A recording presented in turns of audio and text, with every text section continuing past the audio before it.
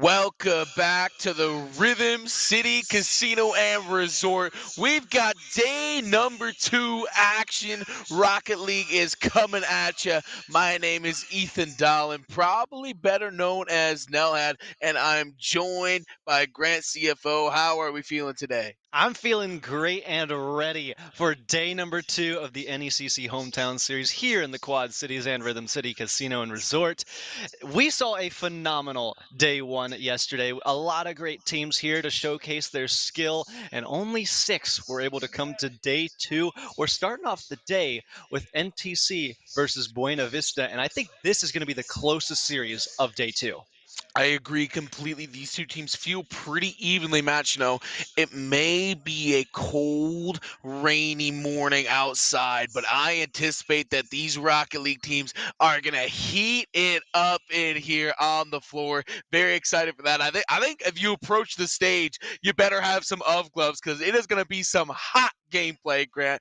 As you said, Timberwolves will be taking on Buena. If we take a look at the bracket here, the winner of this will go on to play our top seed, Illinois Wesleyan. And then after this, we're going to be taking a look at Lebanon Valley taking on St. Ambrose. That's the Dutchman on the Bees. And the winner of that will take on the very impressive Empire State.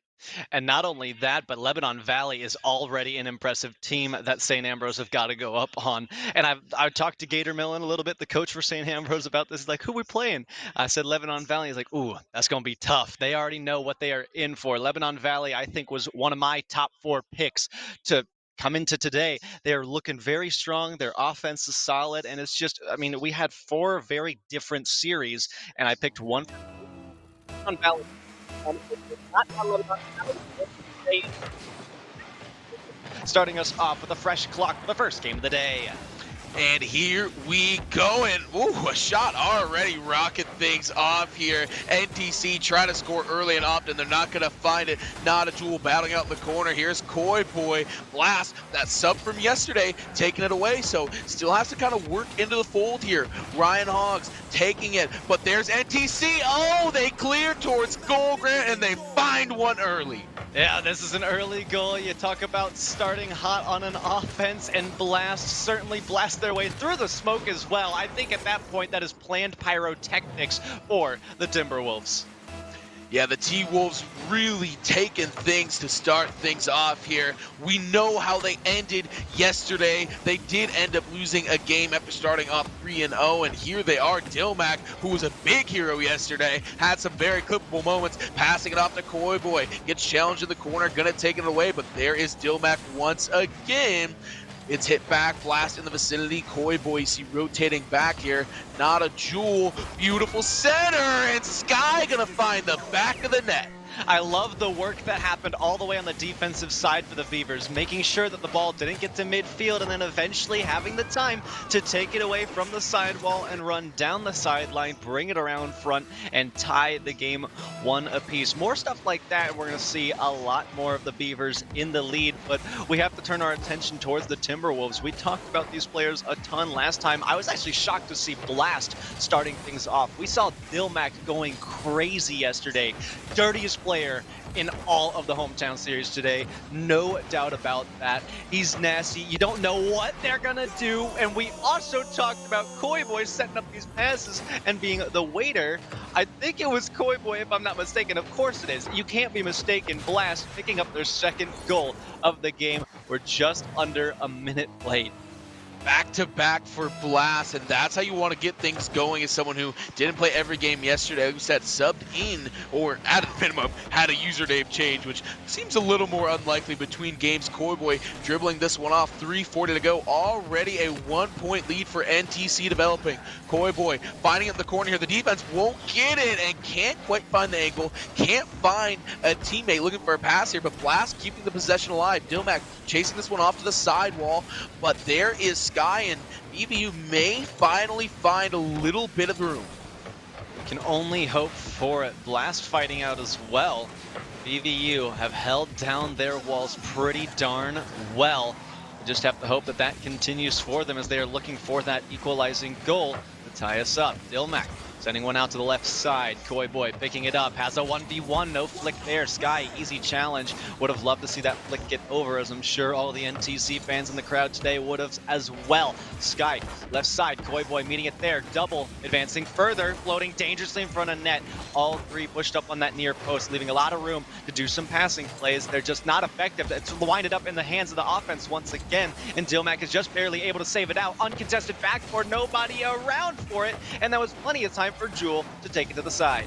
Buena Vista's finally found some defense. They gave up 2 early goals to Blast, but they've got to find the offense as well. They've started to clamp up just a bit. Oh, and they spoke too soon. Blast can't find it. The follow-through from Koi Boy doesn't get it either. And there's the aforementioned defense. Can they find some offense? Transition game gets cut off by Dilmac, who's dribbling, looking. There's the dish, the follow-through. Koi Boy can't find the angle, but here is Blast, the hero so far, looking for the hat trick. Not going to happen.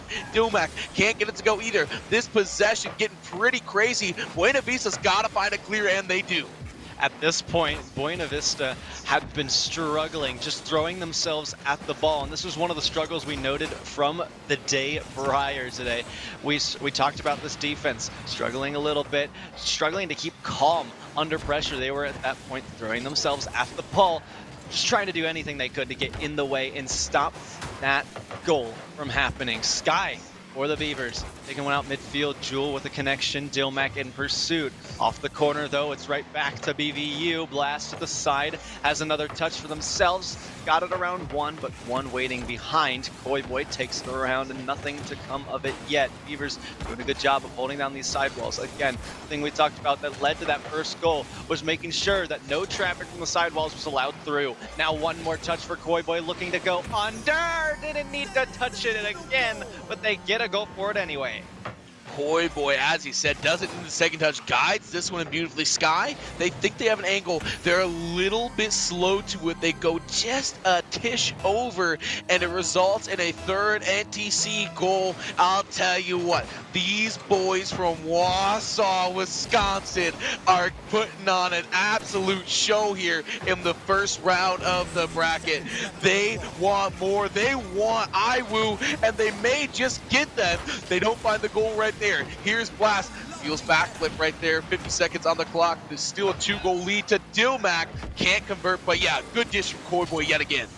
We know Dilmac wanted to do something better with that and at least get a shot on net, but instead it just passed back to a teammate that already played, or already passed to him. It kind of reminded me of like some schoolyard game. I can't remember exactly what it was, but you'd play it in the classroom and it's like, okay, you can't pass the person next to you and you can't throw backsies. You can't do that. That's exactly what happened there. Maybe that's just the reason for this rule and why it didn't work. I don't know. I'm just speculating at this point, but 23 seconds on the clock remaining as the Timberwolves holding a commanding 2-goal lead. But as we know, no lead is safe in the game of Rocket League, as the Beavers are building, can't get up to it quick enough. They had the speed to get to the ball, just didn't have the height to make the angle happen.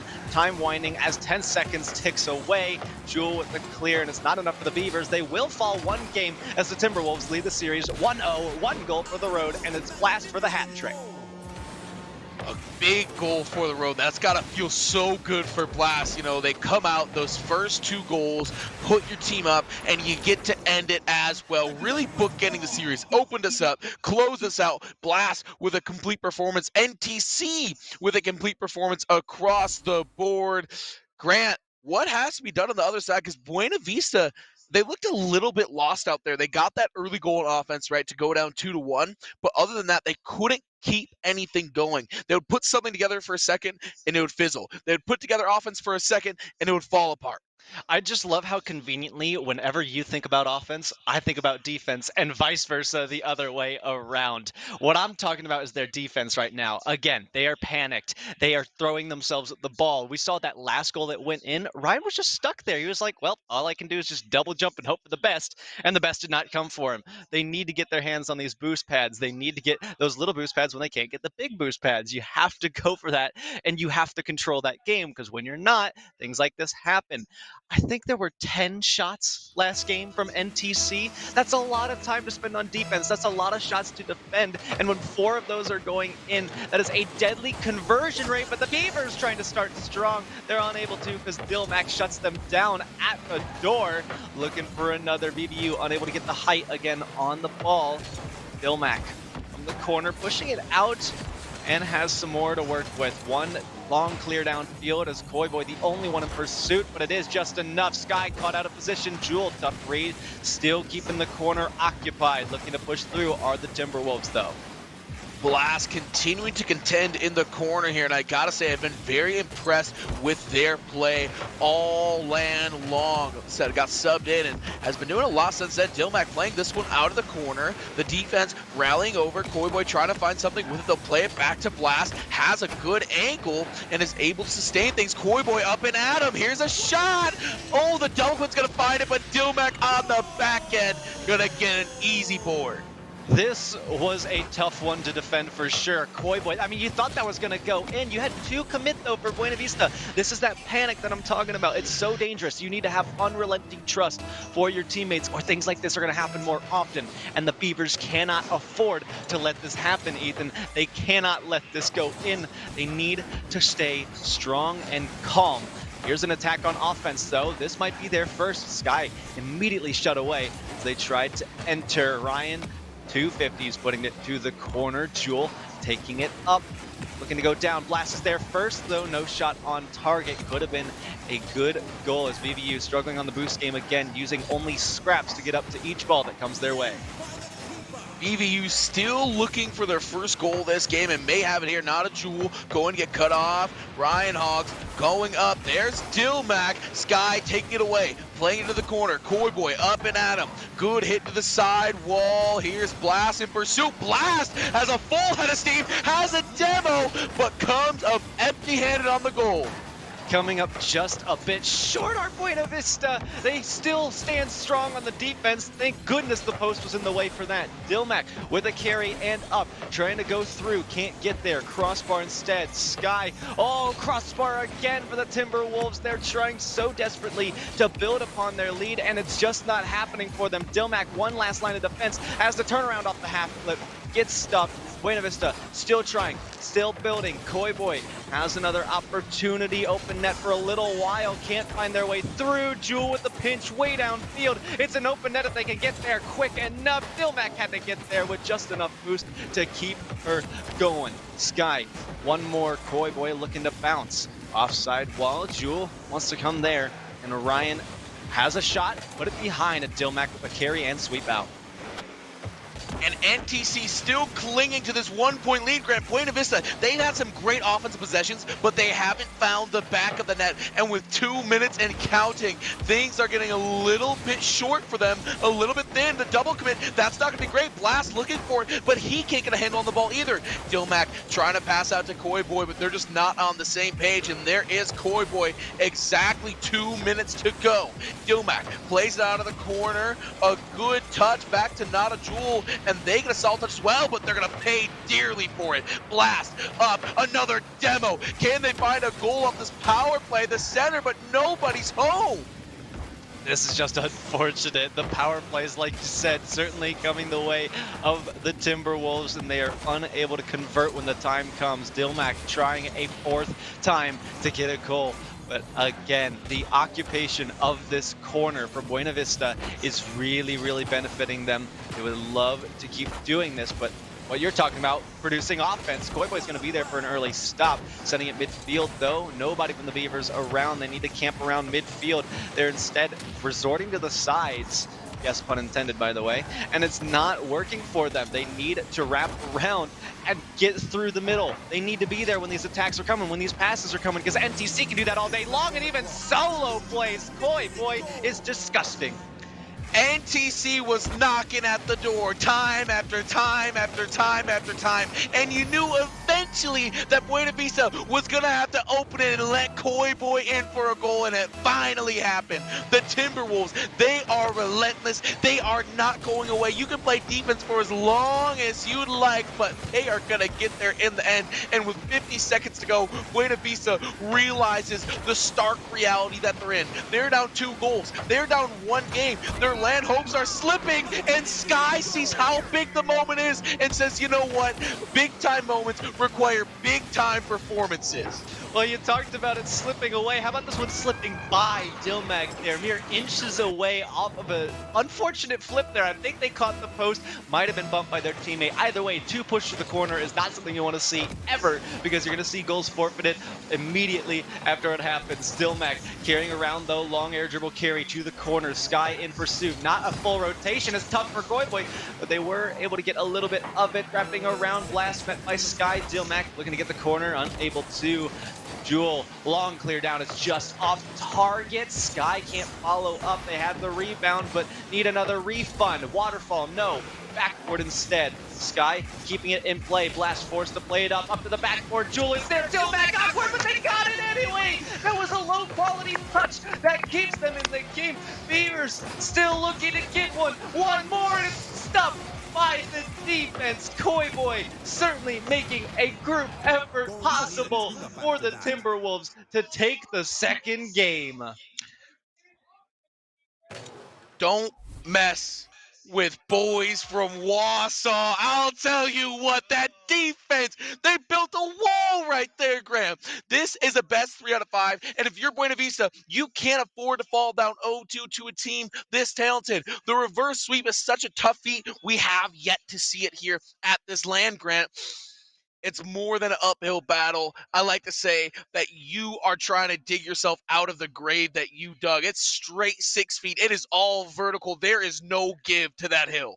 It is unfortunate, and it's even more unfortunate for me as a caster in my predictions. How I said this one was going to go the distance, but I don't think it's looking like a good day for Buena Vista, unfortunately. They could fall early, and they could fall in a sweep. We've seen just sweeps on stream every single time. I'm getting sick of it. I think the audience would like to see a close series. I think everybody at home would like to see a close series. So let's hear it for the Beavers. They got to bring it back. It's got to be a reverse sweep. At least a game 5. We'll have to see, but they're going to need to start quick, and they need to start strong. But so far, they're going to have to battle out of their defense first. I don't think that anyone cheering for NDC wants us to go the distance. That's just me. I think my Wisconsin citizenship might be taken away. We'll see. Koiboy's perspective here is gets a big demo, and they may have a bit of a runaway goal here to open things up. There's Blast. Good touch, but not a Jewel. Gets back there. Here's Dilmac tossing it up. They don't find the aerial. Good play by Sky and Grant. I am looking at Sky to carry this Buena Vista team. They have been so good in so many big spots. They need to just be a little bit bigger. If they can lean on Sky for offensive production, I think they may have a chance to push this series a little bit farther. I think I'd agree with you. They spent a lot of time on the defensive end, and they've been the one to initiate the first touch when they need to get the ball out. But we haven't really seen them on the offensive side. I think you're right there. Koiboy trying to keep the defense strong for the Timberwolves. They occupy the corner instead, and it's just been a battle between these two teams for that corner. Whoever can break across, whoever can find the midfield. If we look for some infield passes like that, we might just be able to find them, but it was a bit too steep on the angle and not shallow enough to put it into a teammate's hands. NTC, good possessions, but they don't find the back of the net. Once again, it's kind of the trademark of their offense. They're just going to keep on knocking. They don't get discouraged when they don't find the back of the net. They keep on coming, and here's Koiboy once again looking for it. Gets contested in the corner, but Blast on the follow through. Can they find the angle? They cannot. Ryan swallows up that shot opportunity. 3.5 to go. Dilmac, they're still looking for their first goal of the game. Koiboy up, but here's not a Jewel. They find some offense, but they can't quite convert. Dilmac misses. That shot going to be cleaned up by Koiboy. Dang, that is some strong defense right there. Blast still looking to push, though. Jewel with the shot. Dilmac on the backboard and ready for it. Got past Sky, though. Might have some more. Picks up the boost instead. Infield pass. That's what we're looking for. Koiboy can't get the wraparound, though. Would have been a sick 1v2 to watch them try to battle it out. Blast had a shot. Instantly met by the challenge. Beavers doing a great job of doing that. Getting in the faces of the Timberwolves. Koiboy no flip reset, unfortunately. And that's back out uncontested in the air. Sky taking over the head of Blast. Has another, got it by no one's there though. Koiboy had it and pushed it out. Blast continuing. Might be starting to falter for the Beavers. They had a long time for offense, but nothing of success. Dilmac flip reset, looking for it and unable to find it. So close, Grant. 220, we're still not at his double. zeros. These players playing so intensely. I think they're training the power here at the Rhythm City Casino. The lights going a little dim on the floor. There's a shot on goal. Not going to find it, Sky. That was their best opportunity yet. NTC, they're having to weather the storm now. They're not just the ones dishing. They're having to receive some offense. There's not a Jewel. Dilmac has to be there for the save. Setting it up. This could be big, Dilmac. They've got some runway for it. Can they stick the landing? They cannot, but they keep the possession alive over to Blast. They don't have the angle on in the corner. Dilmac playing it up. They're going to be contested by two. Sky in the vicinity. Koi Boy gets stonewalled. Blast up for it. They may have an angle. They just miss it. Dilmac, Koi Boy, they overrun it. So all of that for nothing. Buena Vista gets a stop. Can they find the clear to boot? Well, here's a double tap opportunity for Dilmac. I was just about to say, at some point, with this kind of aerial control and consistency and contesting, the Timberwolves had to break through. Of course, it's going to be Dilmac, too. They've been feeling themselves for a while now. They've finally warmed up. If they hadn't before, they have been feeling good as they move into Game 3, now commanding the lead with under 90 to go. Koi Boy wants another long carry, a little bit in front of it, but nobody really getting up that early enough. Jules just kind of meeting NTC where they were at that moment, and I think that's what the Beavers have been doing. They're not really trying to get those beats as they should. They got to get up earlier. Here's Ryan putting it far for Dilmac to control, has another over the top, off the back wall, nobody around for it. That's been the biggest problem of the Beavers so far. Dear Lord, Koi Boy, really looking for something silly and nasty. Cut the brakes on that one, but they may pay on the back end. A double commit into goal, doesn't find it. 40 seconds to go. Buena Vista, they are still wanting. They need that first goal of this game if they want to find him overtime at a minimum. That shot not going to find the back of that Blast. Dilmac one-on-one on the back end. Good bit of defense. Hard to trip up a player of Dilmac's caliber. Now, got to get back on defense as Dilmac with 20 to go. NTC holding on to their 1-point lead. 19 on the clock. Good bit of defense there for Buena Vista. Blast contesting. In comes Sky for the save. 10 to go. Buena Vista, they've got to find it right here, right now if they want to keep on playing today. Blast coming through. 5 on the clock. I don't think it's going to happen. The Timberwolves looked so good yesterday. They've carried it into today, and they're going to keep the ball alive. Koi Boy for a little bit of BM here. There's a demo. NTC, what are you doing? They almost get one for the road, but it's not going to matter. Style points aside, NTC is going to move on to play Illinois Wesleyan. That's not even BM, that is just respect. Not often in a one-goal game in a competitive tournament with money on the line do you see someone abide by rule number 1.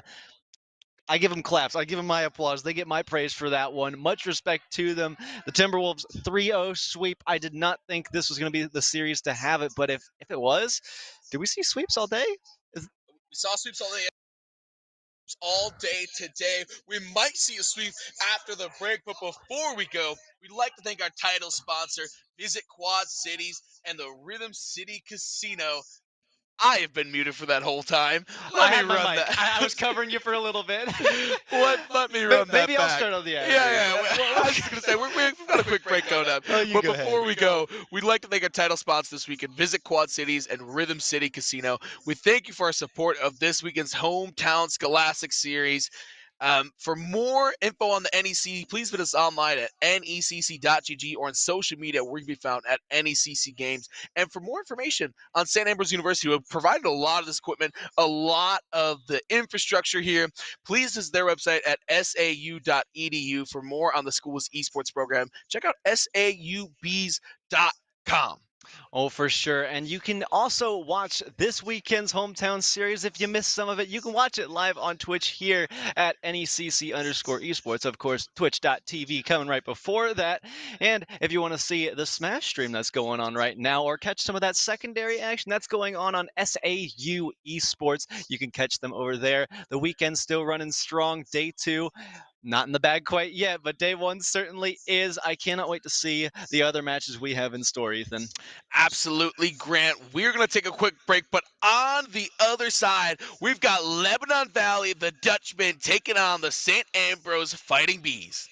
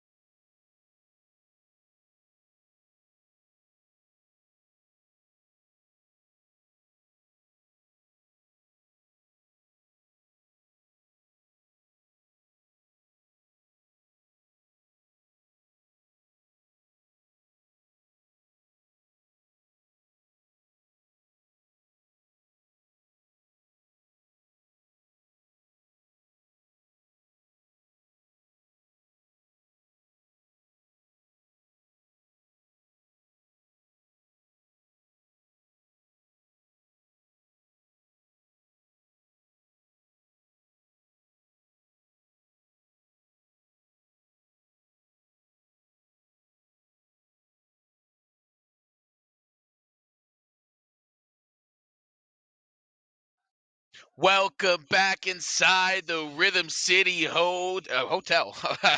Hotel Trivago. Rhythm City Casino Resort.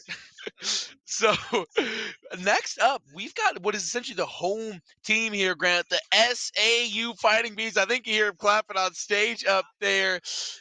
They didn't have the greatest showing on stream yesterday, but they got enough wins to qualify for day two. And you know what? I think that means they've got something to prove. They got a chip on their shoulder. They will be playing against the team that did fly in from the East Coast, if I'm not mistaken, the Lebanon Valley Dutchmen. Who you got in this one? I've got to go with the Dutchmen. They had an incredible showing on stream when the nerves really showed up, when they were on stage competing against each other, where you're going to suffer those kinds of nerves and that kind of feeling. They held strong. Apparently, I talked to Gator Melon, like I said, and he said that, on the stage, they got swept. Off stage, they swept. So this is their second chance. This is their revival opportunity. They have a lot to prove, not just to the people here, not just to the people at home, but to us here. If we're calling the game, we got to know who's going to be the best team. I've got Lebanon Valley. They showed up on stream. SAU just weren't able to do it. They weren't able to deliver. But day two, this is redemption. Here's what I'll say.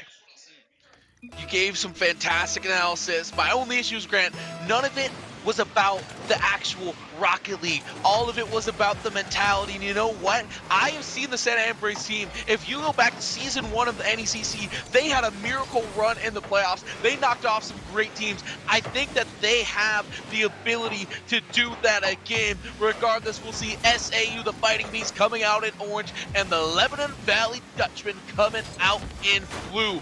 Both these teams fighting for a shot to play Empire State in the next round, and the opportunity to move on in pursuit of a little bit of cash, Grant. Oh, what a scary opponent they have ahead of them, whichever team winning this going on. Empire State, I gotta say, Empire State is one of my top picks to win it all. So a very scary opponent waits on the other side of the door, but here on the other side of the field is an SAU goal. I said that they had the ability to do it, Grant. This team is so good. They were just a little cage yesterday. They needed some time to get comfortable.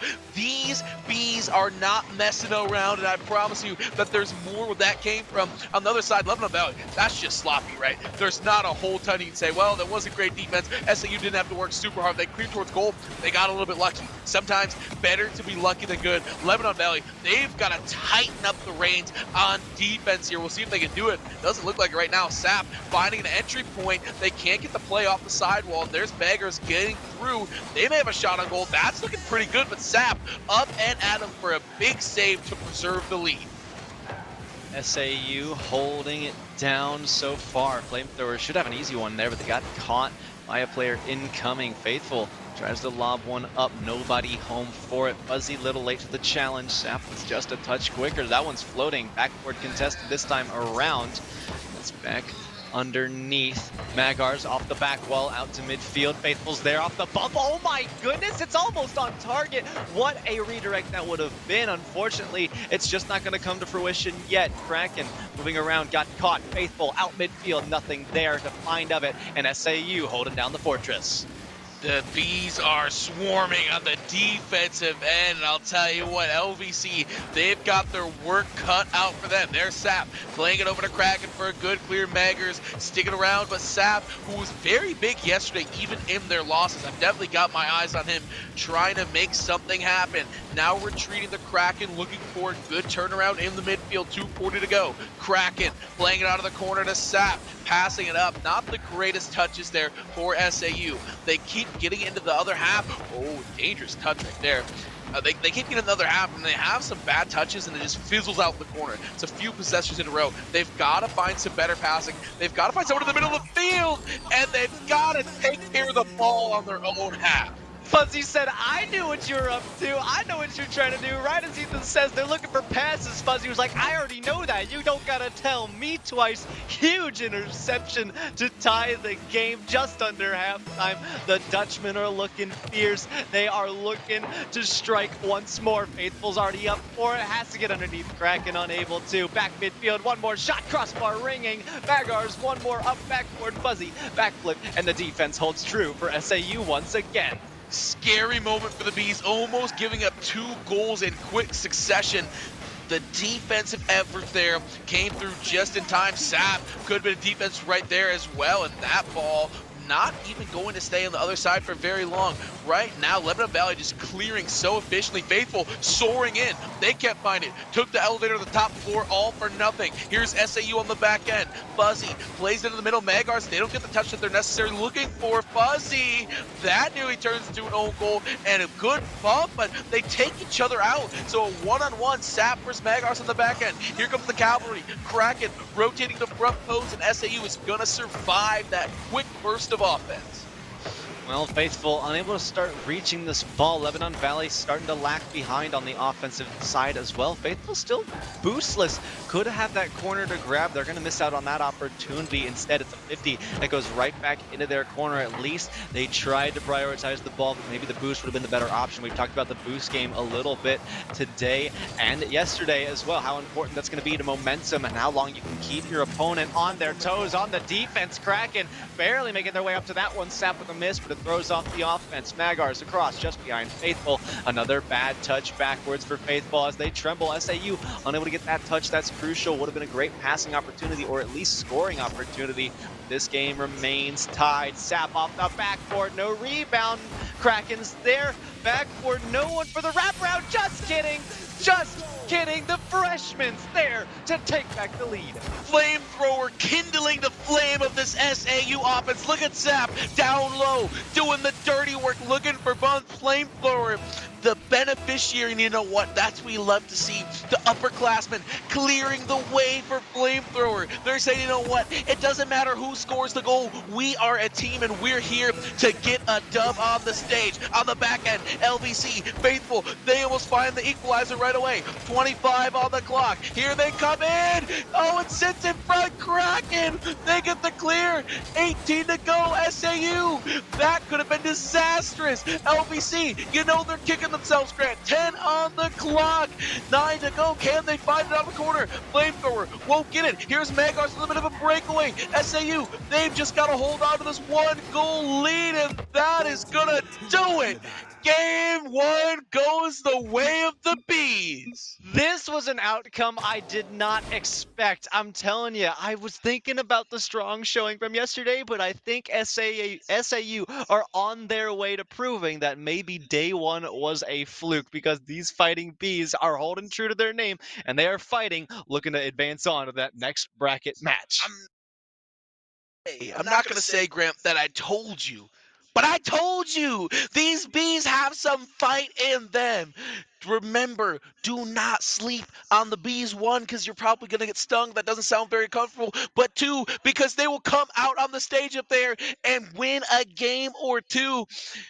They've got the work cut out for them. Let's not act like Lebanon Valley's not an exceedingly talented team. Let's not act like these Dutchmen didn't show us some tremendous things on stream, on the stage, under the lights yesterday, Grant. This isn't over. The Bees have to play like that every single game. They probably play a little better than that every game, because Lebanon Valley, they're just getting warmed up. And I would say, too, I think they were in different pools, so they didn't quite meet each other. And I mean, maybe Lebanon Valley was strong in their pool, but once they ran into the Fighting Bees, you told me so. You told me so. I see Nuke walking away right now. He's looking at me like, I told you so. He's flexing the muscles. He's flexing the team up here. The team looking to continue on. Maybe we see a sweep in favor of St. Ambrose University, but they'll have to battle out in game 2 as we are underway. My big key here is making sure that your defense stays strong, Grant. 2-1, low score. Remember, you've always got to be rotating, especially if you are fighting these Bees. They're looking for something right away. LVC, they can't find it. SAU clamping up. Magars coming in. Ooh, Sap misses, but that one is going to be wide and high. Here's the follow through. Fuzzy not going to miss up that opportunity twice. You give the Dutchmen enough chances, and of course, like you said, they're going to take it twice. Fuzzy I mean, that's just a free shot. That was literally given to them. SAU have to do some bouncing back early now, as that was only 24 seconds in. It's not every day that you see a goal in the first 30 seconds, let alone the first minute. But the Dutchmen are going to be the team to do that. Look for their double, unable to find it, not even off the rebound either. Kraken pushing Fuzzy instead. Backward now, corner waiting. Flamethrower has to back out into defensive territory. Magar's the faithful, connection found, just not strong or consistent enough. Fuzzy, no shot there. Faithful, called off by Magars, who advances into B territory. Sap up for it, nothing to find of it. 50 down low, backboard, looking for the bump, unable to get it there. One more shot from Fuzzy, it's high. Another follow-up and blocked by Sap. The defense of these Fighting Bees is looking strong, but they've still got to find offense and that equalizer. Sap with an absolutely monstrous save right there. 3:48 to go. Magar's coming through. That one going to be wide. LVC, the Dutchmen, they are so close on so many of their shots. Given the woodwork, the pounding of its life right now. Just shot after shot, rattling around. And they've only found the back of the net once. SAU better be thankful, better be grateful that this deficit isn't bigger as it looks to get here. But the Kraken going to be able to find the clear. There up high is Flamethrower. Kraken may have some daylight, gets blown up by Fuzzy. 3:15 to go, battling out in the corner here. Faithful gonna get challenged, gets by one, can't quite find the second as the defender gets there. There is the Kraken taking it away. Magars, good clear into the corner. There is Sap and Flamethrower. Sap, beautiful move right there, but Faithful is in the vicinity of 3v1. This could be a good opportunity for the Bees. Played well off the back. Both teams know how valuable it is to get the ball up to the backboard and get your opponents to jump. The defense starts to shake. They start to rattle a little bit. They get out of their comfort zone because they know that when nobody's on the backboard and things get close like that, they are going to panic. So the offense continuing for the Fighting Bees. Faithful for the Dutchman. Throwing it out as Flamethrower. Waiting back on the defense now to protect the incoming shot. It's Sap instead. Flamethrower again, Magar's back wall, no boost to follow. Actually, they've got plenty, just can't get there quick enough. Just didn't trust that they'd have an opportunity in the first place, but it just turns out to be a pass play all three ways. All three players know how to share the sugar. Magars to Fuzzy to Faithful, and I'll tell you what, it turns into a beautiful goal. Teamwork makes the dream work on that play, Grant. Every single player getting a little touchdown. You know what? They should all get an assist. That's that Rocket League. Add that functionality. Where's the hockey assist for me? With 2 minutes to go, SCU's gonna have to start playing this like it is a hockey game. They're gonna get a little up close and physical, Grant. They are trailing here, and it's not looking great. They haven't been able to put together many good looks on offense, and more importantly, LVC has just been pouring on the shot attempts on the other end. Oh no. I'm just not gonna talk. Just let it breathe. Moment of silence. Unfortunate. E2 Brute. E2 Brute. At a time like this, stabbing the incidental coffin, stabbing the incidental knife into your own back, which may just end up being the last nail in the coffin for SAU in game number 2. It's tragic, but that's just the way the cookie crumbles, unfortunately. This is something you got to bounce back from immediately. You can't let your head hang low. It's all about staying positive when things like this happen, because they happen, even in the most unfortunate of settings. When you're trying to win an entire tournament, when you're live, when you've traveled here, and you've made your way to be here, you've done all you can. When that happens, yeah, it's unfortunate, but you got to brush it off. Hopefully, Coach Gator, the mom of the group, packing those lunches, that inspirational quote on the sticky note, we can hope that that is enough to steer the ship back around. But right now, the Dutchmen still have control. Nobody's being thrown overboard.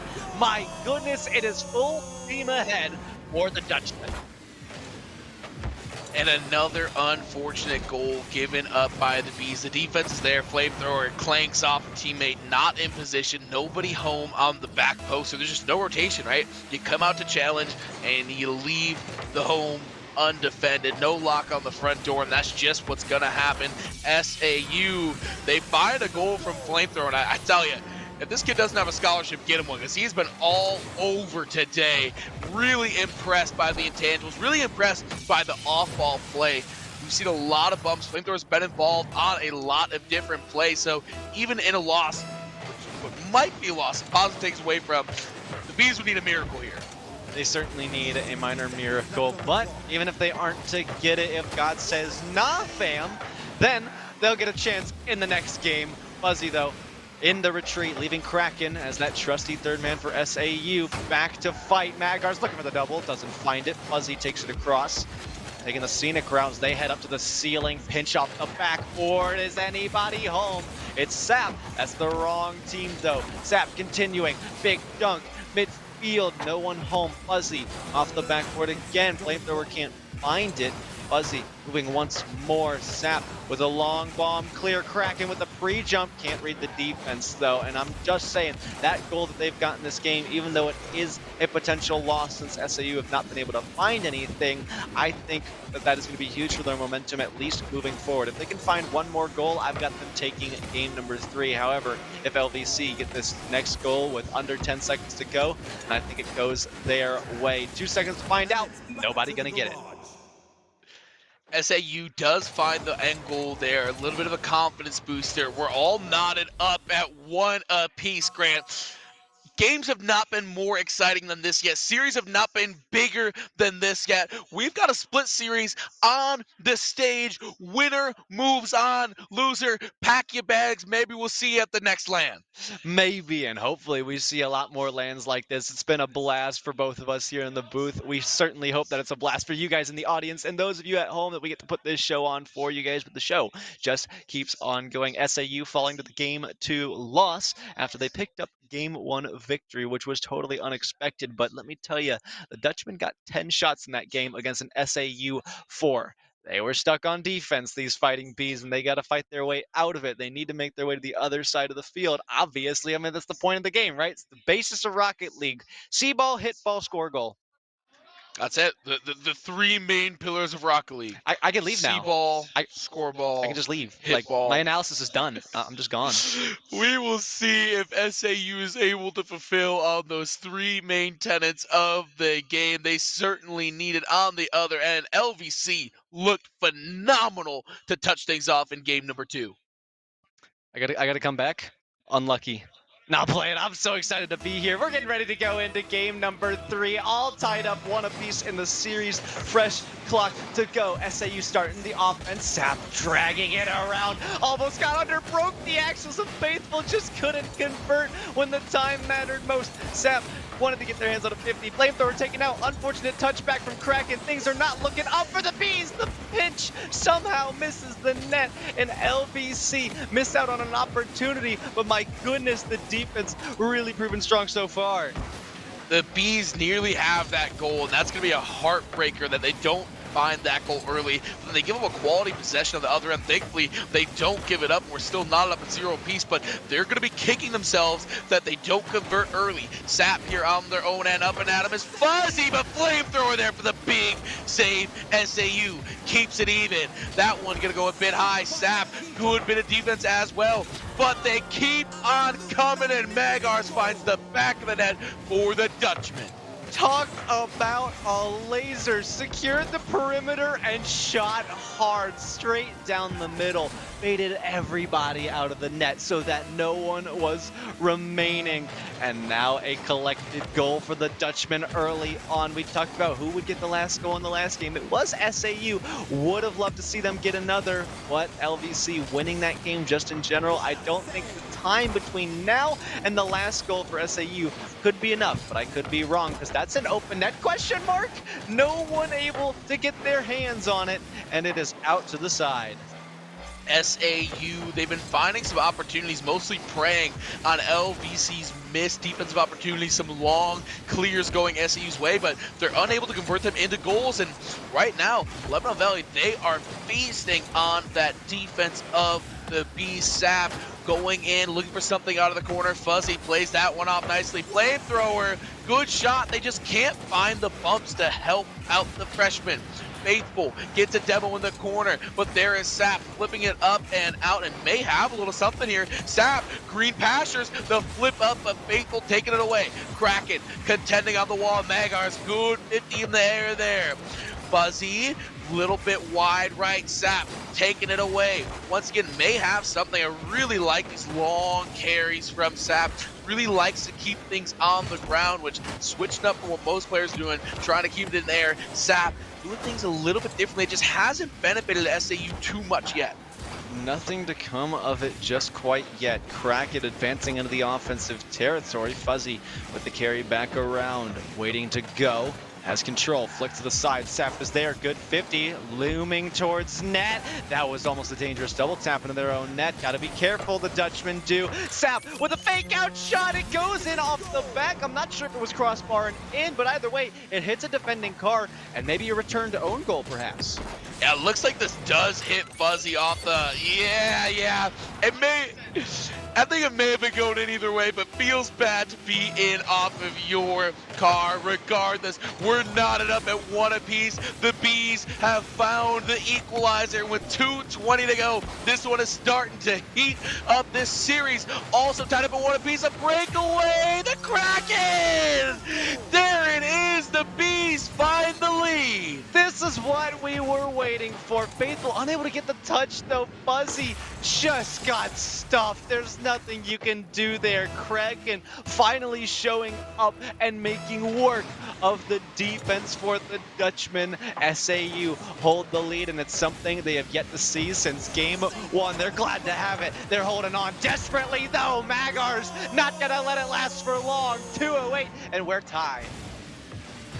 Magars finding the back of the net in beautiful fashion. SAU just can't quite find the defensive effort, and well, we are all knotted up at 2 apiece. Neither team can break away back and forth. This one goes with 2 minutes to go. Fuzzy almost gets the redirect, but it wasn't meant to be. Here's Sap on the back end. A nice long carry in the air. That one nearly turns into something. It still might. The aerial up first is not Fuzzy, but that is who gets there first. Faithful on the back end. Fuzzy winning out the midfield. Gets past 2 defenders, but the help, is it there or is it? Faithful! Oh my gosh, what a shot! At some point, somebody had to be there. It just went back and forth where it was uncontested, wide open net. And after the 3rd try, again, you give the Dutchmen enough chances, they're going to capitalize. They will take advantage. They are going to take control, and now they hold the lead. The Dutchmen sneaking out ahead. They are up by 1, 3-2. Goals coming in a scoring frenzy here late on in this one. Trying to tread water here. SAU, they got to get this ball away from the front of their goal. The Kraken going forward may have some boosts and open pastures here, but Fuzzy's going to be first to get there. LBC kind of grouping up on this half of the field. Might be good for them as it is here. Faithful playing it down to Fuzzy. Good bit of passing, but it's not going to matter. Here's the Kraken sending it in. Oh, Sap can't get the second touch. That would have been a beautiful goal to tie things up. Faithful on the back end, sets it up, but gets blown up by Sap, and we're tied again. Back and forth like a seesaw with rockets attached to it, Fred. We just can't find the middle.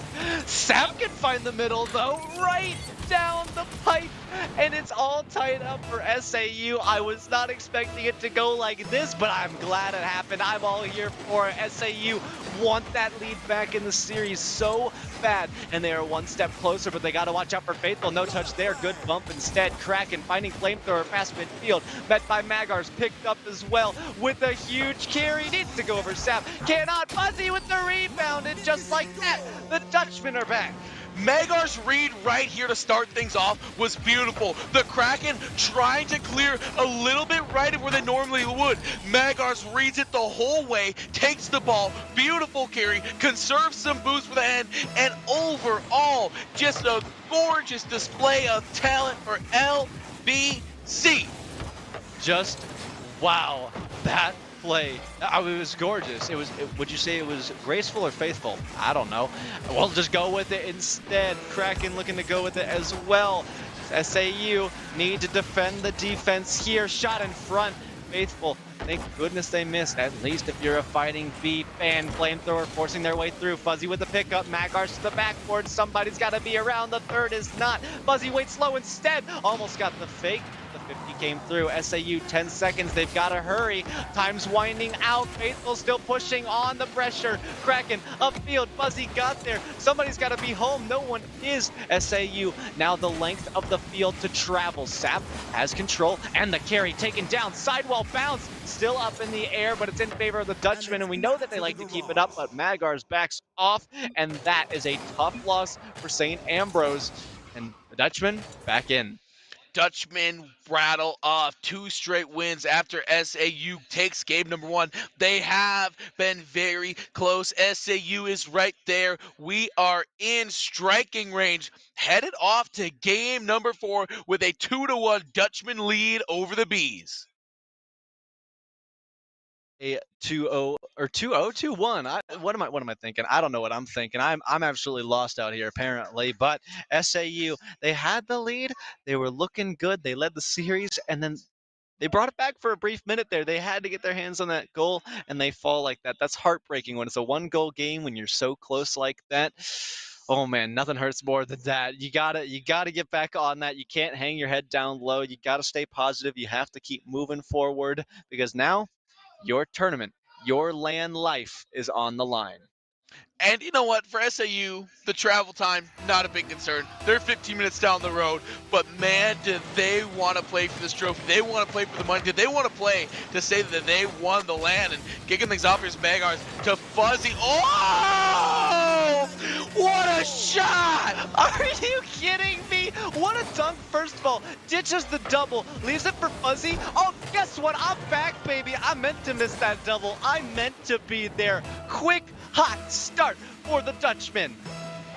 SAU trailing 1, and well, a goal as beautiful as that may be memorable, might be clip-worthy, it's still only worth 1 point. SAU, they're gonna tie it up. What is happening? Grant, I thought we came for some Rocket League, and all of a sudden a track meet broke out.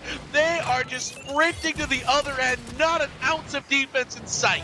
The Dutchman's glory doesn't last for long. It's not 15 minutes of fame, it's 15 seconds of fame, because SAU has tied it up. Sap looking to take it back. Oh, that's a big miss. Flamethrower can't get there either. Faithful with a beat, really looking to steal back this early lead. Faithful off the pre-flip, nothing to be found of it. Magars moving around.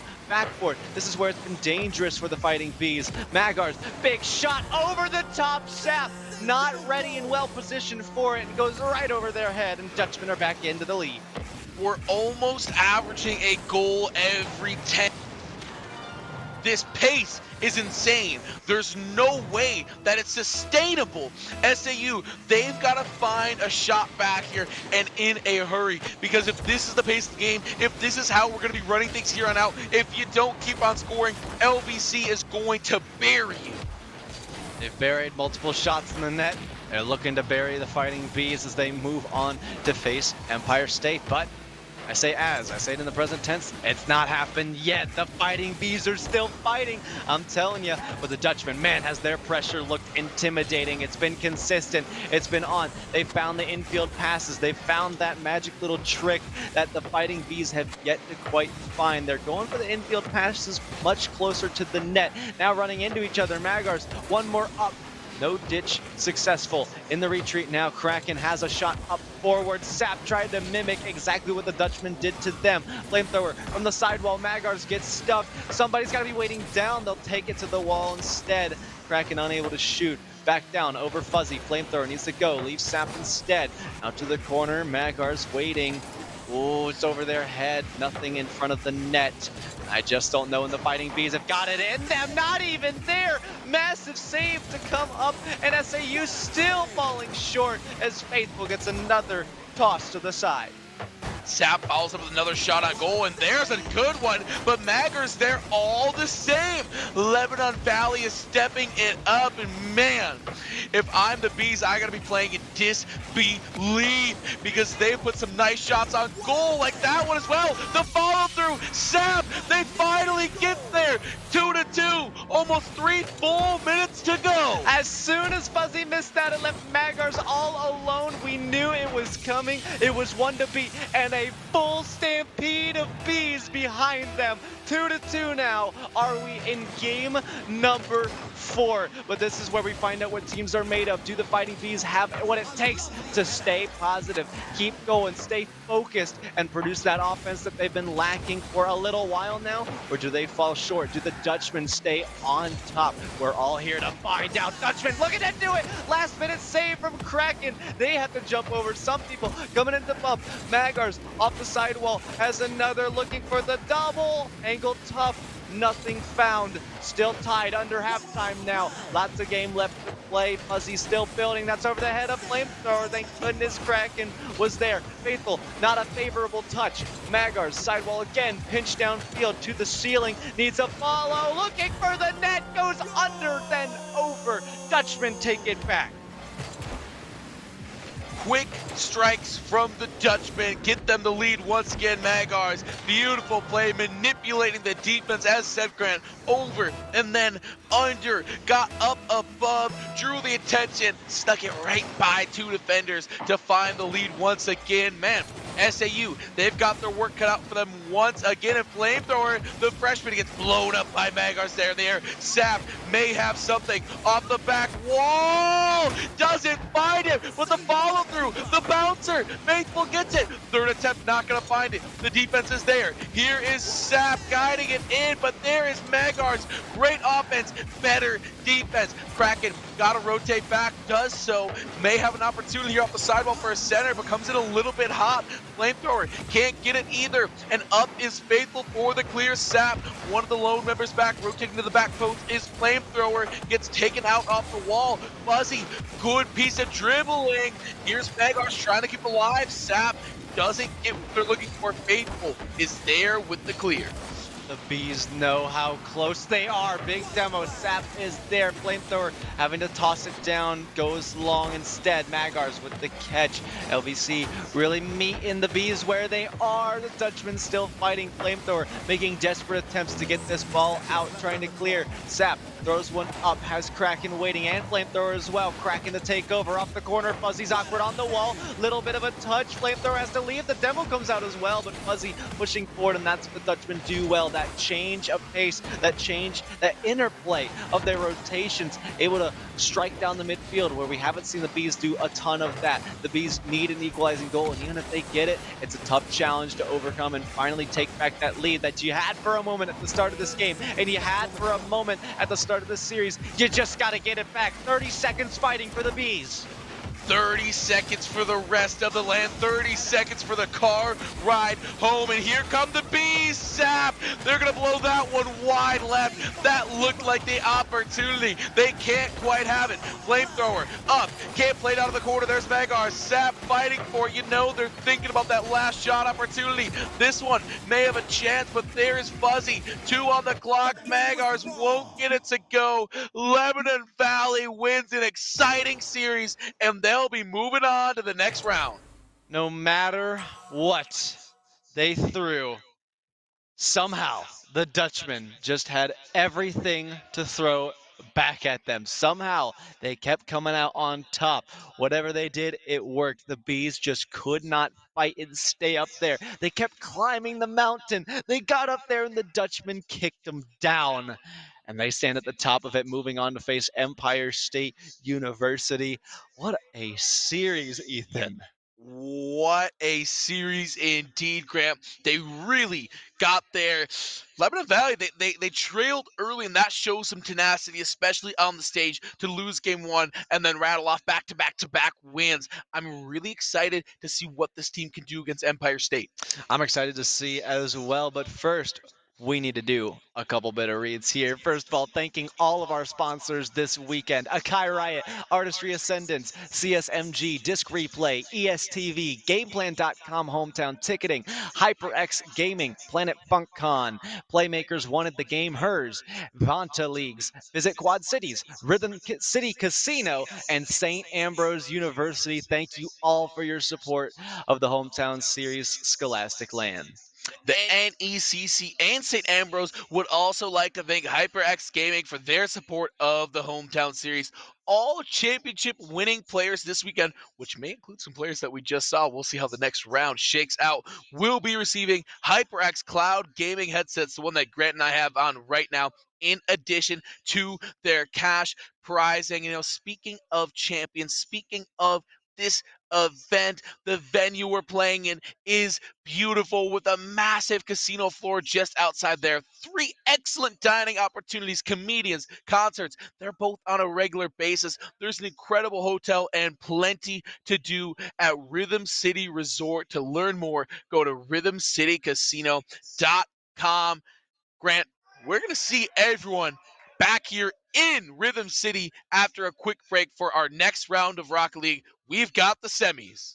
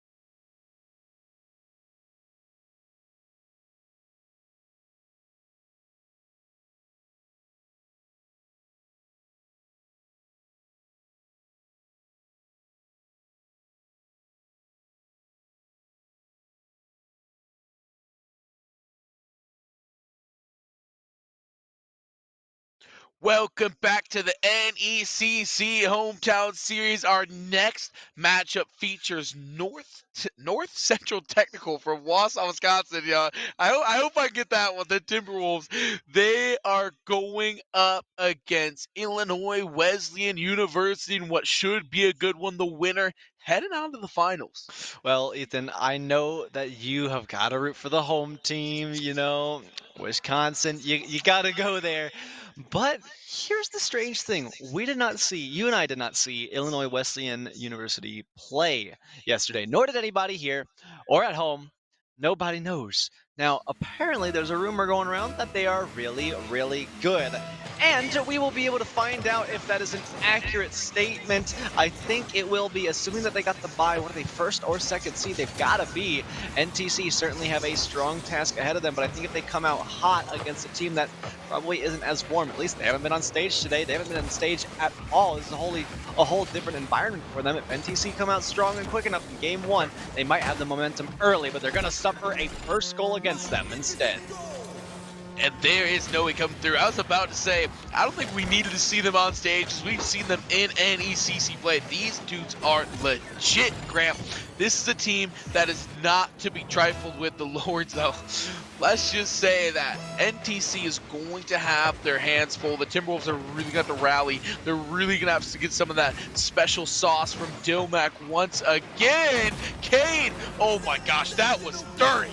It was, and it's not an own goal. No, your eyes probably do deceive you here. Koiboy with a huge miss leaves it wide open. Dilmac stuck on the corner off the spawn after that demo, and they're just not able to get back to it quick enough. They knew that one was coming, but 30 seconds in and already 2 goals. IWU looking hot for a start. Yeah, they're continuing just to pound the goal here.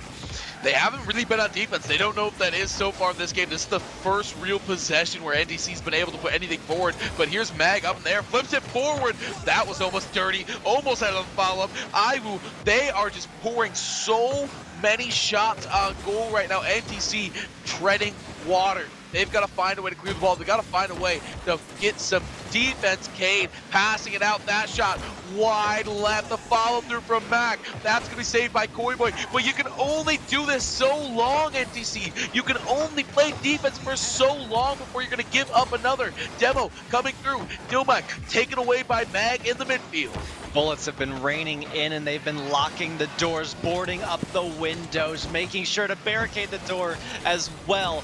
And those shots will just keep coming flying in. Dilmac, though, wants to return to get that goal and really get that breathing room so they can retreat back home and maybe sip on a cup of tea for now. They are down 2 goals, a lot of stuff to get under their belt. Specifically, this next goal that could come in soon, although Cade has to touch out. Great touch by Cade there to turn a little bit of defense into offense. Noe pushing this one forward. There's Dilmac in the air for it, taken away by Cade. This IWU team is just so confident in the air. They spend such little time on the ground. Dilmac missing that one. Probably going to pick up that big boost on the back end, so good management by them. But it doesn't matter if you're trailing 2 goals to none. You've got to find some way to inject some offense into this game. Noe taking that one. Koiboy got to rotate back in a hurry. Good bump by Noe as well, playing this one to the corner. Dilmac and Koiboy pursuing it. There is Cade, taken by Dilmac on Noe, and Noe able to take it away. Dilmac nearly had the breakaway. They thought they did, but Mag has it instead. It's been fierce offense for the entirety of this first game. Cade with a drop down. Koiboy just not able to make the best touch. They were trying to put it out into that corner, but instead they spin out as they get it, and that's what's going to result in the 3rd goal for IWU. Illinois Wesleyan really showing why they're such a vaunted program. This is not a team that you want to be playing against. And our questions were really not, are they good? Can they do it? It's, can they be on the stage? Can they handle the pressure? Well, I've got 3 goals that says they can. Still 2 minutes, 19 seconds to go. They've got a lot more opportunity to amaze us as they get another. Mag with their 2nd goal of the game. A last-second touch that gives this one over. Cade's double tap. It was just calculated to be off target. Mag was just there for the wraparound, and they did make it there in time. This is a commanding lead, and we haven't seen anything like this except for day one yesterday with Empire State University. I think that match coming up after this one, but we are looking at an IWU team that is looking pretty darn scary, and considering that this is day two, it's going to get scarier from here, but Blast, they started the game last series, and they're starting it here.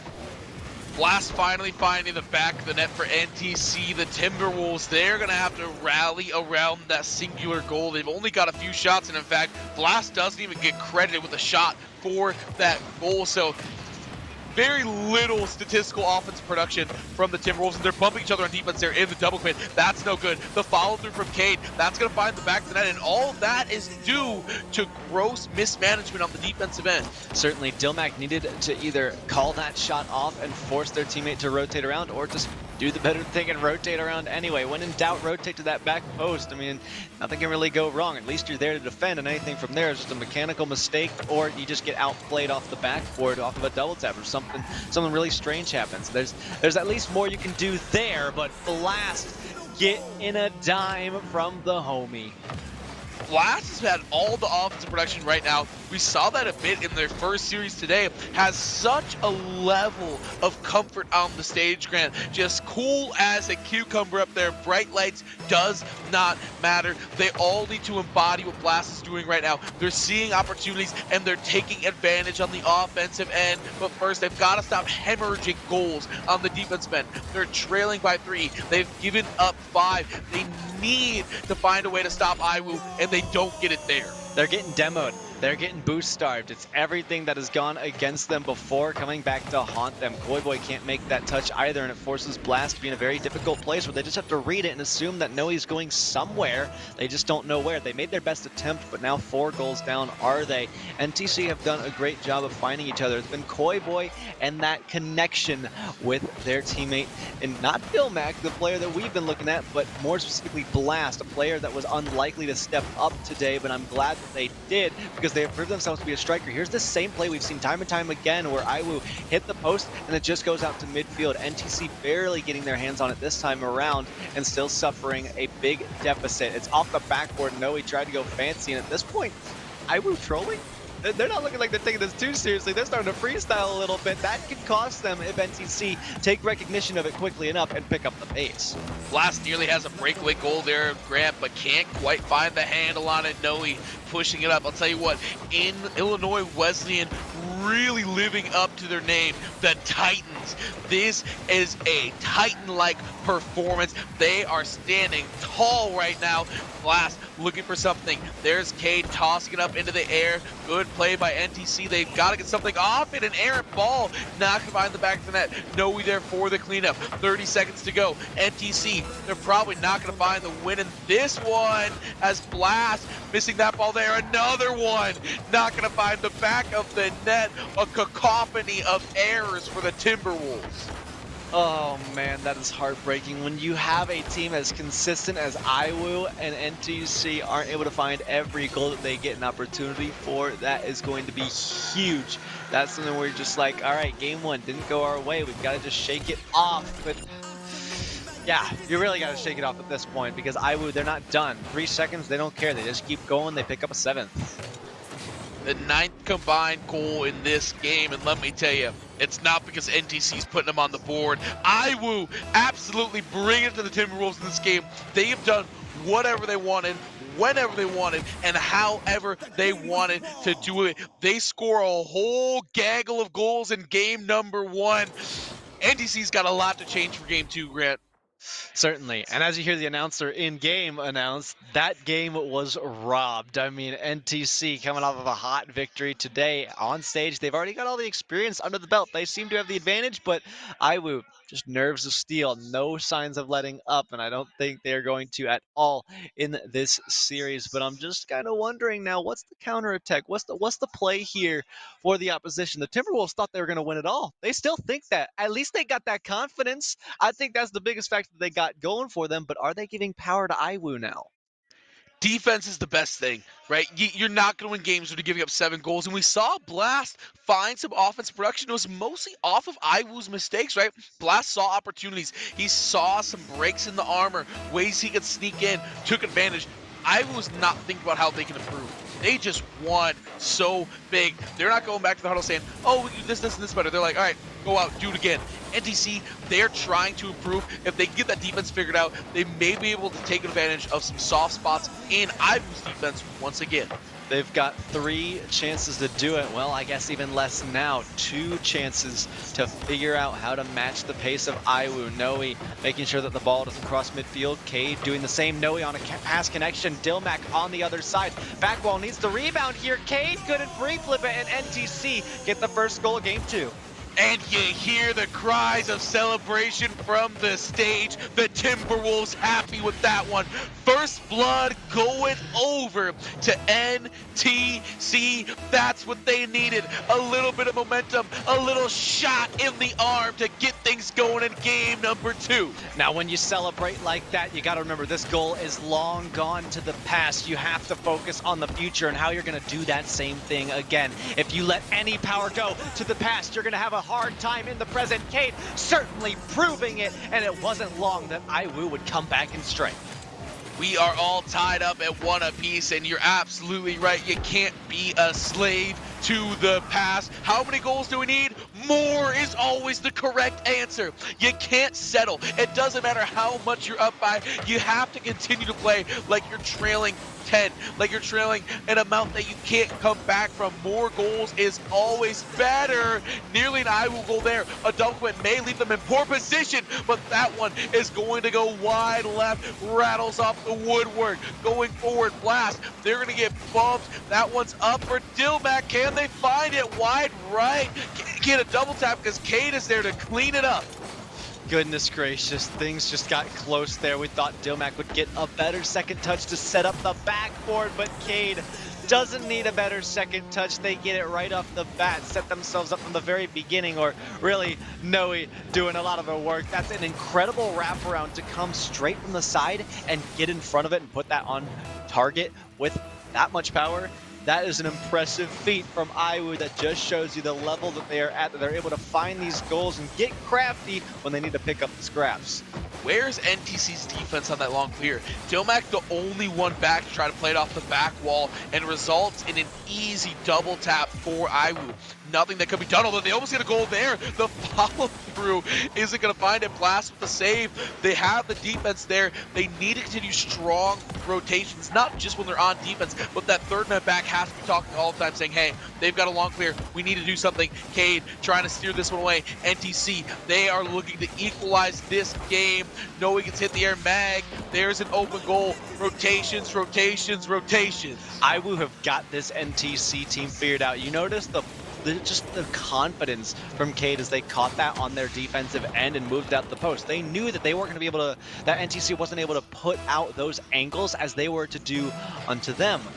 That is what the difference is. You have such, first of all, a skill gap, but you also have this confidence of a team. Like you were saying, they're not going back to the huddle. They're just sticking around and saying, all right, how can we do that again? And I don't know what that answer is because I am not at their level. I am not that good, but NTC now, it is back to the huddle. What do they got to do to make sure this doesn't happen again? Maybe look out for these demos. They've been happening all day long. Toy Boy being held at spawn as this is a redirect from Cade, setting up Mag in the back, backed off it instead. Strange carry, but a dribble nonetheless. Dilmac underneath, looking to wrap around. Oh, they've got it. Doomsy Dish, how do you save something like that?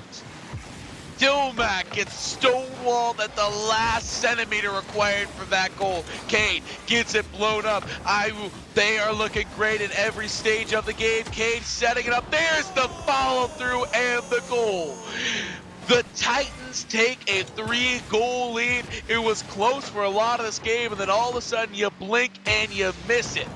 For sure. And now we've seen the Timberwolves panic for the first time. I don't think we've seen this Timberwolves team I mean, down so much when they've got a team on the other side. I'm pretty sure everyone on IWU are Supersonic Legends. They're all SSLs at the highest level, and they are looking dominant. NTC has been confident the entire time they've been at this live event, but now we've seen them panic. We've seen them double commit, triple commit, jump for boost. They're getting demoed at every twist and turn. Dilmac only just barely able to find a connection from Blast. That's the first connection that we've seen, the first pass play we've seen in a long while. Now Koi Boy, the waiter, looking to serve something up, but no, he says no. This is a full kitchen team shut down, and there are too many cooks there. 5-1. The goals are bad enough. Trailing 4 with a minute and a half to go hurts really, really bad. But you know what's worst? You know what's demoralizing? Is the demos. Never in comp play have I seen the spawn camp.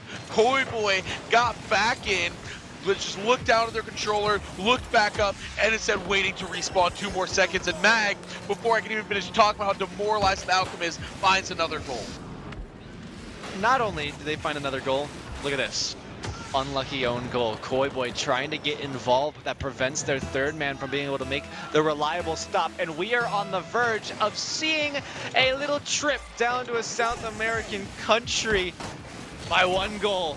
All we need for the Brazil. It's teetering on the goal line. NTC certainly don't want to suffer that kind of humiliation. Not here, not now. There's still fighting left to do. Dilmac gets their hands on it. They've got to stuff it. Chases out his demo. Cade throwing off the offense. Koi Boy not throwing off too much. They did miss, but Blast is back for it. Mag getting 50. Blast can't fight through all the way. Dilmac got in the way. That's an overcommit, and we are taking a plane flight right on down to Brazil. 7-1.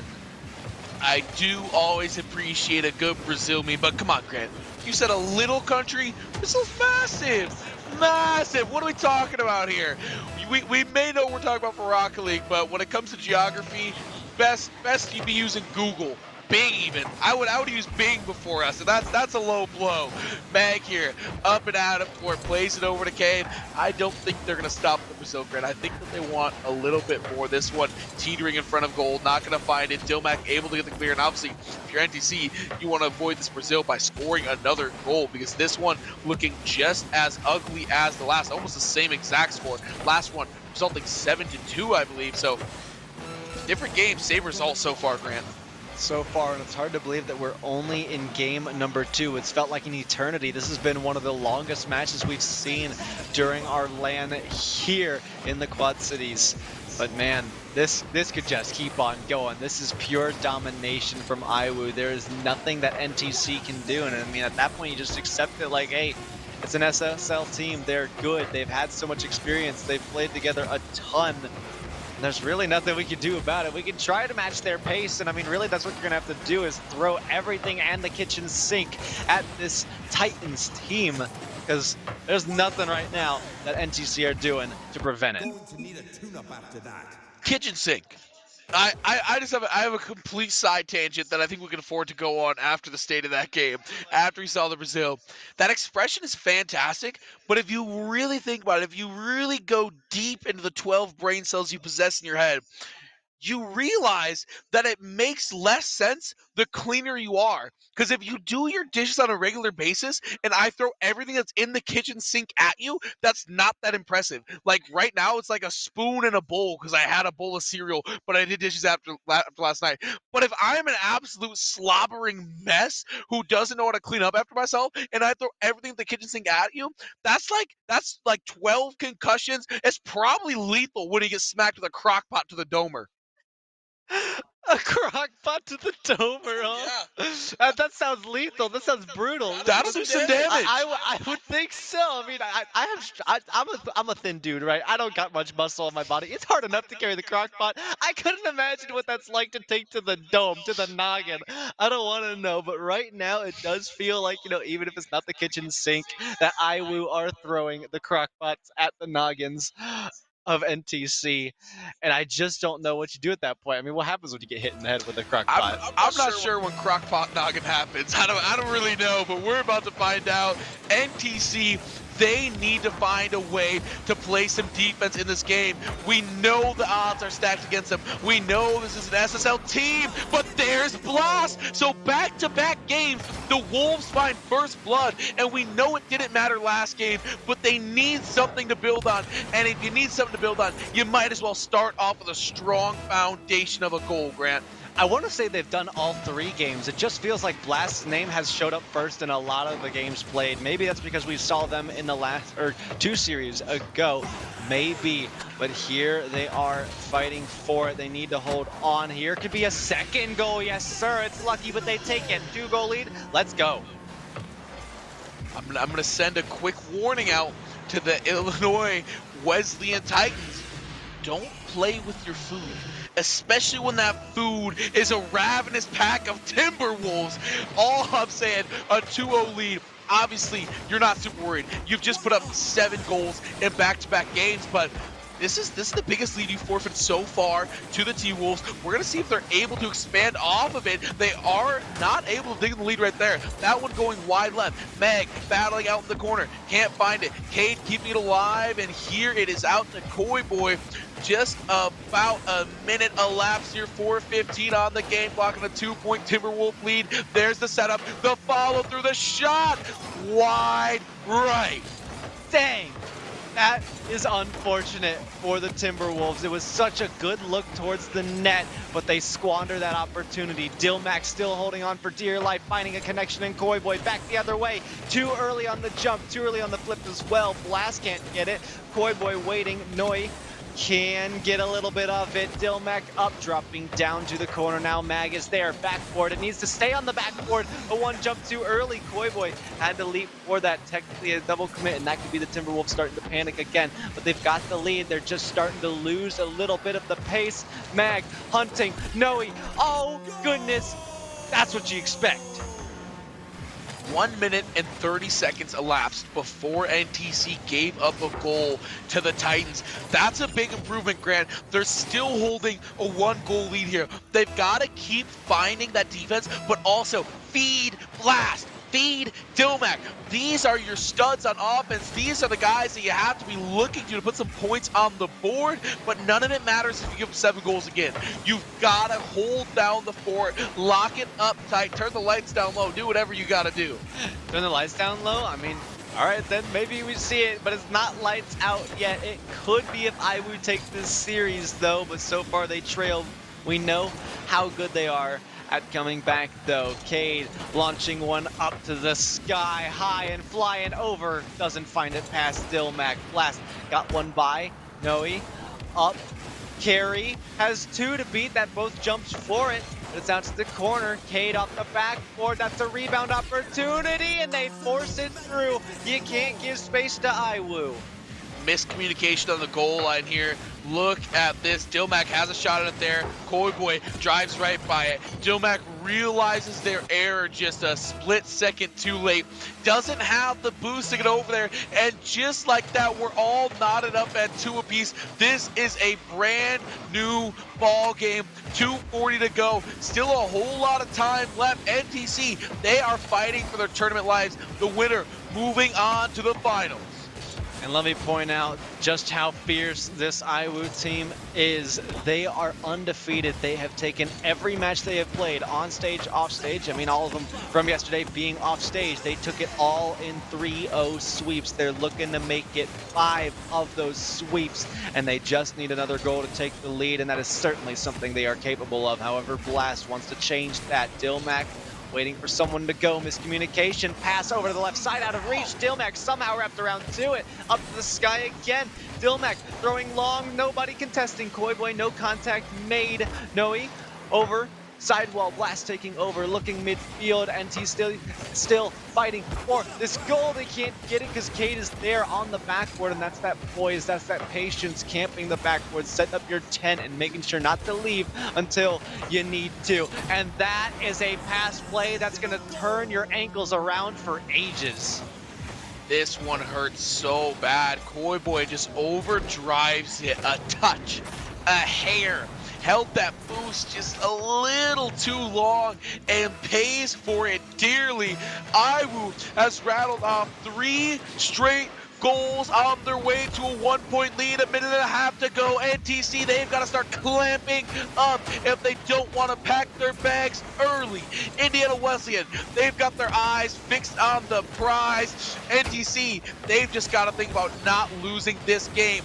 Dilmac gets a big demo, but it's a breakaway goal, potentially. Good defense from Blast. Another big save for NTC. They've got to find a goal to equalize it, Grant. And that right there is gonna be a potential dagger. I was just about to say it. If it didn't come soon, it was gonna happen now. It was Cade off the double tap. Beautiful read, but that's one that Koi Boy can't be missing, and now they are in their head. The Timberwolves starting to suffer a little bit. They've got a lot of ground to make up, and they haven't been able to make up any ground that they lose. They can make it when there's none to gain or lose, but once they are under, they might be stuck in the grave. They're being lowered into the coffin already. The top going down, the cover getting the hammer ready. They've got the nails in hand. One's already in. Cade looking to put in two, has one off the back wall. Noe over the top. Koi Boy not letting it sealed yet. 40 seconds to go. Noe midfield finds Mag. NTC starting to panic once more. Noe again keeping it in play. Mag with a shot. Dilmac with a block. Someone needs to be there. Blast one. Cade off the post. Thank goodness it missed, but 30 seconds. They've got to get to the other end of the field quick, or else this is all over. And I will secure their 5th sweep of the land. Mag's third man play is so impressive there. The confidence they have. You see Noe just passing back to Mag to generate offense, and seems counterintuitive when we first start playing Rocket League, but the ability to have your third man come in and not be smothered by defense and make plays has been a big key for IWU, and they're going to need that to be a big key for them as they move on to the championship. These Titans will be going to the finals. My goodness. We are so close to the finals. It's just coming. It's right around the corner. And I cannot believe what a series we saw. IWU are looking impressive as you look at their standings, their results from this live event, the hometown series. It just gets scarier, and I need to look at some more standings to figure it out, because apparently I was just sleeping on Illinois Wesleyan. I think I was sleeping on them pretty darn hard, but don't go to sleep just yet, because we've got a couple things we would like to say first, wouldn't we, Ethan? I would like to cap off a point about Illinois Wesleyan. If we could all equip our counting fingers at home, that's 1, 2, 3, 4, 5, 6, 7, 8, 9, 10, 11, 12, 13, 14, 15 straight wins. That's 5 sweeps, Grant. Well, just you put your 5 up. Right there. It's that many straight wins. I was looking for my IWU. toes. I'm wearing a little bit bigger shoes today. It's a little hard for me to untie them, and no one wants to smell my feet. Let's be honest. Let's be honest. Least of all you. But 15 impressive straight wins for Illinois Wesleyan. Grant, NTC looking like they got to refuel a little bit after that one. I would say they got to refuel, and instead of collecting it with some boost, why not take themselves to the Draft Day Sports Lounge? They've got burgers, they got chicken, flatbread, pizza. Goodness, what a tongue twister, but my goodness, it's good. It's going to get you recharged for the next time that you play. Unfortunately, the Timberwolves are out for now, but hey, at least go celebrate your accomplishments, making it into the top 6, making it into day 2. That's still an achievement that they should hold high and be proud of. And speaking of great food, the Quad Cities has some of their own. I met up with a friend at a little place called QC Pancake House. I think it was in Rock Island.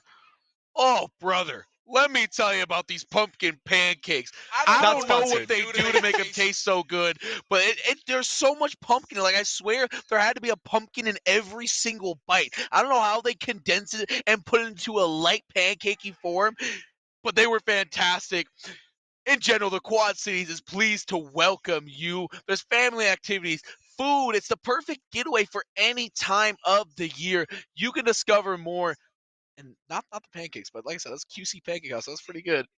You can discover more at visitquadcities.com, and be sure to visit the online event calendar for upcoming events. Or, you know what? We've all got one of these sitting around. I've got it on the desk. To get the info directly to your phone by text message on QC events and activities from visitquadcities.com, you can go to textvisitqc.com. That's textvisitqc.com. Never miss out what's happening at the Quad Cities. And we're talking about the Quad Cities, why don't we talk about one of the best universities in the Quad Cities? We saw them on stage, probably see them playing some Smash later. St. Ambrose Varsity Esports Program is elated to help host the NECC for this event. SAU Esports offers scholarships for aspiring esports professionals as a player, manager, coach, or designer. Definitely get at them. Find Nuke. He's the most handsome man in the building, so shouldn't be hard to track him down. He would be more than happy to talk esports with you. Grant and I will be more than happy to talk esports when we return after a quick little break. We've got Lebanon Valley going up against who, Grant? Empire State. Empire State. It's going to be a good one. Stick around for that.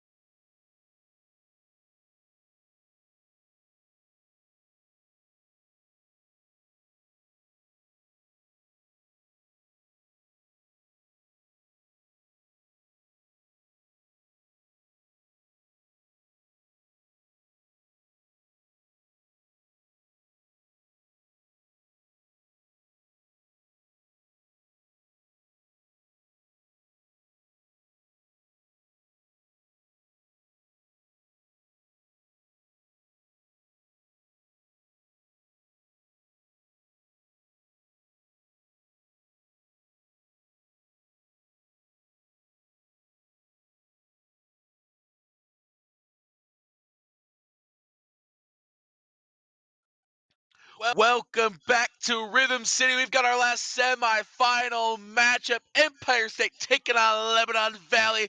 The Dutchmen have their work cut out for them because this Empire State team, they can score, Grant. They certainly can, and we saw IWU in the last series certainly able to score a ton of goals themselves, but the only other undefeated team in this bracket still is Empire State University, so clearly just favored to win off of that because there has been some tough competition all around for all the teams that have shown up for day one and those that have made it to day two. This could be a challenge for Lebanon Valley, though, as they face that undefeated team in Empire State.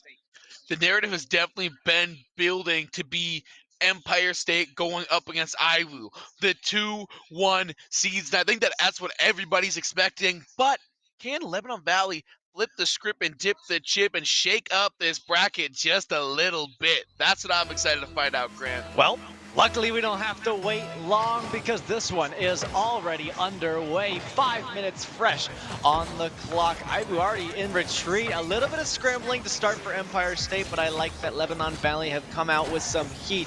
Again, they do have some favor to them as they score this first goal. They have been on stage before, and there's a lot less to worry about.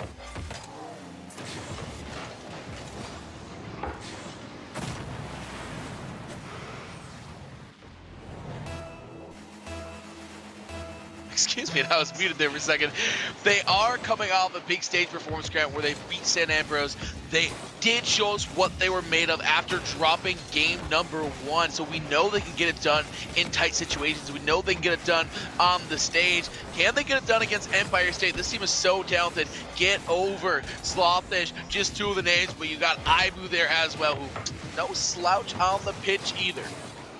No slouch indeed. IWU up to the ceiling to drop this one down for get over on a relatively open net. I'm not sure what was going on. I think I caught the glimpse of the little end of a swishy save in the net. I think that is indeed what Fuzzy was up to, just monkeying around, or maybe just being a sloth, trying to imitate the defense a little bit. Maybe, I don't know. Slawfish though, not in that play. We're tied up at 1 apiece. Empire State cracking back and finding the equalizer. Can LVC get something going once again? Looks like it right here as they have the ball on the opposition side, trying to center something. There's a good looking pass. Can they get the redirect? Bit of a bomb! Oh my gosh, the slow roller finds the back of the net. He said, yeah, this is going to be an easy save. Yeah, I think I've got this. Just kidding. I got you instead. Maggers from nowhere caught everybody off guard and caught the defense lacking.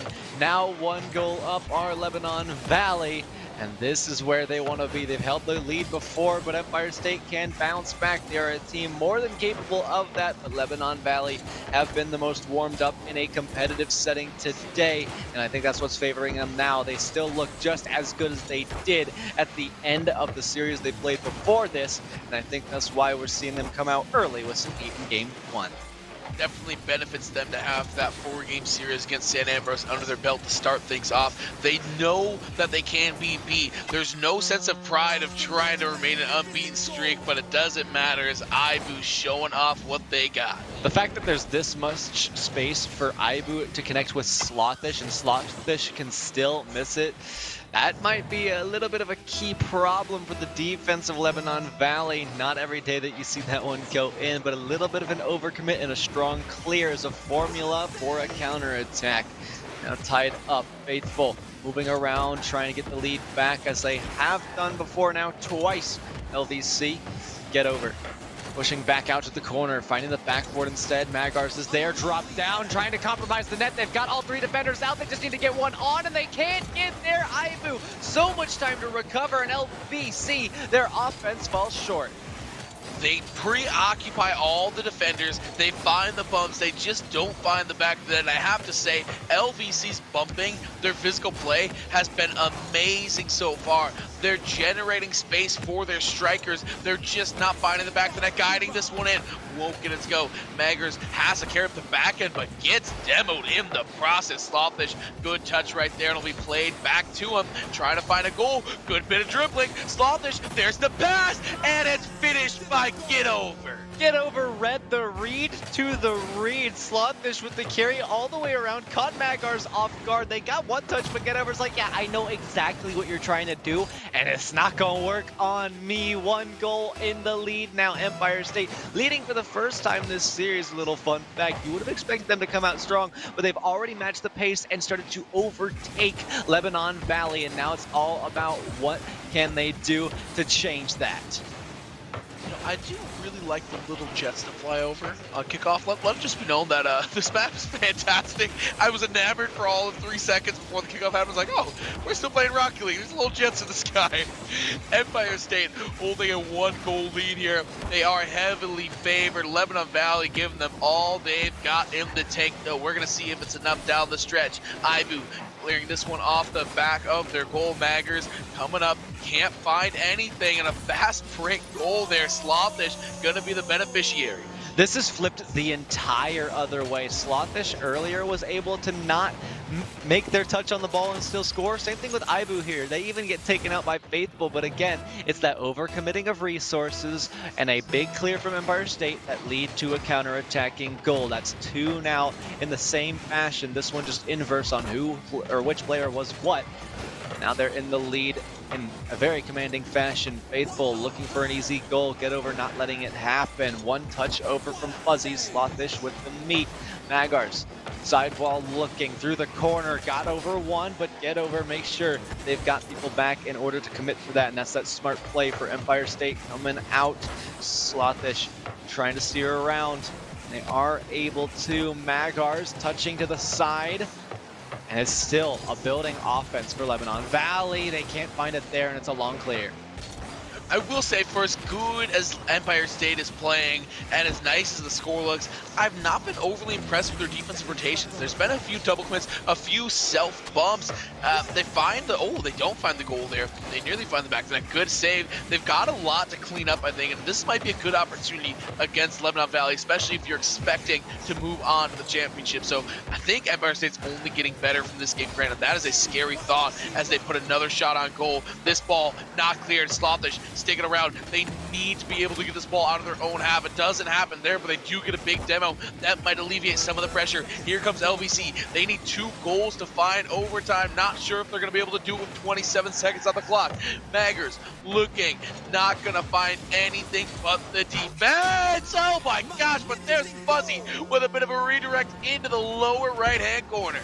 This is a heads-up play. Faithful straight across Fuzzy, beating out Ibu and threading the needle to get past Get Over as well in the net. 1 goal away are they now. 19 seconds to do it. Empire State, like you said, they're only going to get better from here. So this first game is so important for Lebanon Valley because they know the caliber of skill presented before them. 10 seconds winding. Slotfish with a miss. It's just open and LVC take advantage. Slotfish with the biggest goal of the day, the equalizer. Oh my gosh, we've got 7 seconds left on the clock. Nothing is too crazy for this game. LBC getting their shot at undefeated Empire State, and they're making the most of it. 6 on the clock, tick, tick, tick. Can either team find something on offense? This might break for Lebanon. Can they get the redirect? Oh! It comes up a little shy. Now this is doable for Lebanon Valley because Empire State are only undefeated when it comes to the series, but they're gonna take a game off of them. It's not the first for Empire State, but it certainly is for Lebanon Valley. Game 1 goes to them in an incredibly quick overtime. Off the double commit, nobody home, and that door is wide open. Why not walk through it? I think they just scored 3 goals in like 30 seconds. 5 seconds of overtime. Back to back to back. LVC goes on a big run in the Dutchman. They win game number 1, shaking up our bracket just a little bit. And shaking up the defense as well. 12 shots from the offense of the Dutchman. Good gravy, that is insane. I love how they came out with this quick start offense, didn't waste a single second getting started, and now that they've got it, they have to keep it going. This is a big win that was very much needed for them. If they wanted to have a chance against Empire State, this is what you need to do. You got to beat them early. They've got 1 game. They need to take them on the second. Otherwise, things are going to look grim, and I'm predicting a 3-1 otherwise. an upset may be brewing, but you're absolutely right. We saw the underdog, SAU, take a game 2 series ago, and what happened? 3 straight wins for the favorite. We'll see if LVC can break the trend or if Empire State will be headed off to the finals. We've got game number 2, and Empire State, they're starting off hot, but they're not going to find the back net off that beautiful passing play. Ibu here going to get clogged up in the midfield. Long clear coming out. Faithful dribbling it up, trying to find some passing. Won't get it to go. Get over Slothish, both on the right-hand side. No one at goal. They're probably rotating over now. Ibu is there. Slothish on the front post. Get over. Also sticking in the vicinity. LVC Faithful looking for it. The pass is there, but the goal is not. That was a goal that needed to happen for LVC. They'll get a couple more opportunities, I'm sure of it. It's just a matter of how quickly they can convert. Faithful, a little turned around. Fuzzy's there, misses the read. Slothish with a free ball. Backboard met by Magars. It over, shooting, finding Ibu and connecting. Wow, Empire State. Wow is right. Empire State finds the equalizer. Good piece of passing. Ibu 1-on-1. That's not a matchup you ever want to see. Beautiful pass. Recognizing where your talented players are in relation to the defense is so big. Look up, seeing, hey, that's a 1-on-1, and because we know we're better, that's a mismatch. The numbers don't tell the whole story. LVC, they are just trying to hold on here, but Empire State finds the first goal of the match. A pass midfield, though, could change things up.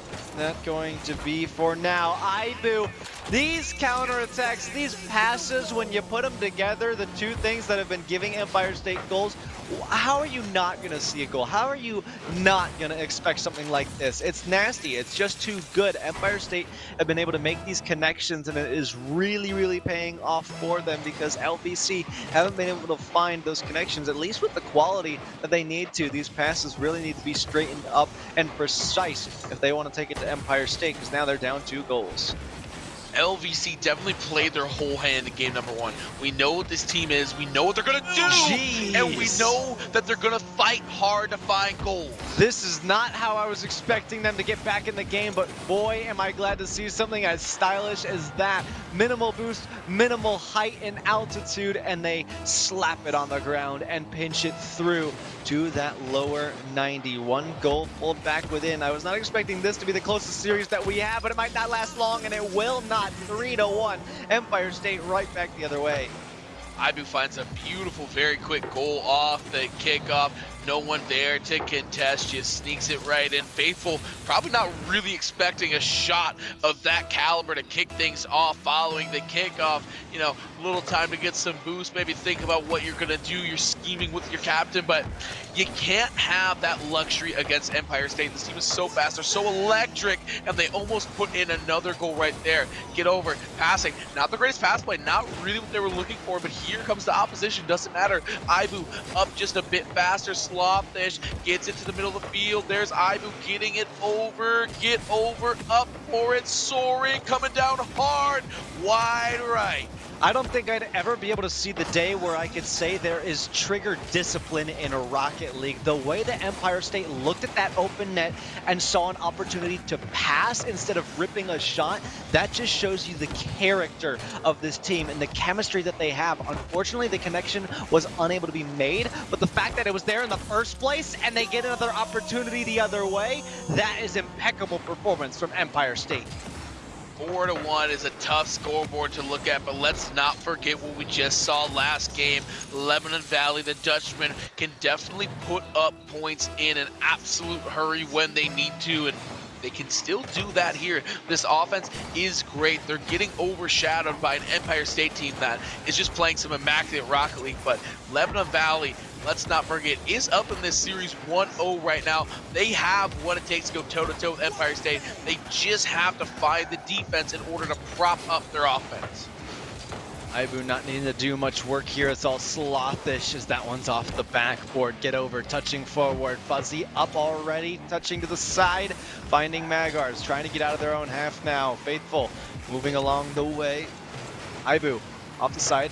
Get overs there. Connection. Backboard. No, it's crossbar and a great save, but the double commit's going to mean that they are low on resources. Not just boost, but players that they can push forward. 3 goals to be made up in less than 2 minutes. We saw it done in the last game, and in fact, a more impressive feat in the last game. But can they do it again is the question. Get over. Looking to make sure that it doesn't happen. They're close. They got the 1v1s, but it's not enough to convert, and it's out to the side.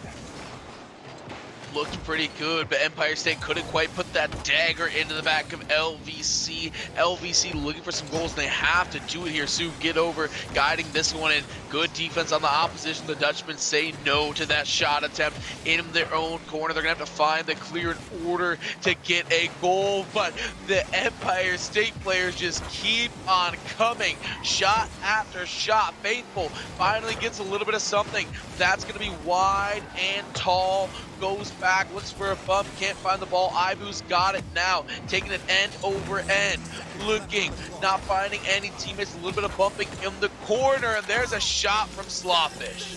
Well, we were talking about daggers and nails and coffins. This might just be the one. Ibu doesn't need to do much to fake out the defense. Slawfish puts it right over Magars. Magars needed to drop back just a little bit. I know it looked simple to just jump in front of that, but when the ball comes that quickly, it is tough to react. I don't know if I would have been able to get my hands on that because there are so many external factors that lie in and play into a game like this. 45 seconds to go. Empire State have a commanding 4-goal lead, and I just don't think that the Dutchmen have it in them to take this series to 1 apiece. It's going to be 2-0 for Empire State as they are looking to do some style work and some paintings. On the side, Slawfish wants it now. Get over, tries one fake, needs another, got the second. Can they get there? They can't. Not even a pass to come of it either. And it would have been cool, but they don't need it. Would have been something spectacular to really put the cherry on top of this massive Sunday of a 4-point lead, but as it sits, I think they're going to be happy with the results. 5 on the clock. Fuzzy trying to get something for the road, and they do. Fuzzy to Magger, so a little bit of momentum coming out of this game. We talked about momentum being important, but I love that first bump play that forces Get Over to have to play this one back. Everybody's kind of just confused on what to do. Slawfish was like, I'm not supposed to be here on the near post. I'm supposed to sit back post. But this is momentum. This is something. The Dutchmen are going to take this into game number 3 as they look to fight their way back through a reverse sweep. It's a tall order, a tall ask, but something that is necessary if they want to keep their hopes and dreams alive of winning this tournament.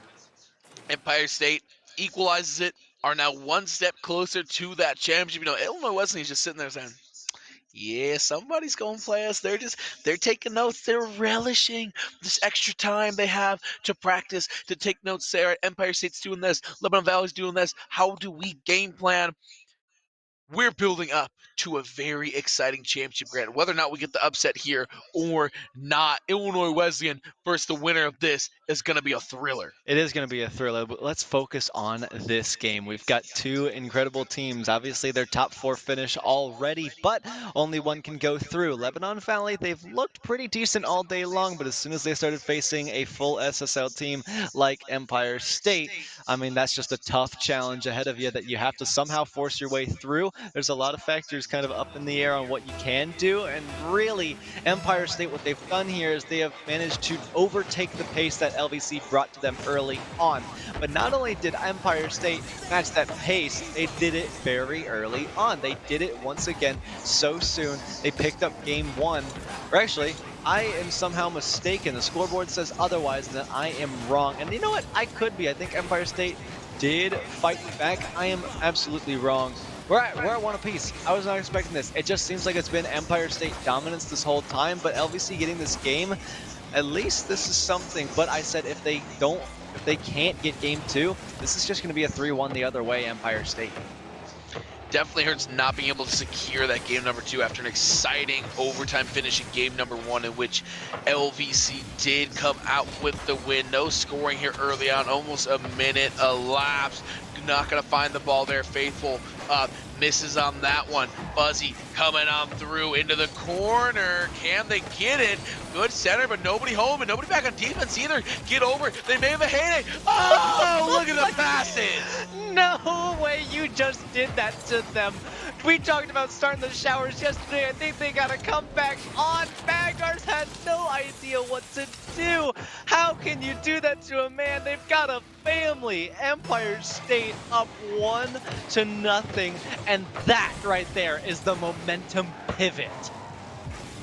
What a massive moment here early on in game number 3. Empire State gotta be feeling good, turning a shot block into a goal on the other end. A huge swing of momentum.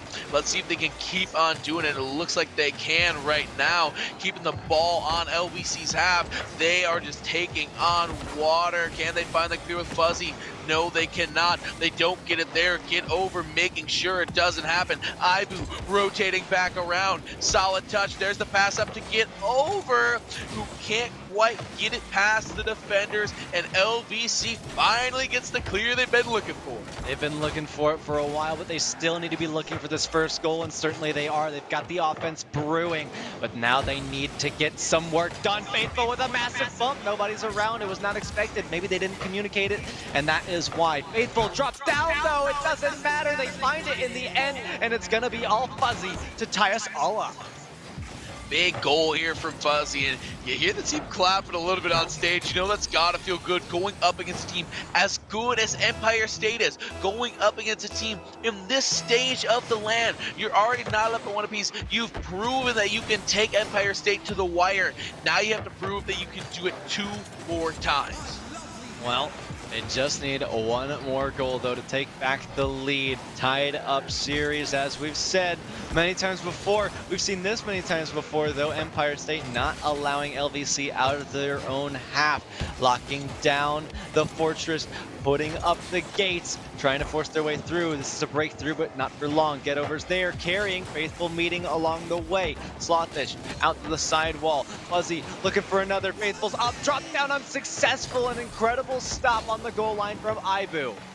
That read from Ibu is absolutely insane. Let's get over. May just get a breakaway goal. On the other end, there's a big save. LVC keeps the game equalized at 1 apiece. Cannot be understated how big the defense is. That one gonna go just over, going off the woodwork. Get over, get stuffed. The defense for LVC is stepping up when they need it most. Under 2 minutes to go, and the Dutchmen, they are firmly in this game. But near perfect rotations from Empire State. Perfect spacing as well. Just got a little awkward, and they find themselves on defense, but they have found a very comfortable stride, and they're looking to start it all back up. Get over with a long clear to initiate it. Slotfish bailing out. Needs to get another touch. They can't. Fuzzy needs to make up for Faithful's mistouch. Out to midfield. Be careful, Get Overs there. That is possession forfeited. Magar's trying to get it back in their control. They're unable to. Get over. Flip reset. Nothing home. Ibu back for double tap. It's way off, and LVC are still living to fight another day.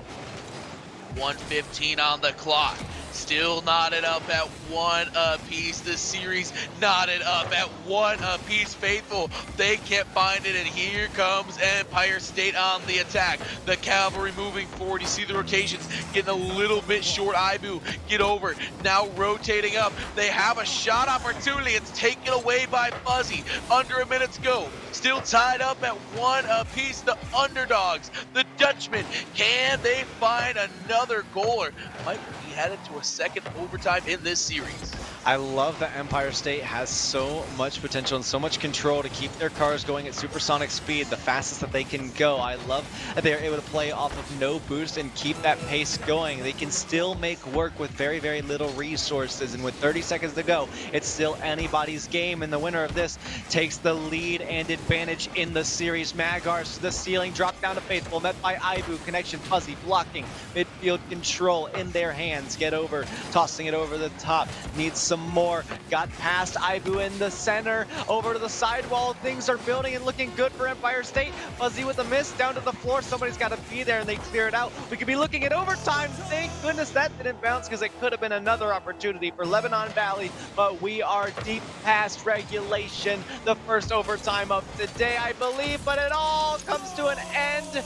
My goodness, 5 seconds in. I just remembered we've seen a quick overtime before. This is not the first, and now Empire State 2-1. Yeah, both overtimes coming in this match. Game one being taken by Lebanon Valley in overtime. They're not so fortunate in game number two. Empire State really just flexing off all of their offensive muscles in a close game. Lebanon Valley's right there. This is a close series. They're trailing 2-1, which hurts against such a talented team. But if they can put it all together, they've got a shot here, Grant. I would say so. There's a lot that needs to be put together, but a lot that needs to be reconstructed, I would say. I mean, things are looking good, but they have not been able to find that same pace they were looking for when it comes to that team play, those rotations, the passing, everything that involves teamwork. It just doesn't seem as convincing to me. They haven't been able to produce a lot of offense. They've been doing a lot more of the defense and letting the offense come to them so that they can just kind of shove them off to the side, get a shovel, dig away some dirt, throw it to the side. But I think there needs to be a lot of that offensive production if they want to see some results here. They cannot afford to lose this game where their tournament hopes come to a stop, to a halt. And Empire State are looking to build as much as they can. I said if Empire State got their hands on game two, this was going to be a 3-1, and I'm sticking with that. Get over looking strong as they start off their offense. Lebanon Valley needs this game in a big way, and they need an early score in a big way. They almost find it right there. Ibu, good wheels on the defensive end. 4.5 to go. We're 30 seconds into this young game, and yeah, we've already got shot opportunities. We've already got ones on goal, so we're gonna see this may be off to a fast start. Fuzzy sends that long clear. Ibu on the defensive end, taking clear of it. There's Slothish. This could be dangerous, but it's wide right. The goalie not have to worry too much. That one also gonna be wide right. There's Magars clearing it. Coming through is Empire State. That one was gonna be on goal. Big demo right there. Empire State loves to do the dirty work, but a big defensive effort by LVC will clear the ball. And again, we see this poise from Empire State. You see Ibu opting to take that slow dribble rather than getting a quick clear, although Empire State, as I say it, they did the complete opposite of what they were doing before, starting to panic just a minor bit, but I don't think Lebanon Valley are going to be able to turn this around first. They'll try, but will they succeed? Slothish, Ibu, and Get Over all up to that one. Triple commits from Empire State are not something that we see normally. Now it's all about how Lebanon Valley and the Dutchman can get through to that offense, get to that goal, and find the opening when these things are happening. More double commits. It's a pinch, but it doesn't work too well. They are allowing so much pressure to come their way because they're afraid to get up in the face, but you have to notice there's a big slowdown right now. It's go time. Go, go, go, Lebanon Valley. And they are going great, but all that action, all that offense, it doesn't result in a goal. Lebanon Valley, Empire State, both falling up short. They both had such great looks at the back of the net, and they haven't been able to convert. Although Lebanon Valley may have something here. Fuzzy misses out, can't be found on the back end either. Here it is, and wow, Slothish turns LVC's best look all day into a goal. Yeah. I think that is the most accurate way to describe that. It was a really good look, and it's just nothing now. LVC, they're like, yeah, we got a goal, and Slot's just like, no, I do. No, you, really, is a situation of what this is. But we're approaching the halftime mark. The LVC are down 1 goal. Get Over, finding Slothish on the connection. Faithful, taking it back. Ibu, at 1. Fuzzy up to meet it. Got Over, Get Over. Slothish, no touch there. Magars looking to get something. Nothing to go. Still moving. Magars needs to catch down low, but they're rotating ball side here. This is going to create some complications for the defense as they play that interplay rotation game. Fuzzy needing to do all the work for a while. We start to see Lebanon Valley resorting to these big boosts again, and it's a bad habit to get into when you're on your way back and you chase the ball down as it's chasing you, and you try to get that big boost. It's not there. There are so many bad things that can happen from that. We're 2 minutes down now, and Lebanon Valley are still not able to find the goal. That should have been one. That one went wide left, but you're absolutely right. That was a pretty solid opportunity for the Dutchman. Empire State, they're holding on to this 1-point lead. They've got to be feeling good about their effort on the defensive end in this game number 4. They haven't lost since that overtime in game 1. They got taken to overtime in game 3, but they caught the dub here in game 4. Looking to do much of the same. Ibu, good shot on goal, going to be taken care of by Fuzzy. Slothish rotating back, Get Over, in goal. Good piece of defense right there. The big demo pass is going to be a little bit too far back, but they recover it back up to Meggers. Not going to matter. They play it out of the corner. Here's the follow through, the double commit, but it doesn't find the back of the net. That almost did, though. Slotfish had a missed opportunity, and this allows the Dutchman to stay in this game a little bit longer and see that it is a little bit closer, but it could come to an end, and it didn't. That is a massive save from Faithful, still keeping the Dutchman in and fighting. They want to steer this ship around and float their way to success, but there's a lot of work that needs to be done, especially to force Game 5 against an undefeated Empire State. Magars moving sidewall. Slotfish has a touch. Backboard. They got there in time. The defense did. Now Fuzzy one more time over the top. Has a shot towards net. Ibu. Easy touch from them. Get over with a follow-up pass. Faithful left it for Magars. That's a miscommunication. Slotfish forcing a touch. Moving away. Needs to leave quick. Get over. Pushing it forward. Fuzzy's up to it. Slotfish wanted more. And Empire State still holding the lead and the pressure. Everything. They have all the marbles, and this one is for all the marbles. It's match point. But Lebanon Valley starting to build. The defense panicking for Empire State, but do the Dutchmen realize it? I don't think they do. In 5 seconds now, a desperate attempt to go the length of the field. The pinch they tried, but didn't communicate. You got to make a decision much sooner than that, and that's what's going to cost them the game. I called it from game 2. If Empire State got there and they took the game 2 victory, 3-1. I think that last play for LVC really just a microcosm of that whole series. Good intentions, great idea with the pinch, just didn't quite come through on the They execution. were nervous. That was the unfortunate part. And man, had that happen, they were just like, is it better? Should I go for this pinch? I mean, you might as well. Full send or no send, right? Go big or go home. And unfortunately, it is the latter for the Dutchman. We got what we were looking for the grand finals. Next, lined up, we've got it. Empire State University versus who? Oh, come on, Grant. You know who. I Oh, woo! yeah, it's going to be a The good one. Titans. It will be a good one. But first, we'd like to give a shout out to a couple more of our sponsors. And we'll start with Disc Replay. My goodness, have you ever been to a Disc Replay store? I don't. Have you I've even? not. Oh, I have goodness. not. You got to get in there. They sell used electronics, video game accessories, video game consoles. And hey, everything there is guaranteed to work because the point is, when you bring in your console, they got to make sure it works to give you money. That's right. You can sell your console there or your accessories, whatever you got, video games, Blu-rays, just blue everything, I guess.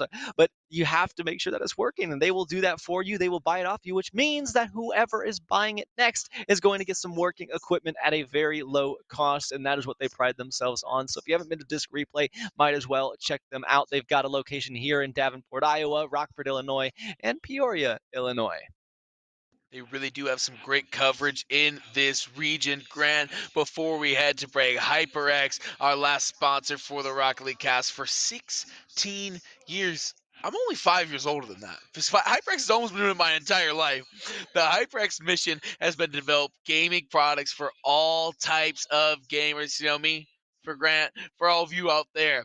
High speed memory, solid state drives, headsets, keyboards, mice, accessories, console players, USB flash drives, mouse pads to the gaming community and beyond. The award winning HyperX brand is known for consistently delivering products that deliver superior comfort and reliability. It's the gear of choice for celebrity ambassadors, pro gamers, tech enthusiasts, and overclockers everywhere because it meets the most stringent product specifications and is built in best in class components. We've got best in class Rocket League coming up after this quick break. A best of 7 grand finals up next.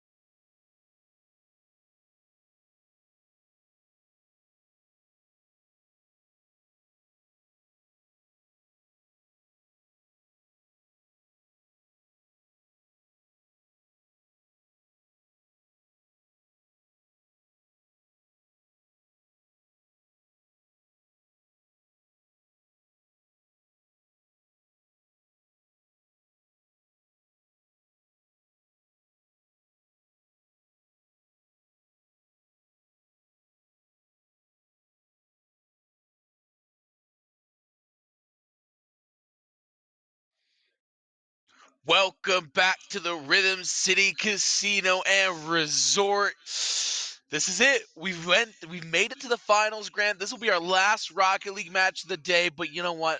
In finals fashion, it's gonna be a best of 7, so we've still got a whole lot of Rocket League ahead of us. A lot of potential. This one's guaranteed 3 games. That's just how it is. Best of 7, but guaranteed 4. Holy crap, I'm wrong. I'm always wrong, huh? Big brain. But yeah, big brain. We have to have it. But yeah, it's built up all to this. It's just how we expected. Looking at the bracket, you see the 2 teams that have the buys, Empire State University and Illinois Wesleyan University. They met. They're here now. It's grand finals. This is what it all culminates to, and I'm so in for it. Ethan, I want to ask you for your prediction first. Who you got? What's the game score? I think Empire State is a team that is composed of a lot of players we've seen have some great success in the NECC and some of my personal favorites to cast in the past, but Illinois Wesleyan has just been so strong today. I don't know if any team is beating them just based on their momentum, based on how they played on the stage. They've just been a different beast all day long and all series land long. Excuse me. They still have yet to drop a game. We saw Empire State has holes. They have weaknesses. Lebanon Valley put up a solid fight on them last game. They did put a solid fight, but it just wasn't enough. I think I'm going to have to go with IWU on this one. They've looked to have the better day. They've got more goals on their opponent. They had a lot more pace to them, a lot more quickness, and I just think they're going to come out here first strong, but Empire State and get over, holding down the defense relatively well. I've got this game going 4-2 in favor of IWU, by the way. That's my prediction, giving it as much specificity as possible. I am surprised and shocked that I actually nailed that word, but now we're looking for a shot to be nailed from Empire State as they look to transition across on the flip side. Mag dropping back, has one over for Ibu. Cade pushing it back, and it's always the occupation of the corner that's going to get things done, but this one's floating dangerously on a connection to Noe for the first. Big first goal, IWU getting out ahead of the Titans. No, I didn't give you my exact game score. I'm going with a 4-1, the favor of IWU. I think Empire State takes the third, but man, the Titans have looked so good today, Grant. I think they have as well. It just doesn't seem like anybody can match them, but hey, we're only 65 seconds into this game, and Empire State still have had some good opportunities, although this time very uncharacteristic to see them push back in their own half so strongly. One more shot snuck underneath from Noe. Is this going to be a 4-1? I think I could start to lean that way. I mean, it's just been the story of IWU's tournament, right? They don't lose. It's not just that they have a great offense, they have a great defense. They're just winners. They do not lose games. IWU has been great top to bottom. Empire State, they are going to have to really show us something here early on, Greg, because if they get down 2-3 games, not a shot in my mind that they really come back. So the burden on them is on them to say, hey, this is what we can do, and we can show you. Well, let's see if they can show us. Empire State still trailing by 2. A double commit, technically triple from Empire State's defense. Slothish looking to take that one by, got caught out. Certainly not what Ibu was expecting. Get over. Can't get there. Clear to go long enough.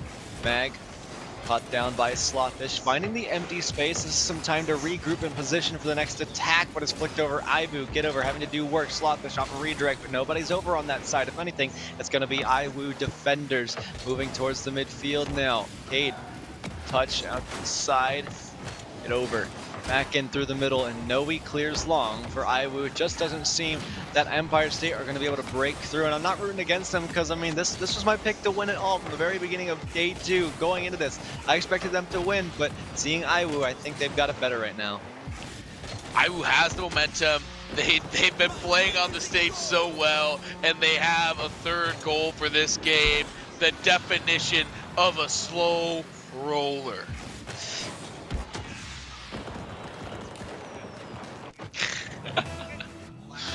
Oh, You know, it's the excitement. The Smash stage is going off right now. There's some Game & Watch player that's really giving it to him, I think. I think that's what it was. You know, loud noises, ADHD gets in the way like that, but no one getting in the way of that free opportunity for Empire State. They couldn't convert, and they struggle to regain on defense. Cade pushing forward. Free net. Ivory barely dropping in front of it. Mag keeping it up high, stringing it along and way across field. It's looking towards the net. That's a strange bounce. Slotfish gonna have the first read on it, and they can't convert. Iwu getting shut down by Iwu's defense. And look at this. Empire State just can't even breathe. I was all up in their business every second of this game. You noted the weird bounce? I couldn't even look at the ball because there was Iowa players in the way of Empire State. That one, not going to find the back of the net. This one, not going to find it either. Good bit of defense. Empire State, they're still coming up wanting possession after possession, but get over.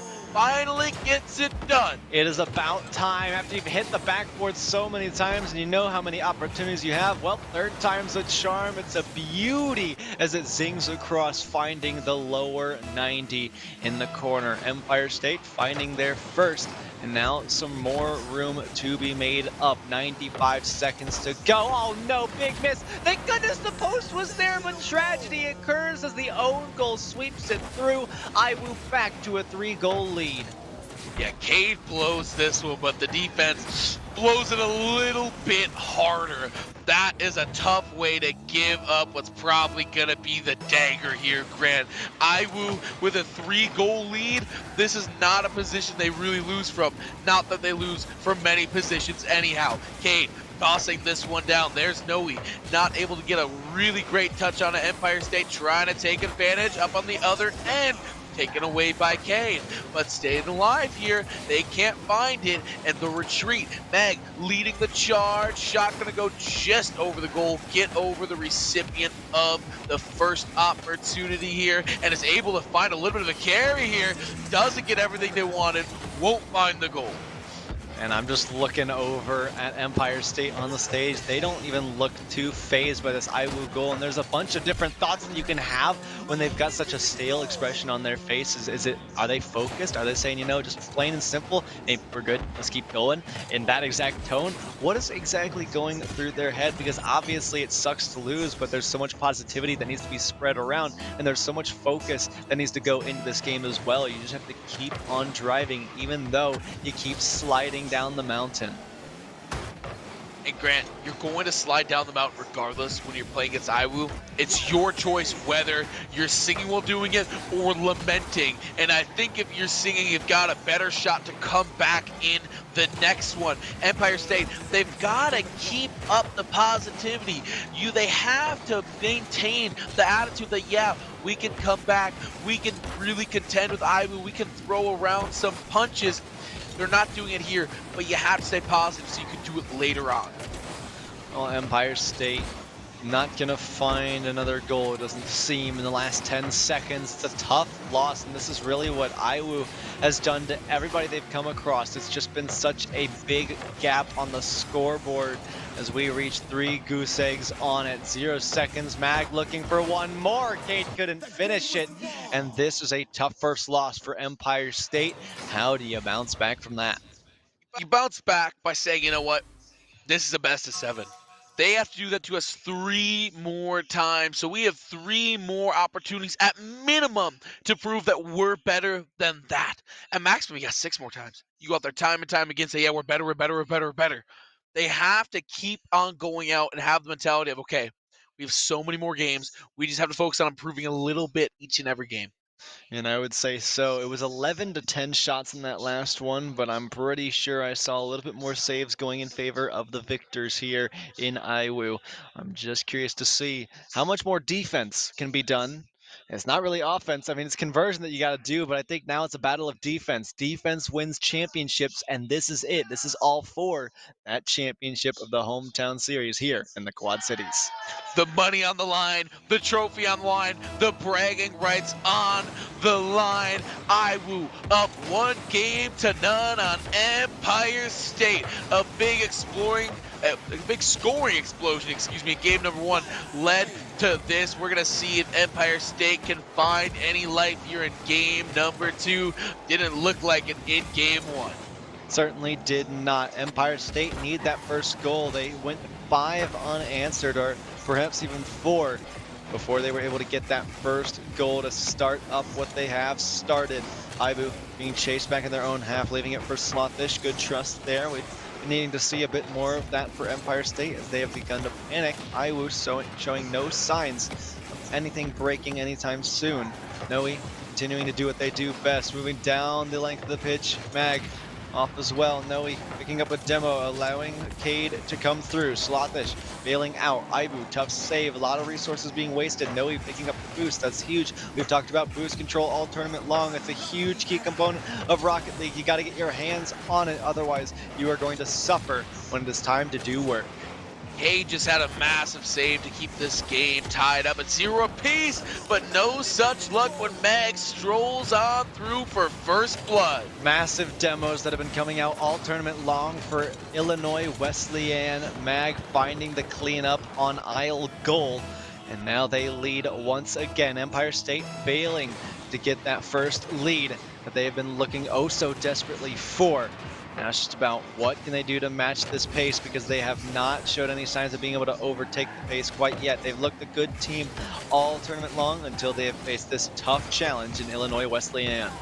Definitely the best assemblant of talent that we've seen all tournament long between the two teams. Just a whole bunch of stars out there in the collegiate scene. Big demo on the back end right there. That one going to be wide, right? But Iwu, they will not be stopped. They're going to keep going on offense. Oh, it's taken away there.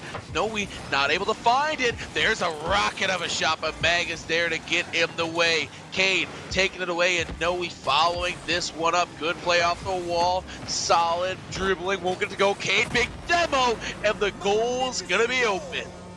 Anytime you get your hands on the third defender and you destroy them like that, that is a for sure goal, as long as you've got a trusty man like Cade to get the work done. 2 goals leading now is Illinois Wesleyan, and I think this is kind of what the audience was expecting, was such a dominant performance after they've seen Iwu, not only in the NECC competitive play, but as soon as they stepped on the stage to play their series earlier today, we've just noticed a newfound dominance in what they have to offer and what they bring to the table. And I really think that this could be that 4-1 or perhaps even a 4-0 sweep, because Empire State have not shown any signs of life in a long time. It is 3 unanswered since the last series. Slothish trying, not gonna find it.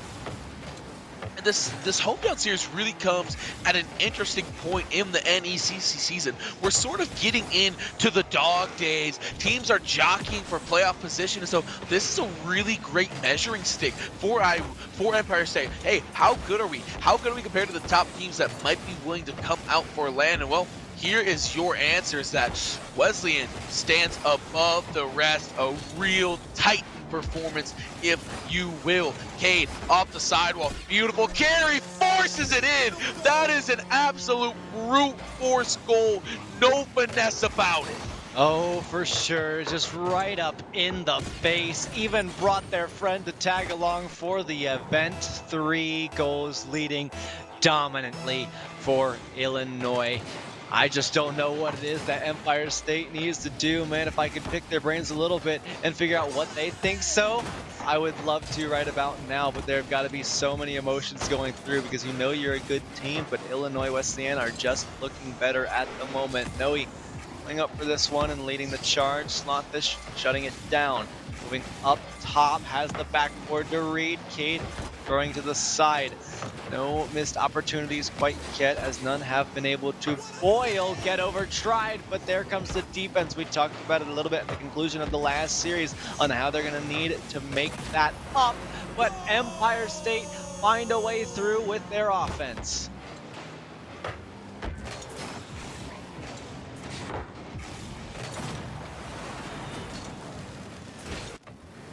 A minute 24 on the clock. Get over, finally finding that first goal for them, and they've broken the ice. This is their time to strike back and get into it, but with time ticking down, Grant, I don't know if they really have enough time to work with. Normally I'd say yes, minute 14, plenty of time, absolute oodles. You've got all day, but against a defense as smothering as I was, this is a tough task. It is certainly possible, but a very tall order. Cage, speaking of tall, going up for the altitude. Luckily, a touch from Slothish as they're moving down. Good pinching clear to the other side. Two chasing it back for Illinois. Mag got dunked by Ibu, needing a pass to the midfield. Needs to beat No, he did so. Has an option. Cade up there quick. A quick change out and good call from Iwu, looking good as always as they continue to conduct the pace at 35 seconds. One flick, no second. Noe up high, Slothish with a clear. Cade catching, stopping, Ibu advancing, looking to go across midfield, found the connection, it's off target, and Cade, Noe still holding down the fort anyway. 20 seconds, Empire State needs something now, but Mags clears along with the rest of Iwu have just looked pristine. Although the double miss, that is going to seal the deal for game number 2. Iwu going to take it in 2. Yeah, these last 7 seconds, just a mere formality. Iwu, they are up 2 games to none, and they are just 2 away from winning it all and not dropping a game the entire way, Grant. This is their 17th straight. The game was wrong. That is incredible.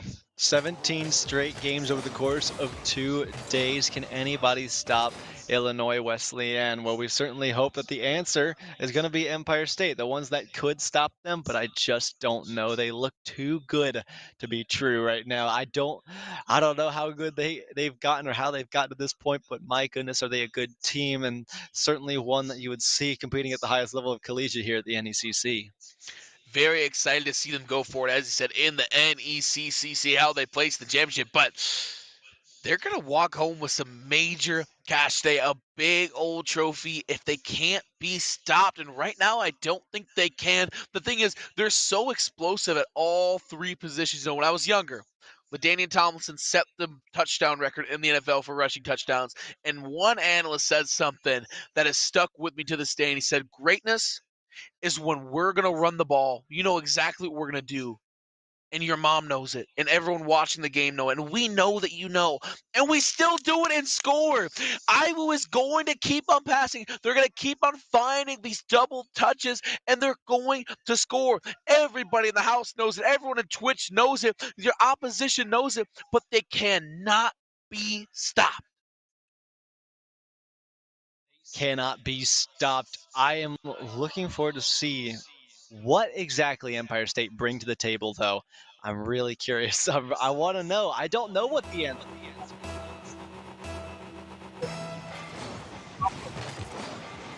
You just take it to town, but maybe we see something different. You got to steal the boost. You got to play fast, get up in their face.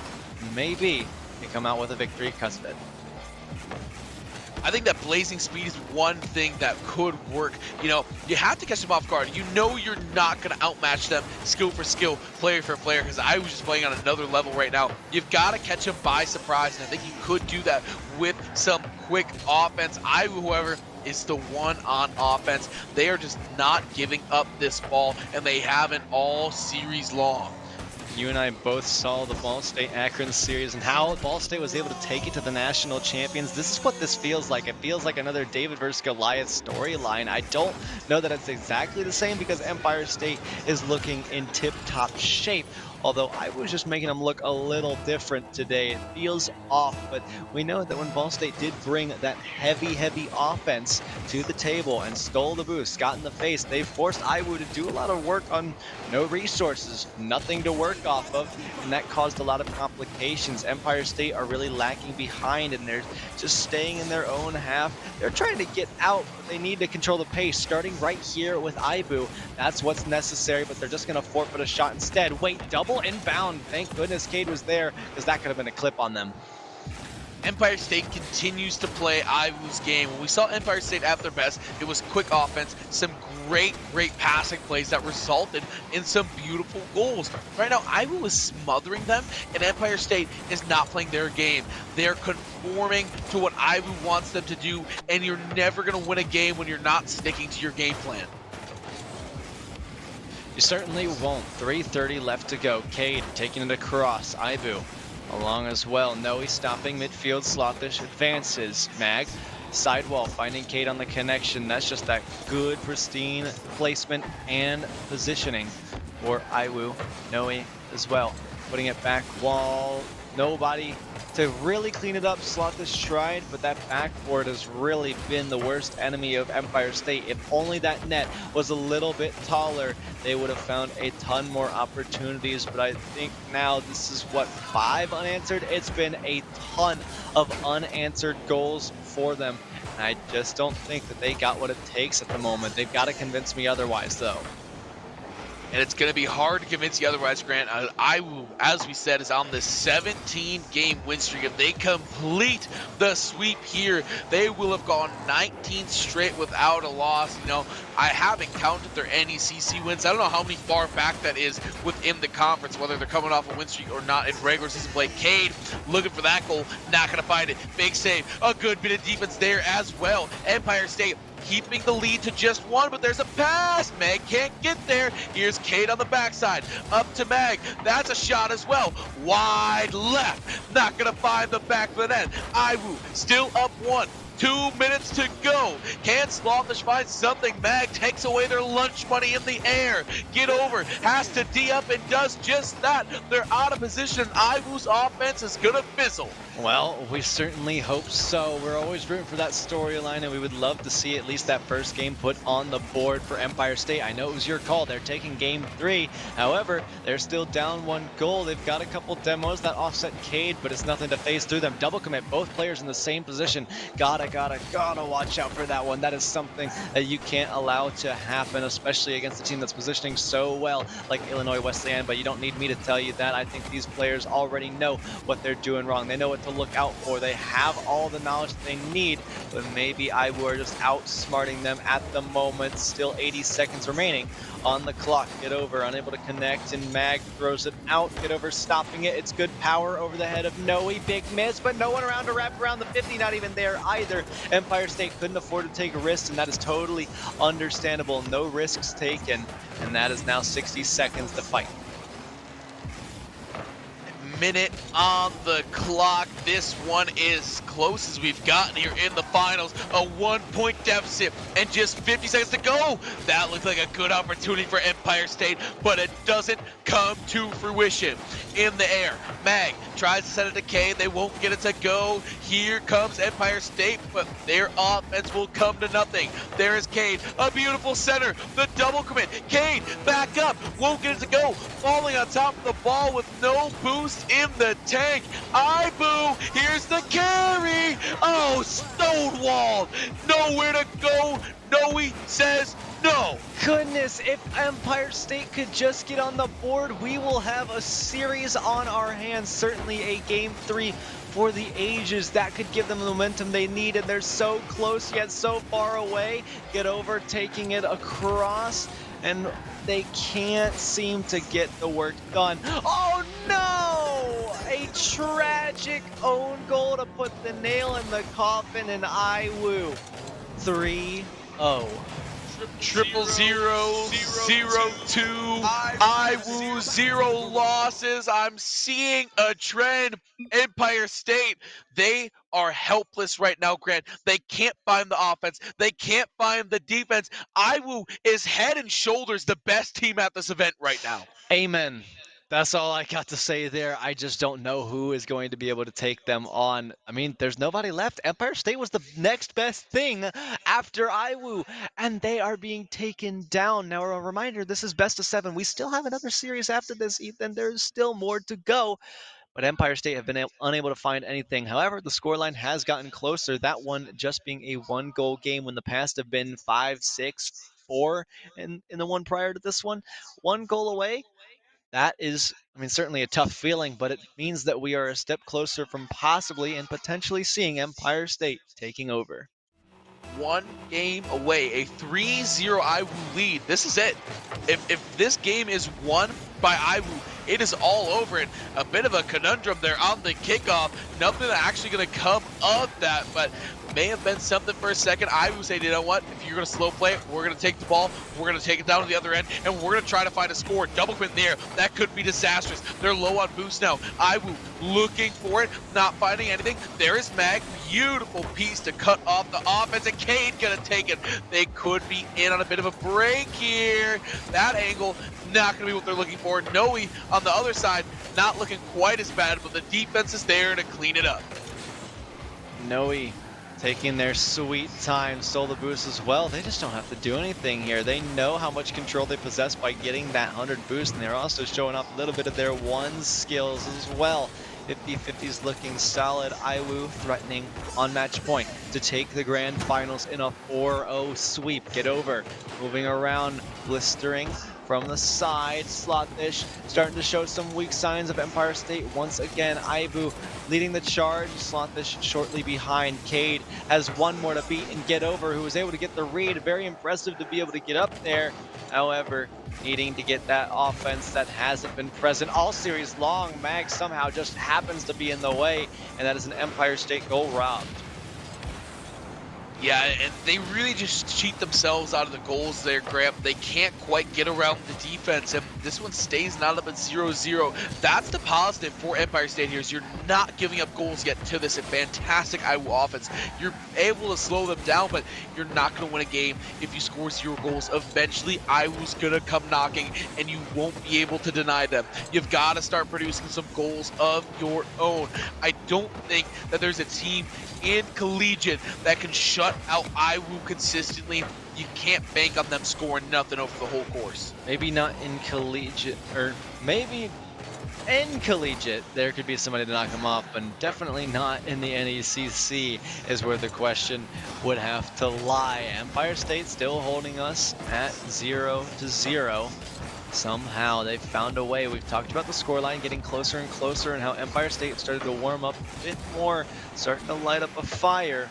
That fire needs to explode into some beauty. They need to pick up this first goal. They've got the offense for them, but they get dunked in the midfield, allowing Noe to take it back. Get Over, buying time for their teammates to do full rotations. 2 going for the same boost as Get Over, carrying. Cade blocking as well.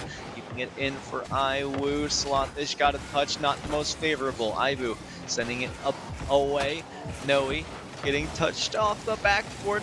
Noe back the other way. That's an open net. Just one to fake right behind off the post and rolling up and away. Empire State still getting away, and 1 goal they need.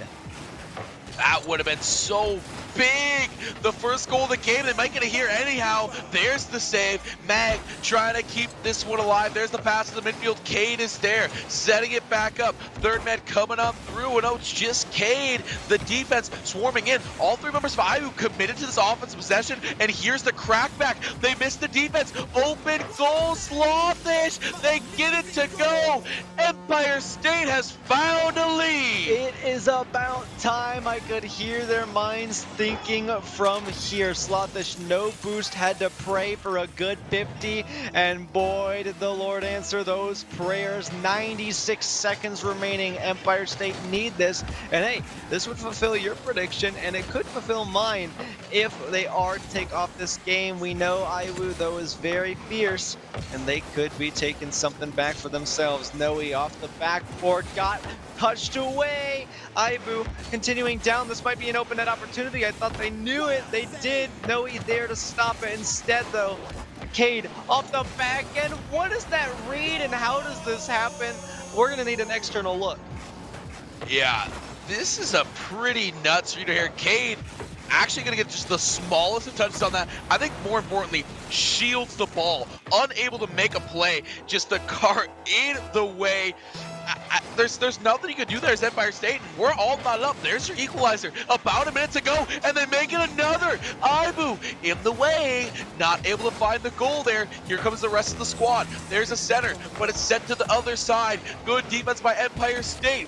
Cade and Noe in on it, looking for the redirect, sends that one up into the air. The pass for Cade. This is a beautiful play, but the save is even better. If Empire State get this one, I'm giving them another game. This is going to be huge because IWU have started to slip under control of Empire State. Don't want to jinx anything quite yet, though. Getting taken out for the offense. Slothish unable to connect. Cade finds the touch around. Get over. Throwing away and keeping it at bay. Get over one more time to midfield. Has Slothish, the cavalry building and charging. 20 seconds to go in regulation. It is down to silver gold territory. Any goal could end it. It's anybody's game at this point. Slothish desperately needing this one for Empire State. Get over to the corner, has a clear away. Noe turned around, Mag there, got it past and behind. One more touch, it could have ended there. Just one goal needed. IWU building and they can't get there. We're going to overtime unless Empire State and Slothish have something to say about it, and they don't. Ball needing to hit the floor, but get over. Still taking up. a very risky situation to their own hands. That almost cost them, but the defense holds strong. IWU had 3 cracks to end that overtime, and not one finds the back of the net. Here's Get Over, bit of a breakaway, but there's the defense. 8 seconds in this overtime, we've already got excitement. A big demo could alleviate some pressure. Mag, what a play from them. The respawns have come through. Here's Cade on the back end, playing that one in. Get Over, decent shot, but Mag is right there. Cade playing it out in the corner with Mag. Can these two find a goal? Is a magic moment in store for IWU.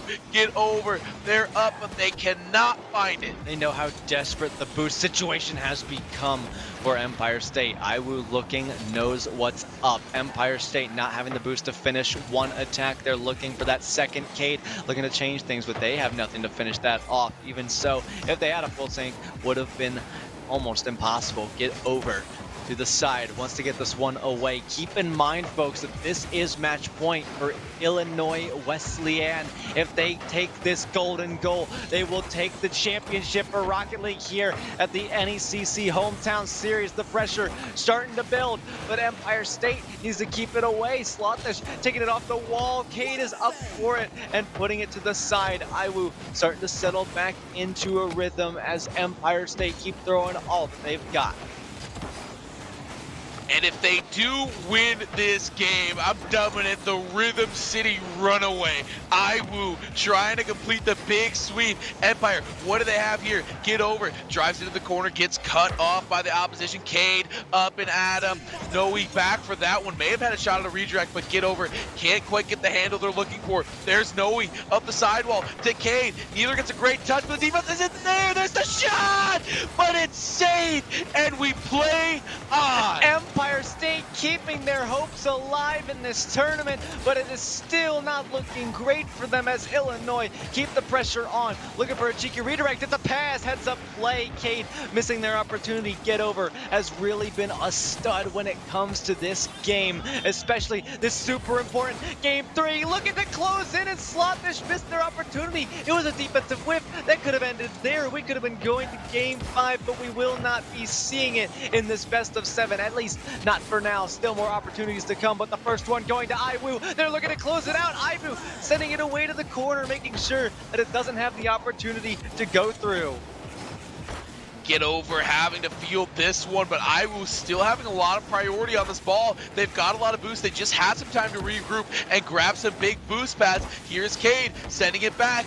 Noe out of the corner. They may have some green pastures to work with. Here's a big flip, but the defense gets the better half of it. Cade, they're back on defense. Some mediocre touches there, but here's IWU up and at him, looking for an ender. Takes it to the corner, not gonna find anything there. Slothish, they get blown up by Noe. Get Over, saying let's keep this party in the air. Noe on the defensive end sends it right to the corner. There is Cade. Oh my gosh, I don't know if the ball has touched the floor in what feels like minutes. There it finally does. These teams keeping it there. There's the shot. It's blocked by Meg. The follow through. IWU, we're headed to a 5th. Wow, look at this play. Get Over tries stone wall, but IWU taking the sledgehammer, and finally we have a series on our hands. We've been waiting for it. We've been asking for it. We have been waiting to see Empire State. How can they take over? And they figured out the answer to that one. And this is where we have seen the power shift. It kept dropping and it kept getting closer. And then here comes Empire State on top. Now it's a reverse sweep that they have to do. It may have taken minutes of overtime, but finally Empire State gets the one they wanted. Grant, we're headed to game number 5. No sweeps in our grand final today. Man, that was almost a 4-minute overtime. That had to take a lot out of the offense for Empire State. I mean, they haven't been able to find much, just let alone in the series itself, in regulation. And after that first overtime, oh goodness gracious, there is so much energy drained on the pitch. How much more does Empire State have to go? They're taking Illinois Wesleyan to the long game, and now it is all about endurance. Iwu, they are trying to not let that overtime come back and bite them in the butt, Grant. That would just hurt so bad to know that you were just this close to winning and you sent it to overtime and you held the loss up 3-1. You just need one game to get it done. Iwu, we know they're hungry. Empire State, that's not a question. That one going wide right, a clear, nearly gone bad for Iwu. Nearly gone bad. It almost did get over, holding down the game with no boost. Ibu, off the defending car. No, he is there for Iwu's defense. Slothish taking it down. Back wall it goes. Get over, leaving for Ibu again. Still moving past. Cade wasting a lot of boost to get up to that one. Get over, crucial missed touch, but as well for the defense. Another one from Slotfish, finding Mag in the corner and waiting. Cade push that one back towards their own net. That's floating down. That's almost on target. Noe, thank goodness they were there for it. Get over, one pinch on target. Cade clearing Mag on the option play to the side. Has another to beat. Oh, they hit the post and back around. It's a heads up pass play. A little tiki-taka for that 1-goal lead for Iwu. Look at Mag with the give and go. Tosses it back to Noe. Noe says, no you. Throws the hot potato right back. Mag says, I guess I'll take it in for the score. Iwu is now on a 2-goal run it's now ends the run from Empire State. Empire State had to climb back to that game. They had to break the overtime, and now Iwu finally finds the goal they wanted.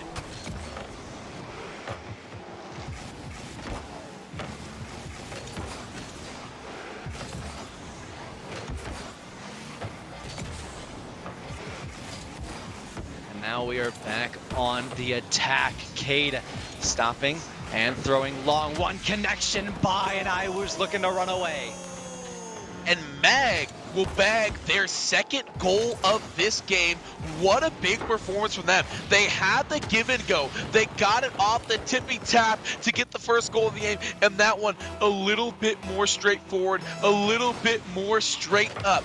Empire, they have their work cut out for them. They may have had a miracle moment in the last game, but they're gonna need 4, 5, 6 more of those if they want to come back and beat the Titan that is Iwu. They have a Titan standing in their way, and they need to overcome it, but this is right back to game 1, where Iwu's leading by 2 and looking to push up on it. Get over, has something cheeky though, no option. They needed contact solidly in that one. Instead, it was much, much softer. Cade for the third, blocked by Slothish. Get over, carrying low, tossing out to the side, but that's where Iwu's waiting. Gotta be careful, find that empty space. They've found it a couple times before, but this is a time of desperation when they need it now more than ever. Meg missing their touch as well. Cade off the back ball. Slosh is there, taking it away. Mag waiting for their touch patiently and baits them into the offensive zone because they know how high quality of their clears that they can get. Although Get over placing that one well. Cade on the back ball waiting to push out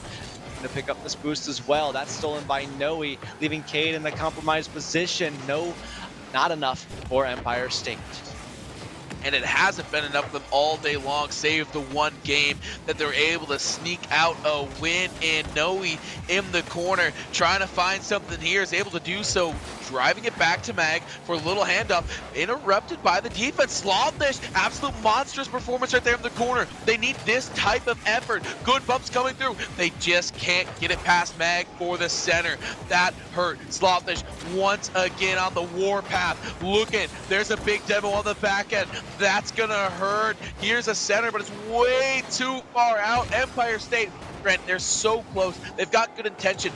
They've got good plays. They just can't quite convert the opportunities. They are unable to close it out, and we are 80 seconds away from seeing your prediction 100% spot on, Ethan.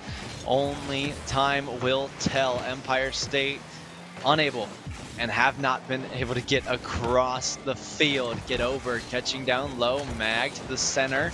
Slothish intercepting, just not enough. Still struggling on the defensive half. Mag getting sent to Mars for a little bit, taking flight. Get over, can't produce. They're low on boost. They're struggling. They're panicking. There's nothing in the tank, and Get Over's just barely able to edge by with this one. 45 seconds to glory, though, perhaps for Illinois Wesleyan. They're looking to take on and take home the championship trophy. This could be the nail in the coffin, but it's going to live another day. Empire State still moving.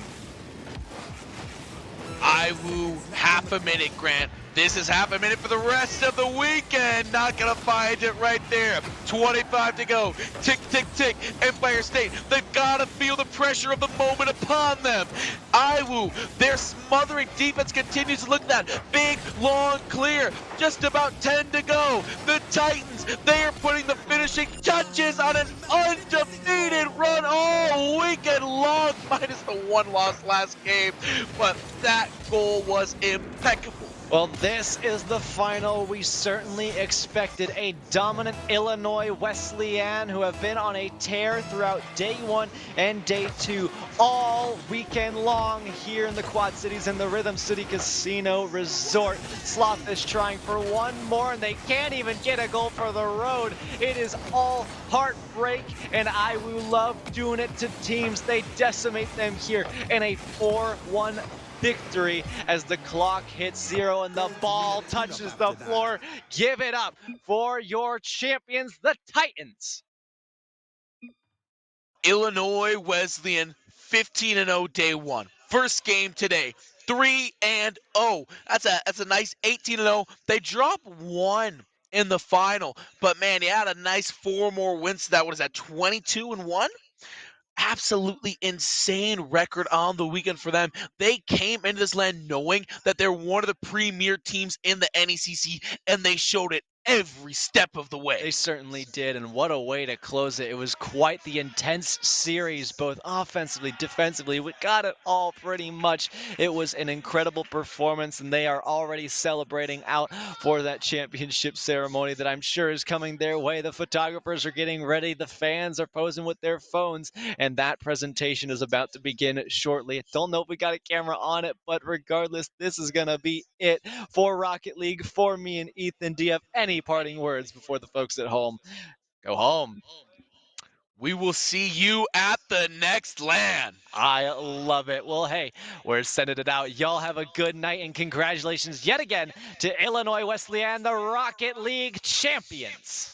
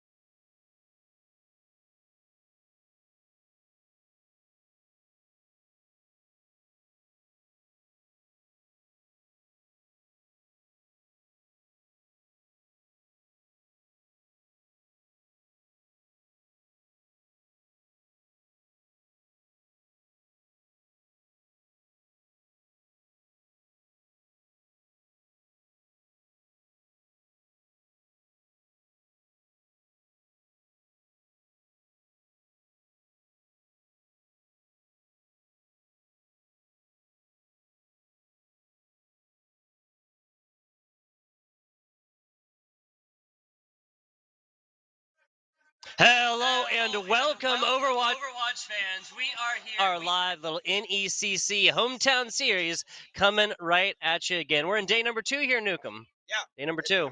It's an exciting time. I mean, we're top 6 now. St. Ambrose is about to take on Grandview. Well-awaited match for most of the Quad Cities folks here in the area. These are some rival schools going at it, button heads. Series coming at you here in a second, but first we need to speak about the organizations that do make this possible. First and foremost, where we're at right now, the Rhythm City Casino. Chase, I lost my house on Big Six last night. No, seriously, No. the gambling space out here is absolutely fantastic. You had some people coming on over. It was kind of like a roulette type game. Super, super fun. Plenty of people have been having a great time I out won there. $100 on craps table last There you night. go. And I've never gambled. There you go. I've been to Vegas 3 times, never gambled. $100 Been to last Vegas night. 3 times. Choose to gamble first at Rhythm City Casino. If you can't use that as a clip. I'm not sure what their marketing team is doing. Nah, huge shout outs to the Visit Quad Cities organization as well. Of the 4 cities, that is Bettendorf, that is Rock Island, that is Moline, Yeah, you got it. and of course where we're at right now, Davenport, Iowa, across 2 different states, both of them beginning with the letter I as well. I'm from the South, we don't have letter I, the states down there. True. And I'm telling you, the Quad Cities is where it's at. It's a great place to be. Tons of stuff to do on the river. If you think about it, they're 4 river towns. So there's 4 downtowns. Yeah. I mean, on the river. That's Like, like river, it's better got to be than better one with a river, downtown. right? Yeah, Exactly, I'm with it. Yeah, you take a huge body of water, put it next to a mega populated area, you're not going to have a bad time. Mississippi River. Also, I was being like willfully ignorant with my Uber, and I was like, yeah, the Mississippi River, it flows backwards sometimes, right? It flows backwards. That happens like once a year or whatever. It's the only river in the world that does that, because I'm of course only pulling upon my incredibly limited knowledge of the Midwest, being my second time here in the Midwest. In the Midwest, exactly. Hashtag Midwest. There you go. I'm telling you, Iowa side better than Illinois too. A little bias on that. Hey, but, there it is, but there it is. I gotta say it. The north side, right? Yeah. The north side of the river. Yeah, okay, gotcha. And Rock Island, Mhm. you're gonna have to explain to me Rock Island, because I was told like it's not actually like a populated area, like the actual island. No, it's not. It's actually right next to the island. It's not even the island itself. It's like on the down. It's like on the river itself, but it's not in an island. But Rock Island who is where decided the, this name? Sorry, who decided this name? I don't know. It wasn't me. But I will say, United States Arsenal, located here in Rock Island, and it was on a top 10 bombing list in the 60s during the Cold War for the Russians, because there's a big rumor that there's an entire arsenal underneath the arsenal, and that's why it's called the Arsenal. An arsenal underneath the arsenal. You guys do it differently. In Moline, that is where John Deere is located, headquarters of John Deere. Hey, there you go. Yeah. Okay, that's a name that I know coming on in from South Carolina. Know it very, very well, right? Yeah. Got a Bass Pro Shop too, probably. I'm not sure. Yeah. Oh, we have so much of that. Okay. Gotcha. That's production telling. All right. Okay. Bracket up now. Let's see, just as a little bit of clarity action, right, Nick? We came in top 6 teams. There was a bit of a confusion, so one of these teams did leave, so we are not going to have one of the pool play brackets. Of course, the top teams from yesterday, as Ryan Stratton, as Waldorf came in, they punched their ticket to not have to play in the what would be the quarterfinals. Yep. Only going to be playing a semifinals match up close and personal here with St. Ambrose and Grandview University. Yeah, as you can see in Match B, it shows that Illinois Wesleyan is going to go ahead and move on. They're going to play Waldorf in that semifinals. Cotty College came in and they were like, hey, wasn't expecting to make it into top cut, and we already made plans. So they were heading out. Unfortunately, however, you're 100% right. Waldorf and Illinois Wesleyan will immediately play in the semifinals match as soon as we're done with Grandview and St. Ambrose. Yeah, so we are looking at a little bit of rivalry. You talked about this, Nuke. I want you to hit me with a little bit of backstory, a little bit of history. You know, what is the narrative here between these 2 colleges? Why do they? Maybe hate is a strong word, but I'm gonna say it. Why do they hate each other so passionately here, Nuke? Okay, so as a director at St. Ambrose, I gotta throw my bias a little bit, right? Yeah, absolutely. So Grandview previously was scouting players from St. Ambrose a couple years back, right? And it was fine because I'm all for opportunities in esports. That's what it's all about, 100%. But it started this. Yeah. It's being like an hour and a half apart. It started some rivalries pretty quickly. Of okay, we see you guys over there. Let's play off. And so since then in every game. It's been back and forth between us and them. And so we're centrally located between, if you look on the Iowa side, we have Grandview over here. And then on the right, on the Illinois side, we have Illinois Wesleyan. So both equidistant to St. Ambrose. We consider them both rival schools of us. And looking at this top cut bracket, we're going to have to go through both to get the championship. So Absolutely. that's what St. Ambrose is looking at. And what's really funny is the coach of the St. Ambrose team, Alyssa Duran, she was a former player in the program, graduated, and then came back as a coach. So she's been kind of part of this rhetoric of this rivalry that's been pushed the past few years. Yeah, so that's going to be like the classic player-coach transition right there, having hardcore knowledge within, coming forth, and being able to really be able to benefit from the slice of that brain that still comes from that player's side, even though today, and in all real competitions, right, coaches are not going to be able to communicate directly within players. Now, there is technical pauses and tactical pause within the rules. Reddit, I'm going to boil it down for you. Basically, they get 2 or 5 total minutes. They get 5 total minutes of time within a match to go forth and use these pauses. Now, that's just for technical issues within PCs and whatnot. No such thing as a perfect esports event.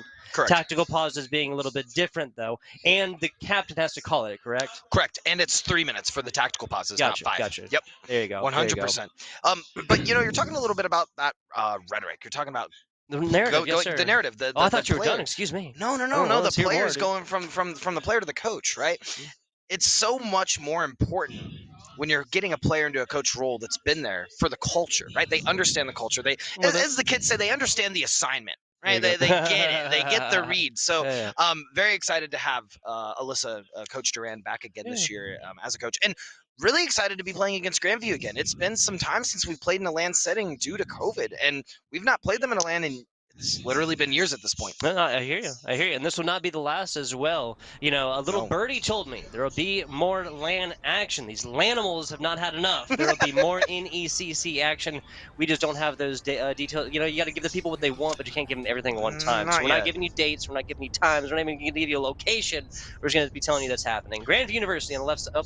Yeah, follow NECC on Twitter. You'll find it out. There you go. NECC on Twitter. Take out your phones. Type in the little-known site, google.com. Type in the NECC Homecoming Series, right? Hometown Series. Hometown Series. I did that again, didn't I? Yeah, it's fine. I saw Hometown someone. Series. I saw someone yesterday say the hometown tour. It's fine. Okay. You get the gist. Series tours. We're all with it. Regardless, going to be a good time, just like series and tours usually are. Yeah. St. Ambrose on the right in the red, running through this. That is K Severe, Ark, Hines, Agent MM7, Synfax, and Odin making up the squad. We saw them yesterday on broadcast once, now for their second performance. Ark taking a lot of damage into that shield at the front, and then St. Ambrose is given a whole lot of space right here. Grandview rotating in. And that's going to be a huge pick in the back, dude. Yeah, 100%. And, it looks like St. Ambrose is going to pop back off, though, get a couple of picks going on to point. That's going to be huge, setting up the rhetoric for this map, because they take this early, all they got to do is hold. There you go. The defense is better than the offense. And we're looking at a Synfax Baptiste already with that amplification matrix in the next few seconds. Both tanks having that online DPS. Ultimates to boot. Odin, honestly, as Lucio had, being the least on that list, is the best for St. Ambrose coming into this, the sound barrier, because there's nothing really on the other side of the Grandview they have to worry about. That's enough analysis to get in the action. 20 seconds here. There's amplification matrix early. Jerryman falling in the back early as well. That's Guardian having a way around, but this is only so much damage from Primal Rage. There's really not a whole lot that can get done by themselves. Hines now investing that Blizzard and going to fall through the thick of things right here, but that's really the only loss for St. Ambrose in that team fight. Wow, and now Opie is throwing down a grab, and they used a lot of ults that fight. A lot of ults came out on both teams. However, Ark is still going to have Earth Shatter. Agent's going to die with a barrier field. Okay, so Odin kind of splits attention between the front and the back and kind of deciding about what they want to do right there. They decide, that is the definition of paying for not making a decision, right? Like at a certain point, that is a mistake if you just don't commit one way or another. They go back with speed boost or go forward with healing. Don't do either, everybody else does. And that's exactly what we saw. And now Grandview sitting comfortably on the point. St. Ambrose got the 50%, and they have the ults to use now, right? They only have the Doomfist to worry about, who's currently going to try to dive the backline with it. But they have Earth Shatter, they have Self-Destruct, and it looks like they're going to try with it. That's going to be first initial pick. There's a longer team fight already. That actually being the first pick is not something necessarily anticipate St. Ambrose taking one throughout this. getting up to about 35, 36%.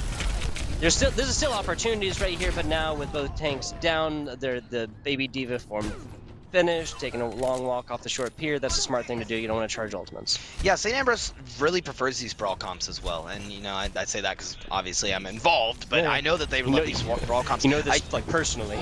Personally know this. Yeah. However, Grandview with the double bubble seems to be working. They're able to get in very quick. The Zarya is being very impressive for the St. Ambrose front line.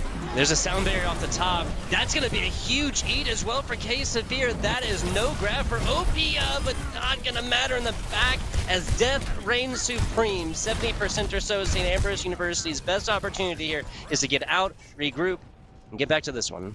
Yeah, and it's like we were saying, with the double bubble, with the Zarya and the Winston, if that's who you're focusing when they're coming in and out, you don't have time to look at the Doomfist. So St. Ambrose really struggling to take out the Zarya in time for the Doomfist to come in and now wreak havoc on their backline. And that's what we've been seeing the past two fights, is Grandview now has 90%, and they're very clutches away from taking this.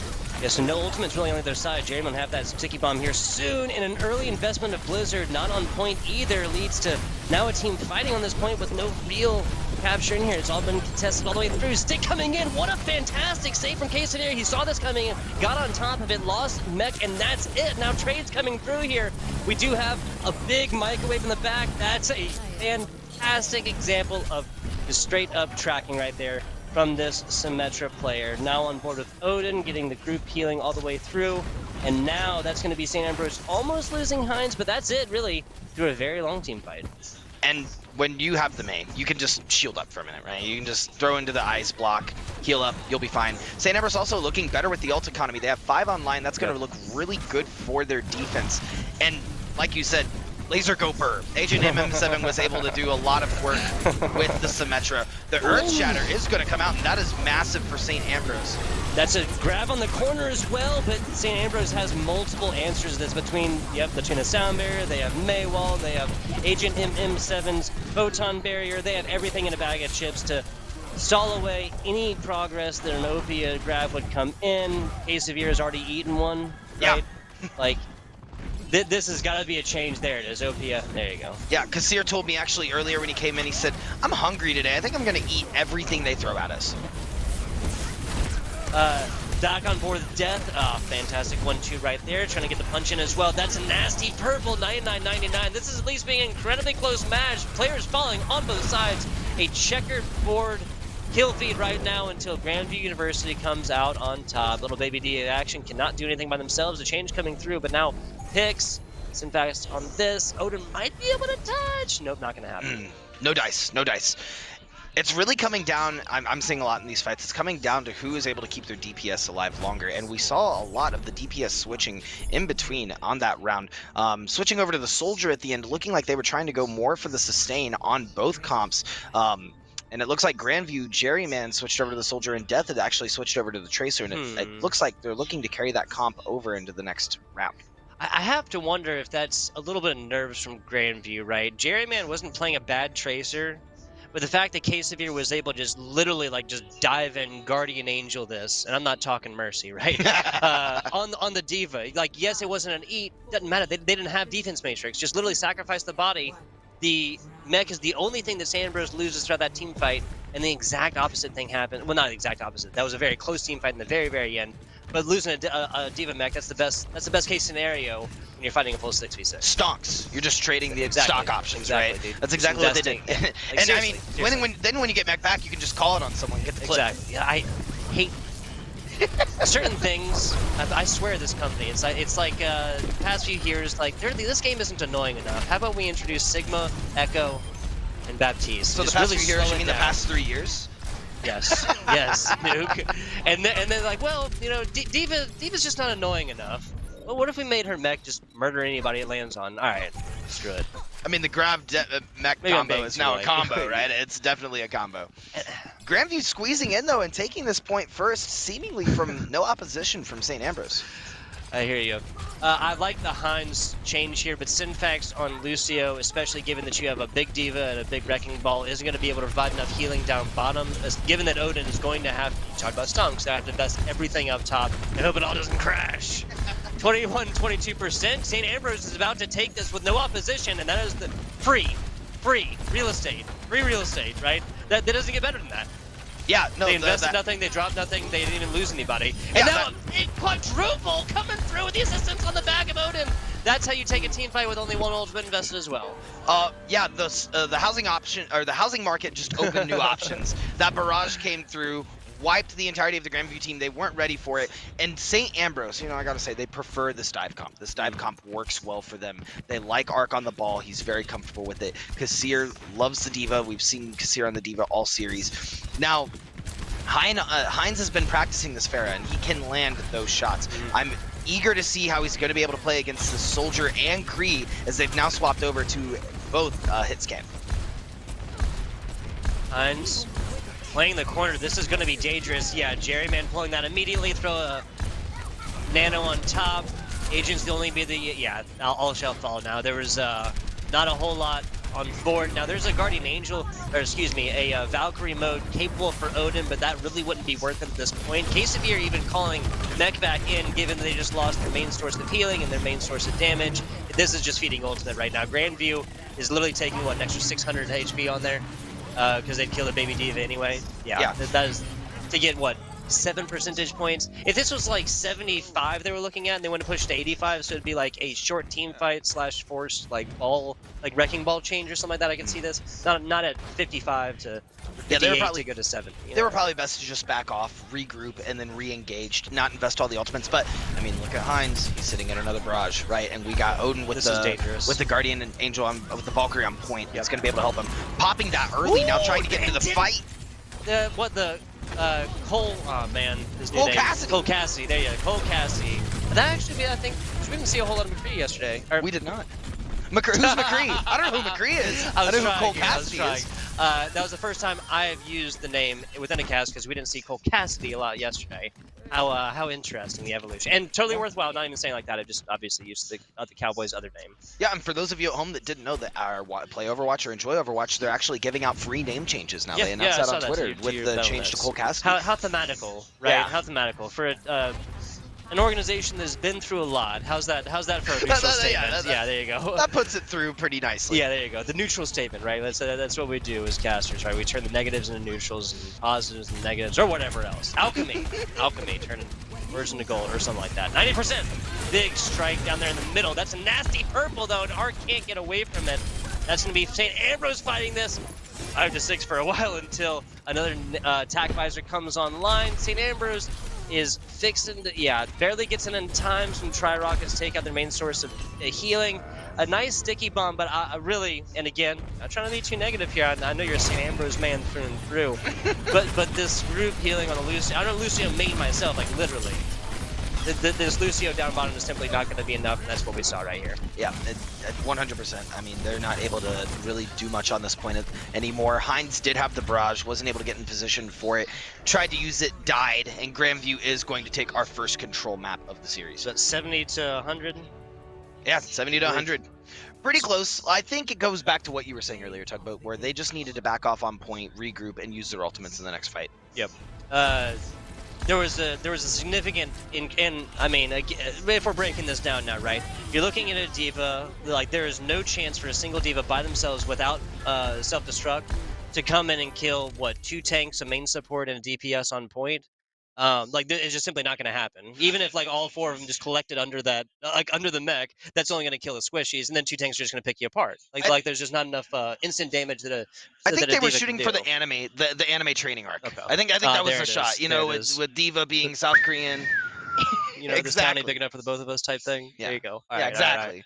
Yeah, I think Diva was trying to go in and just get the picks, but I agree. They should have backed up. They should have waited for it. Maybe even switched up the comp a little bit. They probably could have switched over a little bit more to the brawl comp that they prefer. Maybe a brig, a brig there in the middle instead of the Lucio, especially like you're looking at this control map. Lucio, obviously the only character at this point, now that after the changes from Nano Boost, 2 years ago, is the only character that influences more than one other player their movement speed, right? In the great game of Overwatch. That's simply not necessary. Again, Lucio main here. simply not necessary on the control point. It's just there's just not a far distance to travel, and especially once you get lower here, I would have loved to see the Brig with the group healing plus packs on top. It's just simply more, and then you can focus your healing onto one, right? You already have Odin up top taking care of the Pharah. Classic combination since day zero Overwatch. No reason to change it, especially with how this was going on. Take another one, put it down bottom, focus on the D.Va so you can't get defense matrix up, and literally just rain death from above every single time like they were doing. That quad kill could have happened 3 more times in this, and we could be literally casting the third map on like this first control point right now. Yeah, no, completely agree.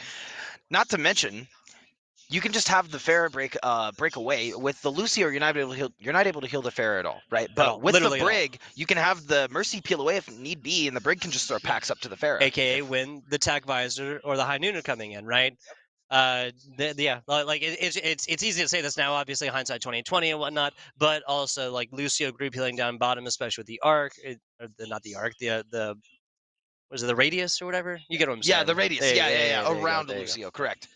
We are going to be looking at Kings Row next. This is, of course, still a first to 2. Grand finals will be first to 3. Correct. A little longer format in there. Classic look at the grand finals situation in the single elimination. Now, again, So to you summarize, drop here, there's a single elimination, right? You drop here, you're donezo. correct. Today, yeah, It's top cut single elimination. We love round robin here in the Great River Valley. That's what we run for almost everything is round robin. I'm with it. No point in going to a tournament, losing twice, and then going home, right? Play a couple of times day one, Exactly. and then see if you qualify for day 2. That's the way we at least look at it. But to summarize what you're saying, what if I understand correctly, there's a time to vibe, and there's a time not to vibe with the Lucio, Yeah, right? Right? Okay. Just wanted to make sure I could check. Yeah, whatnot. I can't remember the next line. Oh well.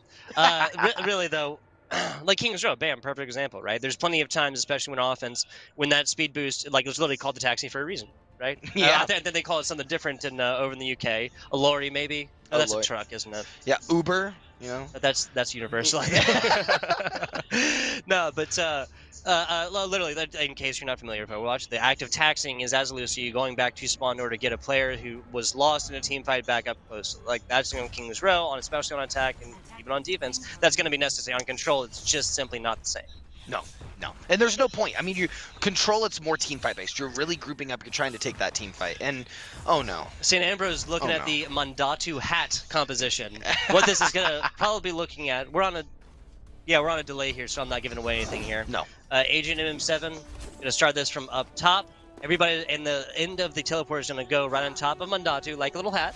Yep, Like exactly. a little teacup on top of him, and then Hans on the Baptiste going to go up there and just spray down from there, and that'll have a split attention because K-Severe and everybody else is going to be running down bottom. Now I'm hoping Grandview wasn't watching Give us the yesterday, hat. because this is what they tried to do yesterday. I love this.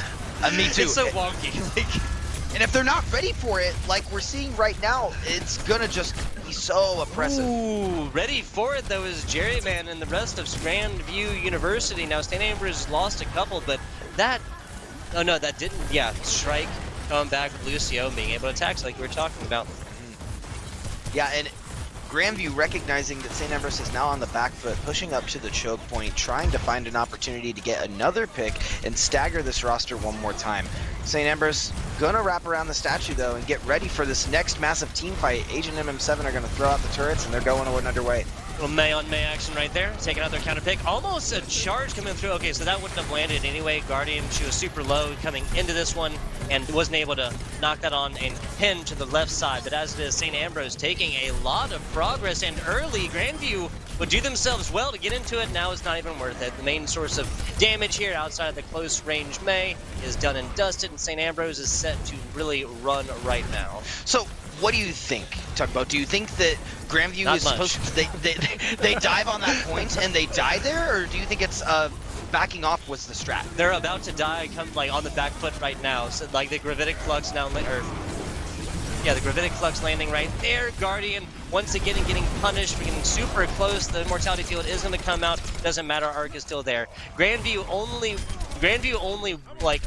are winning right now because of the trilogy of ultimates were just dropped right there. The shatter, the amplification matrix. And the Tac Visor. Yeah, and the Tac Visor. They just invested so much there, right? Yeah. Again, the stonks, dude. Yeah, again, the stonks.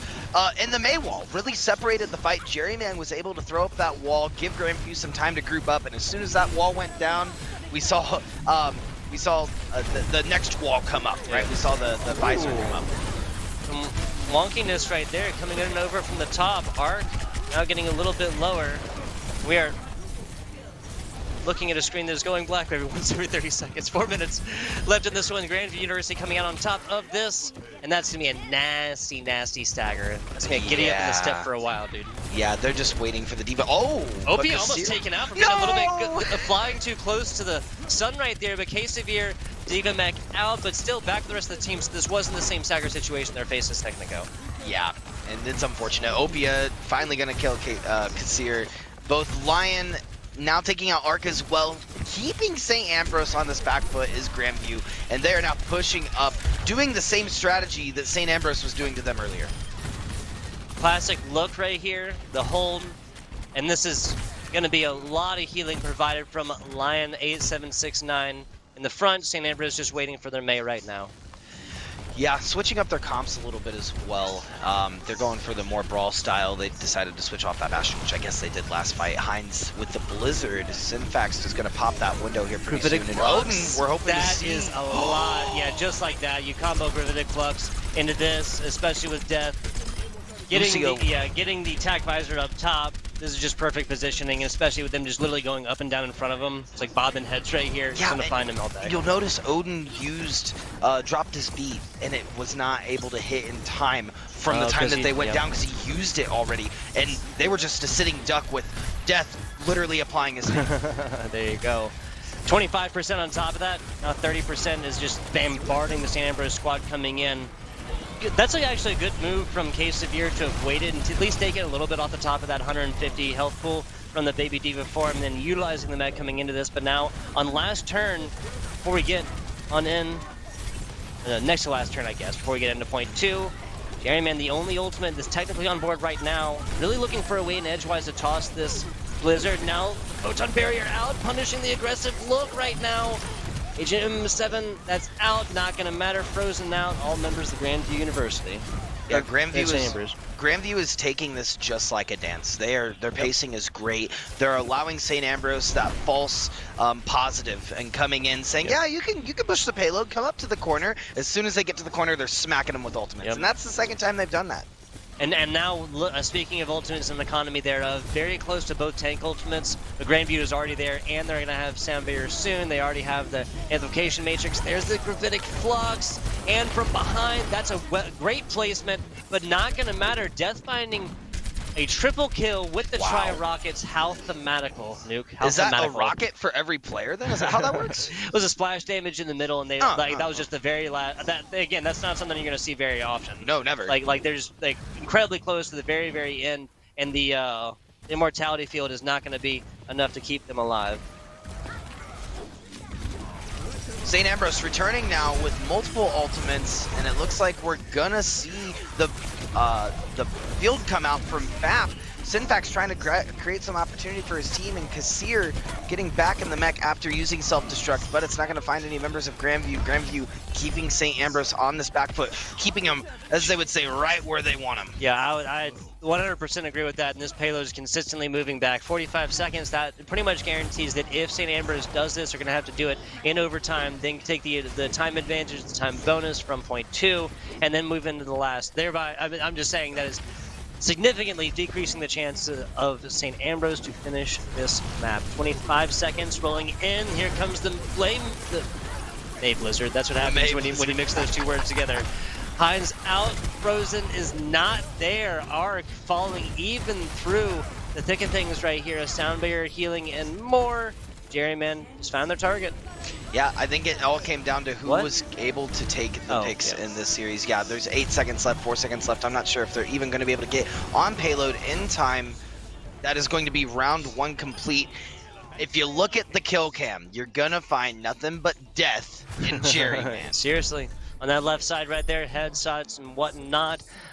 Really did just pop off on the Soldier 76. We saw them earlier, and we saw kind of like a wonkiness look between Jerryman and Death, and kind of like trading off Tracer roles as well. Death coming out on the Tracer originally, K-Severe kind of giving it the business, honestly, on that first control map. And I think this is just a better look, honestly. Like, Oh, Kings Row yeah. is also just geographically different. Yeah, also titled Scrims Row. This is a very popular map that a lot of teams just prefer to play on. They find it really balanced, and I think this is probably going to be the best, most competitive map that we're going to find this series. I can agree with that. So I love that Grandview had the pacing that they wanted to keep throughout the whole of that push. Mhm. Really, what we saw was the picks, right? Like I said, Death and Jerryman were RIP able to get Mandado. more value than Heinz and Agent MM7 were able to get. The tank line was able to stay alive from Grandview. St. Ambrose tank line would go down at the beginning of the fight, and that just left them in a very bad situation Yeah. for the rest of the fight. Very susceptible to further damage being able to be focused on the DPSs and the supports. Yeah, that is literally the tank role. Just try and soak up damage, and there's no more useless ultimates in this game than individual shatters, grabs, scrivitic fluxes, supercharges. Like that is the entire point. They need support there. They need other players with them to get something done. And with these tight rows on King's Row, this double shield is just working for Grandview. The St. Ambrose DPS is not able to get through, as this Sigma is able to post up really wherever he wants. That is not good for Opia. Death almost being able to take one off the top, and that's an early pick onto Cole Cassidy. Immortality fields, both invested for both squads. Not going to have that cooldown for the next 30 seconds or so. Punished for their aggression is K-Severe with their even mech out. Now getting back to it, almost getting the full mech back, as well as Heinz Spawn. There's going to be Grandview going on top. Yeah, smart job. Everybody else is going hunting right now. Guardian realizes that, yes, they have a shield, but Opia's up there as well, have their protective barrier, and they can take this with on. Yeah, he's on babysitting duty for point. Had to back up. Someone's Classic got to do grind. it, right? Classic grind. Someone's Yeah. got to do it. St. Ambrose trying to regroup, take this corner that Grandview was keeping them on last time. Both Ooh. Maywalls coming out. Interesting interaction as Agent's able to pick out Guardian. I really like that. Heinz playing the 3D chess. Ooh, all the focus and attention in the world on the Agent MM7 right there. Cole Cassidy, Cowboy, not able to stay alive again. Opia not landing onto the immortality field, letting that live just a little while longer, and not getting anything but a good job for that gravitic flux. Able to get back as well as Odin. Syntax, oh no! The last jump there was not able to be completed, and Grandview University has been taking progress this whole time. I just feel like Grandview has the 2021 vision. They're able to look past the St. Ambrose front line and take out the back line as the tanks are moving passively, right? Where we're seeing Kassir. You can't have that Matrix up the entire time. Oh, falling off the map is the Are they St. trying to Ambrose reset? roster. I guess they're changing rosters, trying to stop them before they get to this last point. At least that's what I would guess. Well, no, they have to keep the Heinz. Nobody's going to be able to get there. What happened? What? And okay, I think what happened. All right, so there's Welcome to the environment- webinar. Yeah, What there, happened? There you go. What happened there? Let's go back about 30 seconds. Let's boil this down. No, the environmental kills become possible a little bit later here. One goes, I think it might have been a lack of communication about what the idea is, but also because second point hadn't been taken, their spawn is much closer, so they think they're going to be able to get there in time. And I think the Lucium may not have may have kind of again had that the curse of not making a decision, either staying there and sticking with their teammates or just going forth and being able to touch point, because obviously once you touch, that's contesting for a little while, but it's also not control, so it's not going to be triggering a timer at 99 or nothing like that. It's just going to be contesting literally for that, I guess half a second total on payload, and they have 3 on. That was just a series of unfortunate events, honestly, for St. Yeah, Ambrose. call Lemony Snicket, Like, because yeah, seriously. There's been a trademark violation. That's why you should call Lemony Snicket. Seriously, like just the miscoordinations and communications. I think that's what it was. I Yeah. had to have been miscommunication because they weren't even close to touching, like whatsoever. They weren't even rounding the corner to spawn. They were just kind of hanging out. Yep. Basically. But that is going to be point 2 now, going to Grandview. Grandview taking the series and moving on. Yeah, it is. And 100 to 99 in the first map of Control, 100 to 70 in the second map of Control. Incredibly close. Kings Row just simply looking a little bit different. I love the look that they come out with and going up against the Mandata hat composition or whatever, but that's always just a wonky play, right? There's just multiple maps in Overwatch that things like this can come out and you can like prepare for the best, and then something like this happens, just like, oh well, just take every bit of preparation we had, just throw it into the wind. But yeah, unfortunately, that is going to be it there for St. Ambrose University. They were 2-1 coming into today, just like Grandview, but hey, the single elimination, that's the way it goes. Yeah, I mean, like you're talking about that Monada hat combo, you have to find a target as soon as you get up there. Yep. They weren't able to find a target. They elongated it. Grandview, once again, I think their strong suit is this pacing, this back and forth, and that's what they did. They backed up, they came forward the whole time. It was a dance, and they Yep. were just swinging SAU along with it. Gotcha. We are going to be going to a short break after the 2-0 sweep there against St. Ambrose, as incredibly close as it was. Next match will be up at 3:30, so meaning you got what, about 45 minutes? Or if you're from the East Coast like me, your laptop is going to tell you that was 12 minutes ago, so you're late. No, but you got plenty of time to go get yourself some lunch if you're here at the Rhythm City Casino. I personally have enjoyed myself several meals over the Game Time Sports Bar over there. Had a flatbread last night. If you're losing the house on Big Six, had $7 left whenever they go. Yeah. You mentioned that. Yeah, I walked home with 100. I'm not going back on the casino floor, There but you you're go. 100% right. Yeah. There's great food and drink, and even if you're here in the Quad Cities, go out, go downtown, get some food, come back. Yep. Want to give a big shout out to St. Ambrose, one of the sponsoring orgs, kind of helped make this possible as well. Unfortunately, seeing them here, but hey, they made it into day number 2. And again, this is not like a stomp by any means. Yes, the score is 2-0. This is not a stomp by any means.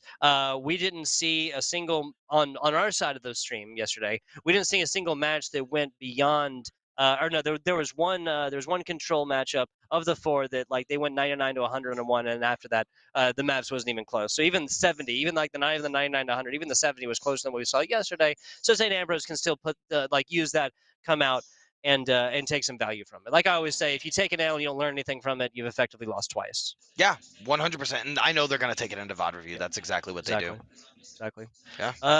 We want to give a shout out to the hometown series. You can go over there on twitch.tv, NECC_esports. That is the Twitch all weekend long. We're going to have the rest of the Overwatch action here. Now, there's Super Smash Brothers later, right? Yeah, there's been crew battles going on, and then the singles bracket's actually going on right now on the side stream. Gotcha. Twitch.tv/SAU_esports. There it is. Loads of more esports be played. We are reaching towards the end of it, but there's still plenty, so don't tune away anywhere. 3:30. See you back then.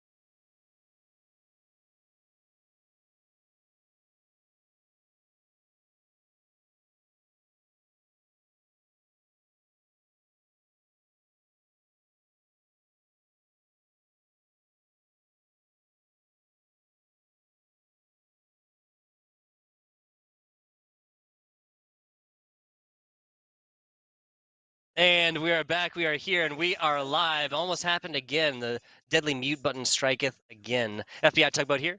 Got my man Nuke over here. We got day 2 of the NECC Hometown Series coming on at you. This is our other quarterfinals match here, right? Yeah. We are going to be looking at Illinois Wesleyan versus Yep. Waldorf. Yep, Illinois Wesleyan versus Waldorf. Illinois Wesleyan coming in from Pool 1, Waldorf coming in from Pool 2. But first and foremost, got to give shout outs to the organizations that do make this possible. And there's a lot of them here, Nukem. I'm not, in case you guys were not here, this floor was littered with vendors left, right, and center, people going up to it, lines going around all kinds of corners and whatnot, players, families, coaches, support staff, everybody out here, everybody getting involved, and a lot of experiences being had, good services, everything else like that being exchanged. I'm going to go ahead and give them shout outs and go with the list here. That is a K Riot? Is A that Kai right? Riot. A Kai Yeah, Riot. Kai Riot. A Kai Yeah, Riot. yeah, Is yeah. that like the berry? Yeah, No, that's like a Psy, isn't it? A Psy is the berry, yeah. But Okay. yeah, I think it's Similar to. similar, yes. Similar Based to. out of Iowa too. Sweet as a berry, perhaps. Yeah, There you yes, go. yes. Akai Riot Artistry Ascendance, CSMG, the Collegiate Sports Management Group, Disc Replay, as well as ESTV, GamePlan.com, that's hometown ticketing. If you purchase a ticket to this place, you likely went through GamePlan.com. HyperX Gaming, of course, we gave away a dozen of their headsets. The We Cloud have Stingers. given away 30 of those headsets. 30. By So the end of the day, almost we'll have dozens. given away 30. Technically dozens, right? Because that's more than Dozens. 2. You Yes. know, we'll go with it. That's as casters, we use superlatives as often as we can, so we'll go with dozens. 30 is technically more than 24, so dozens of Dozens. headsets from HyperX, consistently being one of the most common providers of esports hardware, collegiate, high school, otherwise, all across the globe. If you don't know HyperX, you might have been living under a rock the past couple of years. Planet FunkCon, an awesome convention going on. It's not too far away, right? Planet No, FunkCon? they're here in the Quad Cities. They're based out of the There you Quad go. Cities. Really great group. They weren't able to really be here today, but they did a lot of promotions on their website. Yeah. They really wanted to see the event succeed. Exactly. Now, do we have a date for that, or do you have a general timeline? No date quite yet, but you Okay. can go on their website. If you just go on Google, smack your fingers down, type in planetfunkcon.com, you'll find them. There you go. That is Planet Funk with a K, F-U-N-K, Con. Playmakers Wanted, and of course Gamers is a fantastic support esports video gaming group right there, as well as Vanta Leagues, Visit Quad Cities, of course. Of course, that is, let's see if I can do it. Will made me do this several times on stream. Bettendorf, Rock Island, Davenport, Iowa, as well as Moline, not Moline, And what's Moline. funny is there's 5 Quad Cities. There's 5 Quad Cities. You You people know what do the it 5th one differently is? here. That no one This recognizes? is the meme. East Moline. East Moline. East Moline. That rolls off the tongue, doesn't it? East It Moline. does roll East off the tongue. Moline. That belongs in a sports movie somewhere. Maybe Kevin it is. Costner? I don't know. Yeah, Kevin Costner. Something like that. Yeah. I could see it. Basketball, probably. Maybe baseball. Field of Dreams was actually sorry, this is hit the dome. Field Kevin of Dreams Costner. was actually filmed 30 minutes away from here, and they actually recently did a professional baseball match here in Iowa. And out Kevin there. Costner came out, and the Yep. players walked through the cornfields, Yep. which you people are very proud of, right? Yeah, Or it you was people, that actually sounds Visit like- Quad Cities Yeah. helped organize a lot of that. There you go. Doing things left, right, and center with literal superstars and unforgettable movies. Of course, we're talking about Field of Dreams, that movie, and then they actually made it come to life there 25 years later. But whatever. Kevin Costner is literally the GOAT when it comes to sports movies, at least. Excuse me. Vanta Leagues, I think we shouted that one out. Yep, I've lost my place. Here, Rhythm City Casino, of course. Rhythm City Casino. We were playing Big Six, which was basically roulette for toddlers. You know, Yeah. nice flashing lights and stuff. But it was super fun. It was super fun. We all got to really go forth and have fun doing that. Like I was talking about experiences, right? St. Ambrose University as well. Unfortunately, saw them get dropped out by Grandview University earlier in a 2-0 fashion, but was incredibly close. 9-9 to 100, and then 70 to 100 in the first 2 maps, and then the second did go 2-0, but that was on Kings Row, and that was decently close all the way through. Lastly, but not leastly, long form here, HyperX again, top tier esports hardware. They're doing peripherals, gaming PCs themselves. They have the esports arena over there in Vegas. I've been there, fantastic place. Same. They got it's the beautiful. HyperX esports truck, which is literally, oh, you don't know about the truck? I don't know about the truck. The semi truck with which they literally use to deliver esports on demand to individual events. Now it is HyperX. That might be like the HyperX esports truck, might be a different brand or whatever else like that. Might not be ran by the same people, but it was all within the HyperX brand. So didn't know literally that. doing things like doing like the standard, right? Like the peripherals, Yeah. kind of like you see that frequently for esports companies, but also having a LAN inside a casino. Huh. Weird. What a novel idea, right? But then also literally having the the mobile esports like production lab on wheels to go around, and I believe they have two, one in California and one in Texas as well. It's like, hey, you want to run a tournament in your local Like park? literally, Hey, I'm we're not, here. like literally, I'm sure it is aptly priced and probably not cheap, but literally, and I've had casters I've worked on work on those as well, like in all kinds of different events Do from they put you Madden in the to truck? I have not worked on it, but yes, they do. Like they have like part of it is a stage, a small stage, probably about as big as what we have right here, like Wow. with screens and whatnot. Yes, HyperX, literally doing everything in a bag of chips, esports wise. That's crazy. I had no idea. I hope.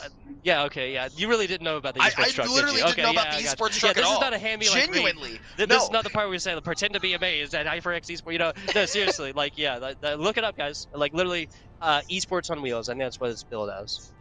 Wow. That's really funny. I'm gonna look that up. I Yep. love that. Codex. But we're Oh, going excuse into me, the go ahead. first map. Waldorf University versus Illinois Wesleyan. It looks like they have opted to Busan. Predictions. What are you thinking? Predictions: if Illinois Wesleyan can keep this tank duo alive, the Codex Flash Fatal, this is kind of a classic dive look. Staying on the sim makes sense for Control. Not sure if that'd be later. And there's the change onto Tracer. That's really what I was looking for particularly. If they can keep their two tanks alive, they're going to win all of these team fights. Like eventually, not like 6-0, nothing like that. But that is the prediction. Codex Flash Fatal is going to happen or not off the back of them. Yeah, and Waldorf are looking like they're opting more for the brawl comp, while Illinois Wesleyan is switching over to the dive comp. Now this Playing off this first point, seeing who's whether or not they're gonna be able to get this pick. That was almost deadly, and it does turn that way. Blob assuming Codex with a litany of help on the outside there as well. Now Goose coming in, Rose is responding that one well. Illinois Wesleyan very wisely deciding to get out of dodge on this one. Control point hasn't just now opened up as well, so that's all the real value that Waldorf will get from this one. Yeah, Waldorf is having one person take point, while the rest of the team is going to post up and wait for Illinois Wesleyan to make the retaliation move. They recognize they're going to go left instead, so the Reinhardt's going to push up. Papa Joe leading the pace for Waldorf University. There's a big shatter that's connecting around a corner and more. Papa Joe finding not one but two. That's both of the healing core here for Waldorf University. Illinois Wesleyan falling in that one. Hey, at least it was quick. Yeah, it was very quick. We could all hope for such a painless death, right? Yeah, that was a huge shatter for a first point. I was not expecting Papa Joe to build up shatter that quickly, but he must be swinging with that hammer. Absolutely. Echoic switching actually off of the Tracer now to the Reaper. Maybe they might find more value in picking that tank line like you were talking about earlier. At this point, I'm not against the Echoic Reaper at all. Tracer's more of a surprise pick earlier. Charges and more coming in. That's going to be one of the supports down for Illinois Wesleyan. Still fighting at this one after they lose their main tank. I'm not sure if you guys can hear these calls, but I'm loving it. Blob, Zada, both finding one of their own. That's going to be hit scans as well. Illinois Wesleyan losing this one. Bro, Overwatch calls. Call the same character 8 times in a row, louder every time. Yeah, exactly, exactly. And it looks like they're setting up now. Illinois Wesleyan sitting with 2 ultimates on their own side. They are going to have the Sombra and the Moira ultimates. Coalescence could come online and do a lot for this Waldorf frontline. However, if you look, they got Deadeye. Oh my god, the stun coming in! The EMP lands only onto this, McCree as it was coming in. Follow that up with a high noon. That's beautiful stuff. Waldorf University looking to put a cap onto this first map. Oh my blob. I cannot believe that just happened.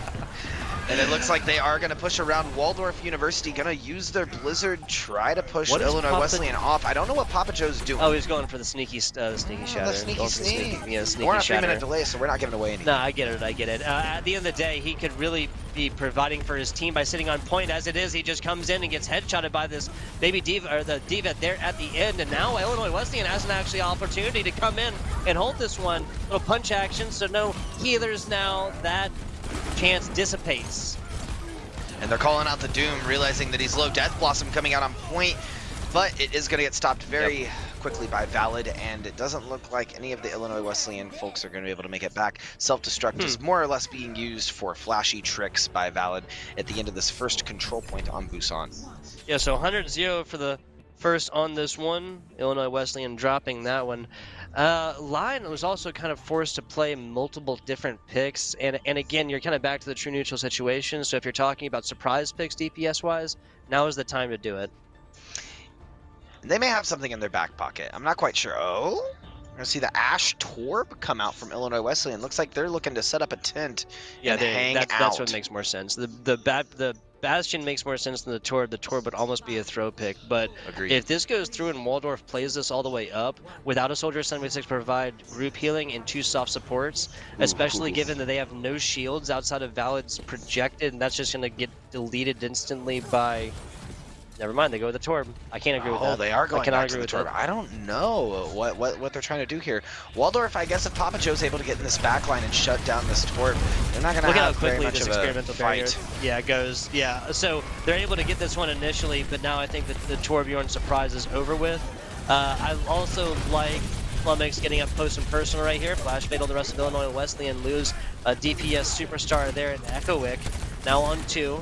Illinois Wesleyan not, if they even lose this map, it's not going to be another goose egg. That's very important here. Yeah, I mean, how do you go 100-0 on your first map and go, yes, Torb is the choice. This is what we need. It's working right now, I suppose. Like, really what I'm looking at is how this comes in to this next point. Lion has 50% ultimate already. That's going to be a big amplification matrix. Support's falling on both sides right here, but that's going to be terrible for Waldorf. Now they lose the second. Yes, active might be on. That's actually going to be 2 huge picks. Pull it 3 right there as Codex falls in the back as well, rotating in. And Blob and the rest of Waldorf University come in and take this with no support whatsoever. Wow, and it's exactly as Waldorf was doing yesterday. Their DPS line is just godlike. They were able to push through the front line. It's exactly as I predicted. Papa Joe ran back and was able to do exactly what he wanted to, picking that Torb in the back line. Nothing much more Illinois Wesleyan can do after that. Looks like they're setting up for another fight as well. Waldorf, they are going to have their Tracer Bomb ready to go.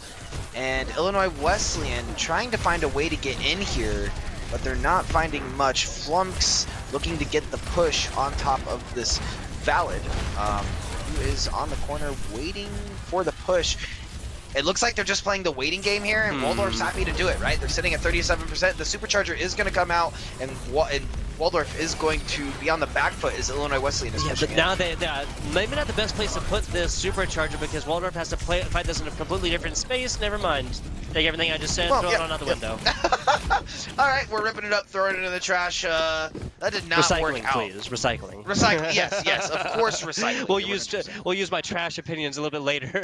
that's the form of recycling right there. No, seriously. So I like how Waldorf just took this as well because now they're up to this Brig ultimate here soon. They used Transcendence earlier. They're going to need they're going to need to use this, and Rally is going to only serve to elongate this team fight out, and that's what they want at 72%. Never mind, free. There's more free real estate coming in. And it looks like they are going to drop the ultimate. The Lucio is going to drop the B on the side of Illinois Wesleyan and try to keep the team alive, but it's not going to matter when the soldier's on flank. And it also doesn't matter when it does not connect with anybody else besides Flummox. This middle area, once again, providing all the value in the world when it comes to negating soft supports and their ultimates. 72%. So what they gave up like 15. I'm still not about that. They could have taken this team fight on top and have fought this like 99 contested, you know. Yeah. And then have been taking it, and this game would be over. And I think they've been on that Torbjorn for a little bit too long. Finally now switching over to the Hanzo and Echoic going over to the McCree. They're now doing this kind of mix on the Campy comp. I'm still not sure how I feel about this Orisa. Illinois Wesleyan really hesitant on switching out these characters. And Overwatch, if you're getting counter comped, you just gotta switch. There's a projected out early. Flash Fatal will have this self-destruct as well. Later on, want to burn this out. Nice Immortality Field invested. That's going to be the Orisa here almost getting completely negated out. Papa Joe paying now for their aggression right here. Illinois Wesleyan on the prowl right now, looking for a head.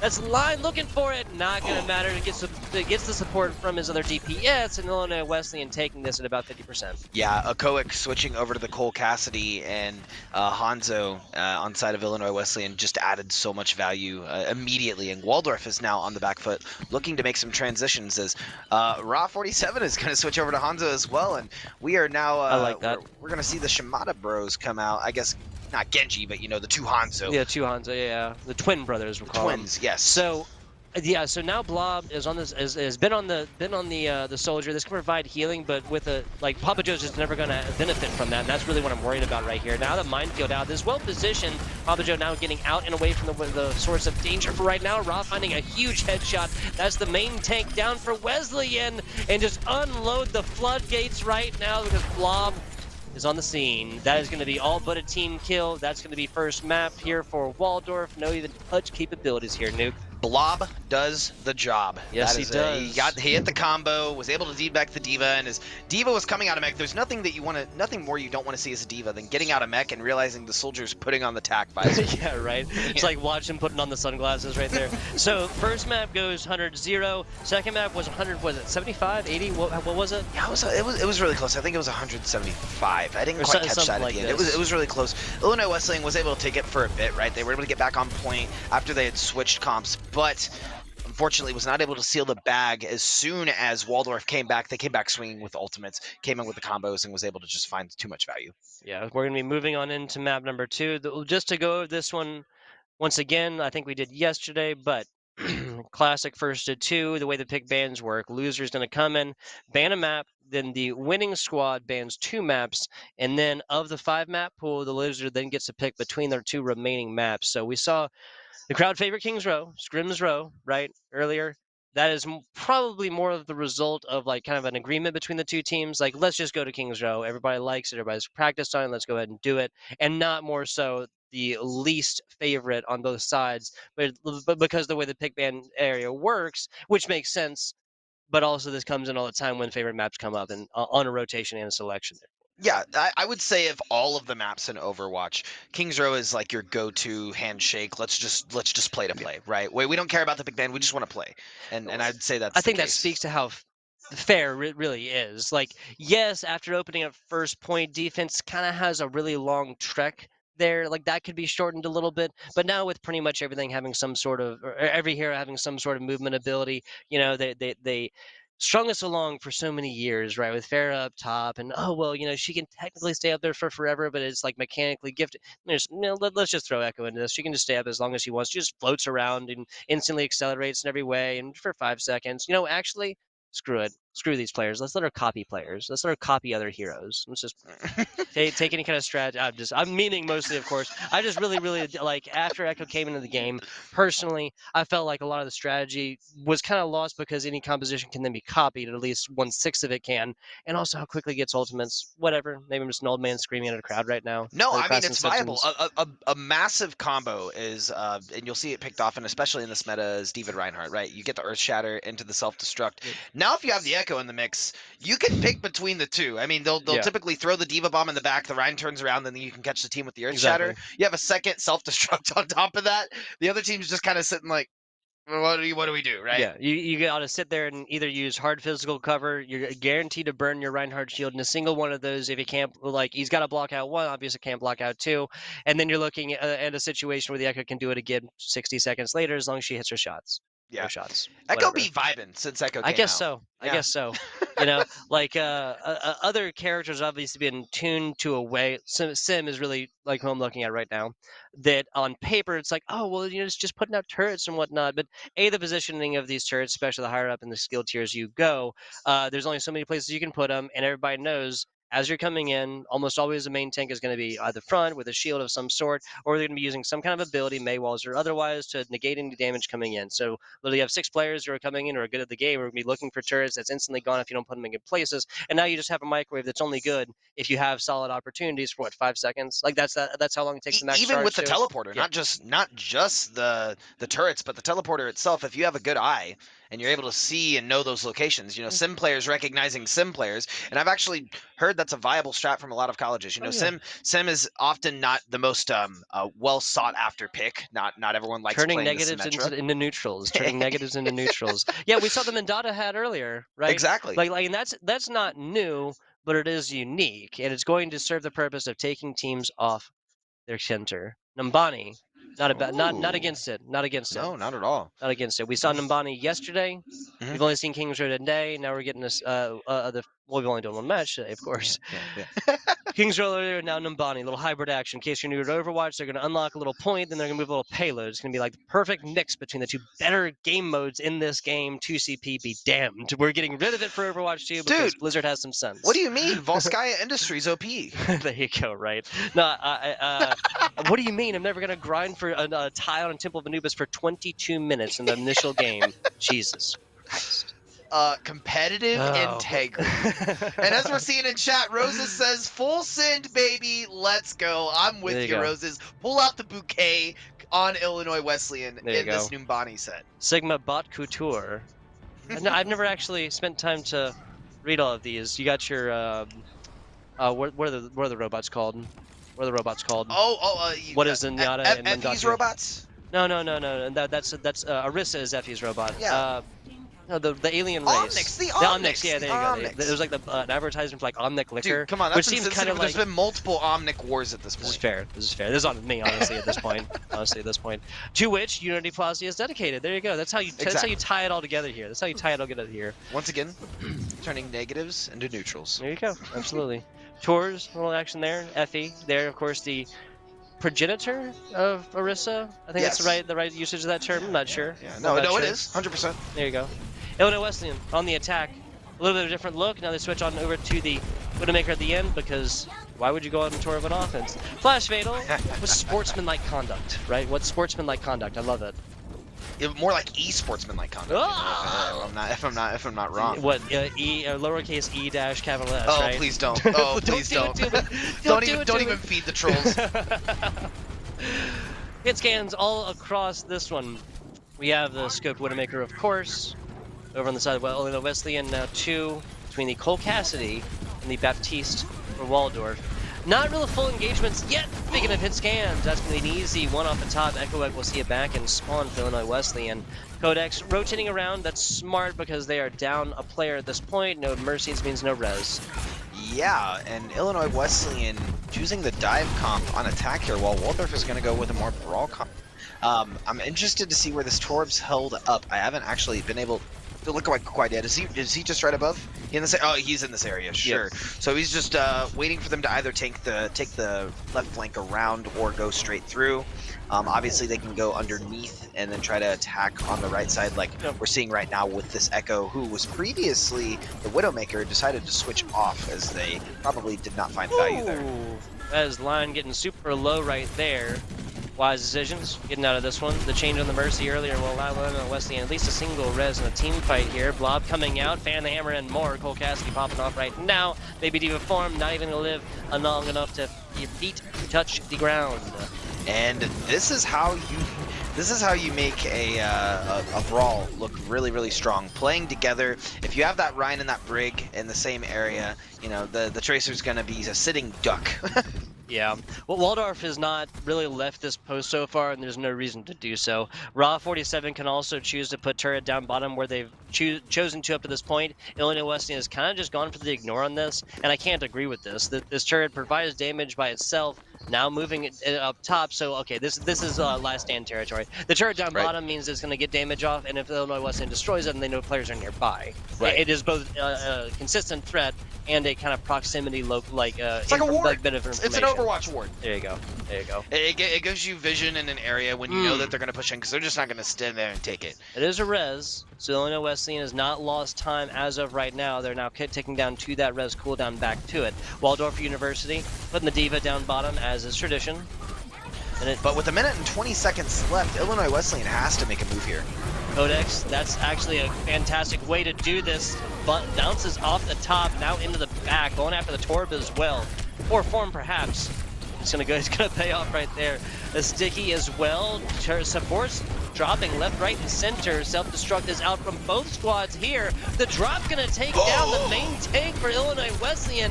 The wheel's starting to come off right now. Flummox getting up close and personal after the res onto the main support as well. That's a fantastic start. Torp down, turret dusted. Now, Line copying on in. Delta Diva gonna be looking for a self-destruct here in a few seconds. Now back to it, taking a lot of attention. Papa Joe calls for their efforts.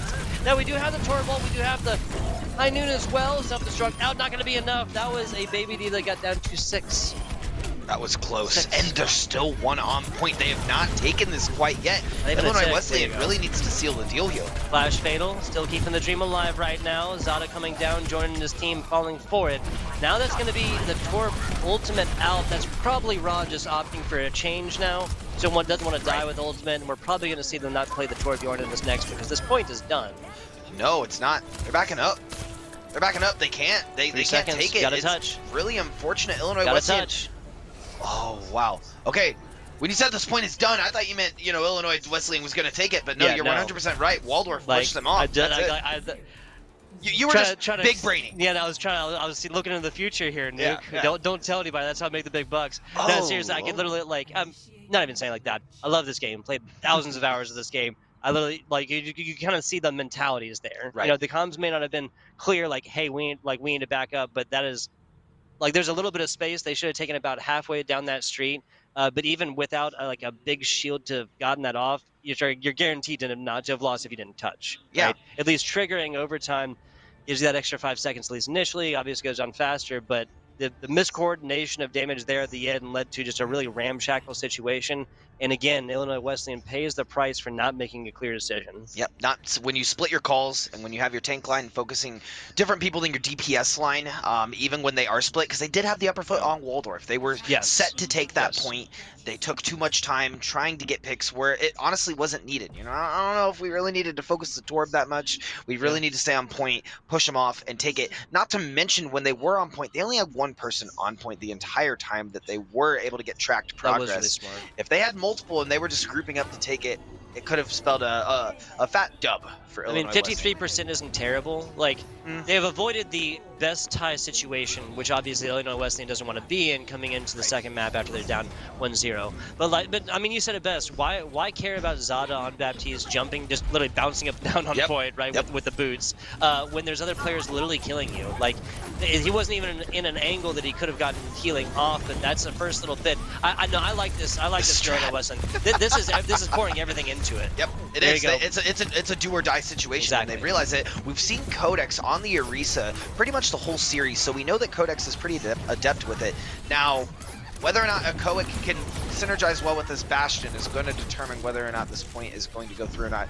How do you feel about Flumps on the Mercy with the damage boost? They need that for res, and they need Snowbiss on this one for the immortality field. The Bastion just doesn't work otherwise. They're really doubling into it with the turret, which I like not one but two turrets on this one. Yeah. And now Line is literally a hair's breadth away from having this tank formation as well. So everybody on Illinois Wesleyan is just building ultimate right now. Codex gets purple. That's not good. Immortality field ignored again, and Waldorf University is going to pay the prices for this one. They have a little bit of progress right there, but that's not going to be enough. Flash Fatal getting into the line of fire on this one. Dragon's on point. Line comes up after using the shot. Down falls to it, and that might be it for Illinois Wesleyan. Wow, Line was not able to move They need the in time. res. Flummox already used it. Yeah, Flummox had to use it to get him up, Line and then he died immediately. Line is going to be after him to walk all the way back after dying from these. Flash Fatal, that might have been in it as well. But as it is right now for Waldorf University, kind of playing their hand right now. A little bit of slow look at this one. Papa Joe just jumping all over Codex right now. If Codex backs up into this, he's dead. Gotta stay out there. Gets joined by Flash Fatal. Fantastic stuff. Nice headshots and more from Echoic, finding not one but both. Two very mobile heroes in the form of Mercy and Echo. And Illinois Wesleyan is not dead yet. Yeah, Illinois Wesleyan looked like they were going to give up that point, but they were able to step back. We've been talking about pace all day. That was setting the pace right there. Codex took a step back, waited for his healers to get on point. Once they were able to do that, they waited for the Bastion to come through with the Torb, and the Torb was able to found value, taking out the air patrol on Waldorf University. I like what Blob's doing. He's just providing pressure right now. He already has ultimate. That doesn't matter. He's burning out Codex's shields. He's burning out Flash Fatal's defense matrix. Now here comes the Dragons. Gotta get up right now. Gotta invest the immortality field.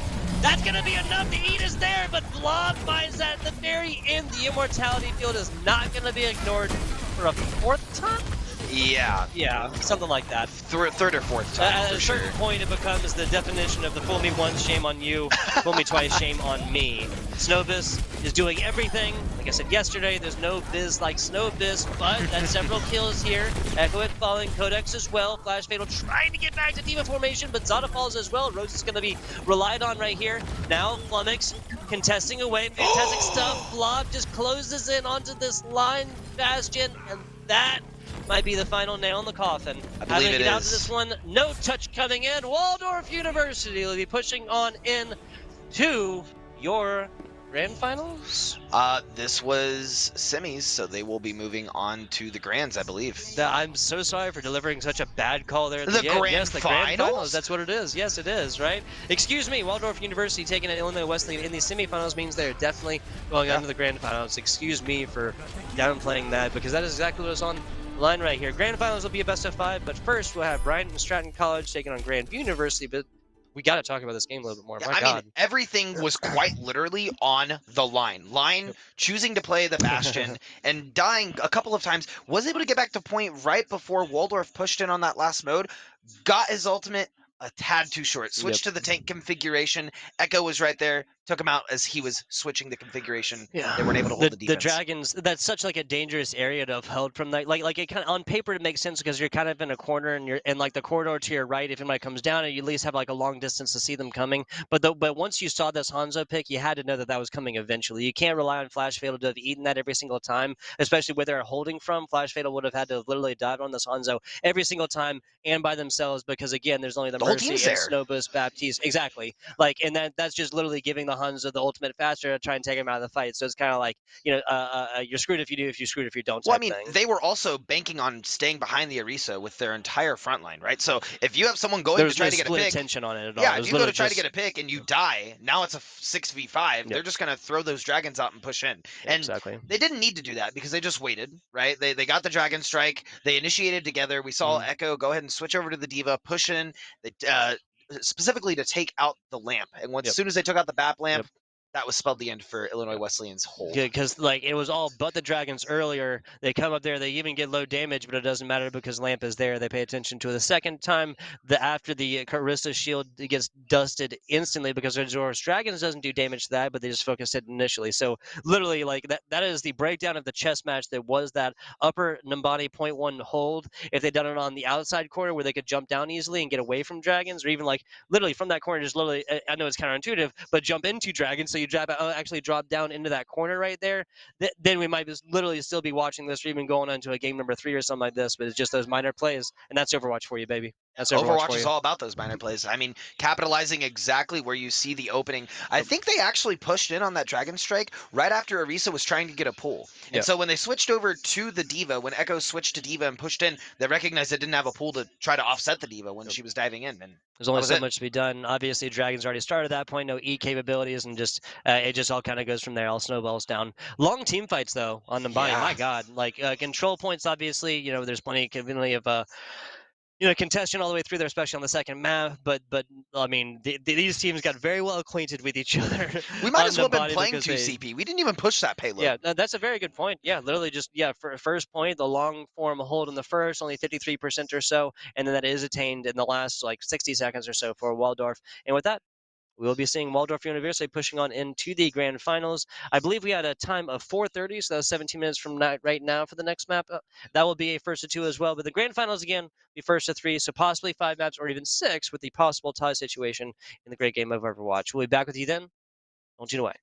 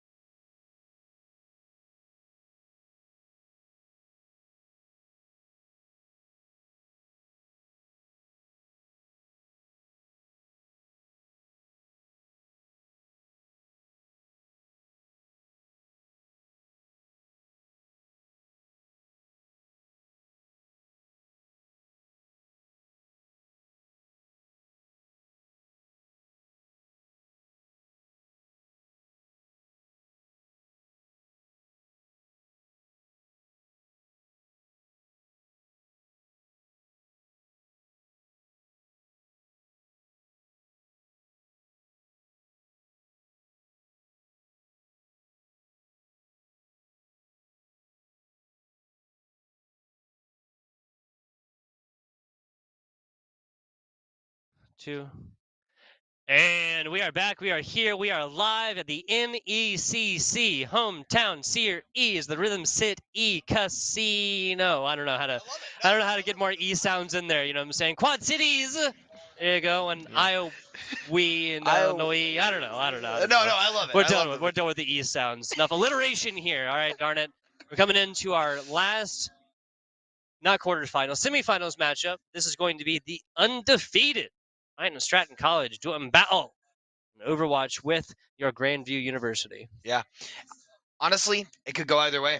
I think that Grandview has what it takes to take down Brian Stratton and finally knock him down a peg, maybe go into the finals against Waldorf, which we saw previously just beat Illinois Wesleyan to move on to the final bracket. And once again, these teams are competing for $1,000 plus some change. You know, there will be $10 per player added to the pot, which I believe comes out to $480. 70% of which all the 8 players, 6 players apiece, subs and Bob. Yep, correct. Yep. Which then would be 70% and 30% going to the first and second place teams respectively. Do that math in your head. You got it right. Yeah, I know the answer. I'm just not telling you, Noob. Yeah, you're testing me, right? There you go. I just don't want to let you guys know. Again, you have to give the people what they want, which is what's going to happen. You just can't give it to them all at one time. We know you're supposed to be doing your homework. Sit down, do the math problem yourself, as we're heading into the first map. Yes, unless you are a Brian Stratton or Grandview University squad. For right now, it is time to play some Overwatch. I'm with it. I'm excited. Yeah. Beautiful view here. We got Cyber, we got OBL, Slater, Everlong, Injustice, set for your Bryant and Stratton College. And Opia, Garden, or excuse me, go ahead. I was just going to say Opia, Guardian, Death, Jerryman, Shrike, and Lion 8769 on Grandview University side. Henceforth referred to as Lion. We're not going to say that 4-digit. Oh, you don't want to say 8769?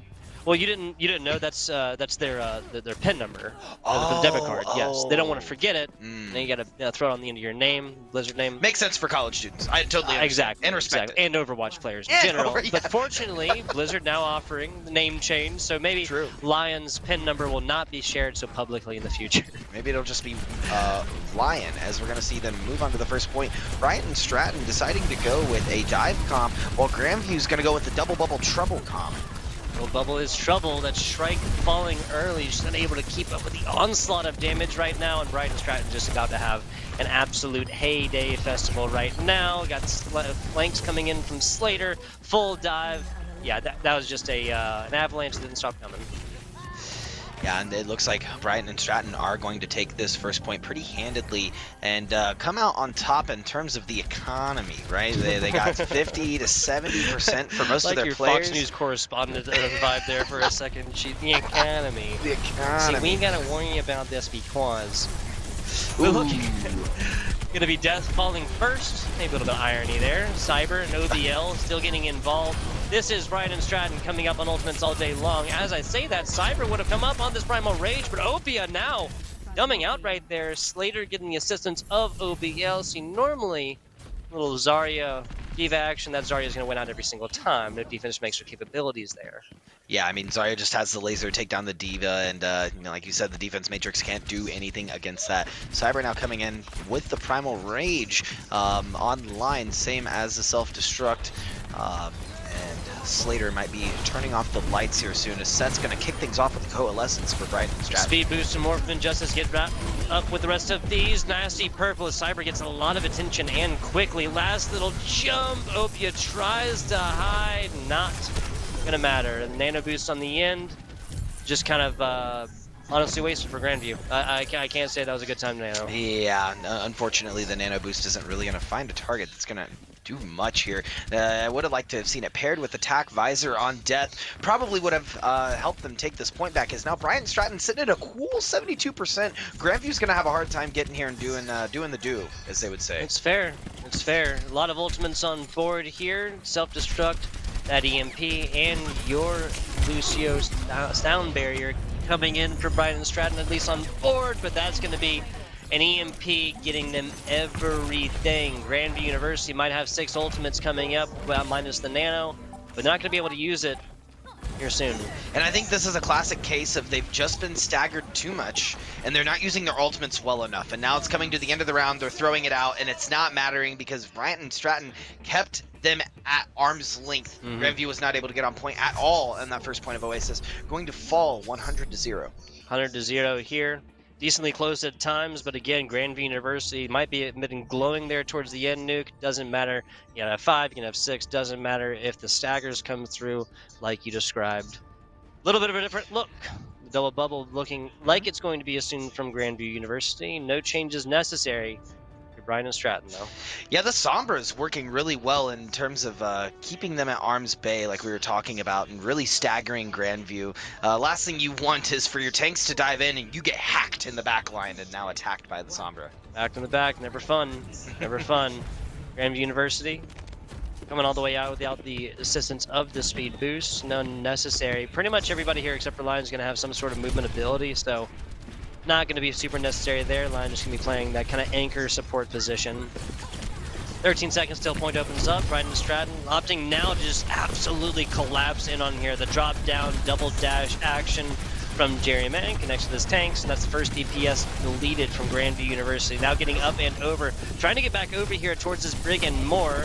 Looking to get involved is Opia, now playing that Diva, and Guardian on this Winston does not have Primal Rage yet. Brian and Stratton now taking ticks onto point, fighting this one 4-6 up in the front while 2 stay back and take point.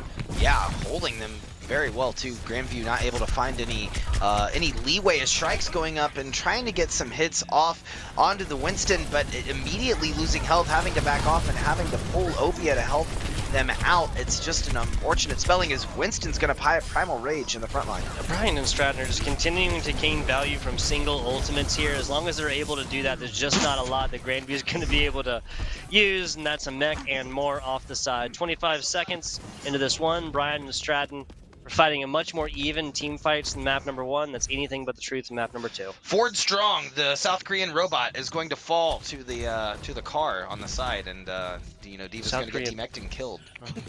That'd be in the news, that's for sure. But she's a celebrity within the lore, right? True, she is. Yeah, pro gamer. Answered in the back. Slater instantly sent out and around. Brian and Stratton finding 2 in the thick of things. This is going to be, oh, that's a solid, okay, so a solid self-destruct. The Tracer stick comes in at the end. Everlong can't get back to it, so Opia will be able to get back and get the fast healing there. Grandview University at least dumping out a few ultimates to have gotten a few ultimates from the other side. That was some good movement from Opia getting back as well, knowing that Tracer only has 30 shots in the clip, trying to move around a little bit so that they can get back to spawn, as they were really low, and Grandview cannot afford to lose their Diva going into this next fight. Slater once again. This is the start of a flank, but now that Grandview is here, they'll just go ahead and take a 5-man EMP, a 6-man EMP, excuse me. Shrike being the first to fall there. They're now, Grandview University is actually looking at the same exact situation here. Nuke. This team fight is over with. Not trying to disenfranchise them, but this team fight is over with. They might have, okay, so they do lose Cyber. Cyber will be able to get back quickly. But this is the same situation. Look at him, 5 up, 5 on top. Guardian is honestly, this is a smart idea to hold this, to at least contest this away, because they were looking at an opportunity earlier where they were going to have the same exact thing happen, which is them dying with 5 or 6 ultimates and nobody able to get back to it. It's almost like Grandview is setting up their fights and ready to get in without any game plan for a counterattack, and Brian and Stratton is waiting in the shadows every single time for the countermeasure. Yeah, they're ready to just slip the knife into the back right there. We're going full D&D with this one. Or hack him. Yeah, right. Hack slash, however you want to get it done. Right now, Brian and Stratton, not saying anything negative. They are completely having that happen. They finished this game with losing, I think, 6 players now. Excuse me, other than Injustice has done. 6 players total. Okay. That's massive. Yeah. That's a couple unreal. of these Bobcats did live, didn't even push their 9 lives all the way through towards the end. Brighton and Stratton College is on a roll right now, and I would hate to be on the highway in front of them. Yeah, I'd hate to be Grandview University, and I think what Grandview needs to do is take a step back and say, all right, we have to be more aggressive. At this point, I think they're taking way too much time to just wait to get into these fights, and Slater is popping out these EMPs like it's nothing, and almost like it's candy. Halloween's next weekend. Maybe Slater's getting things ready, get the candy bowl together. But Grandview University really finding themselves on the back foot that entire series. They need to get in. They need to use their ultimates. They need to have that cohesion necessary to take these points fast and quick. Not wait for the setup, because if they wait for the setup, Slater's going to be there EMP every time. Yeah, like especially after the first like 60 seconds or so, we've seen what Slater can do over on that Sombra, how quickly they can get this, hacks and more on the health packs, on the people, shots afterwards, and just getting out just in the nick of time every single time. We saw him get out with 20 on the last one there. I don't remember his health totals once on the earlier teleportations out or teleport Echolocator? transponders, Yeah, transponding out. yeah, transponding out. Transponding out? Yeah. That's what we'll go Yeah, with. yeah, Okay. teleporting. Kind of teleporting in essence, but transponding within name and role and game and within the lore and whatnot. This has been Vamping with FBI Tugboat. It's called Wasting Time While Players Go to the Restroom and More. We saw Opia's call for the restroom earlier. Now let's just talk a little bit about this squad. That was 200 to zeros right there. If I'm 200 to zip.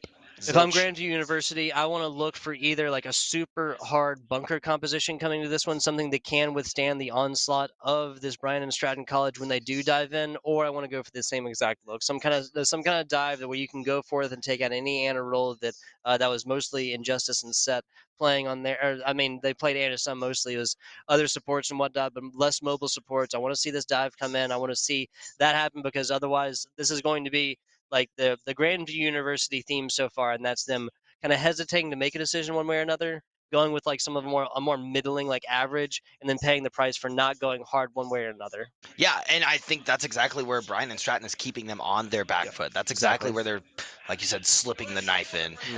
They're just letting them play the waiting game and saying, you can hold on to your ultimates. You're not going to need them because you're not going to use them. And that's exactly what's happening in both of those maps.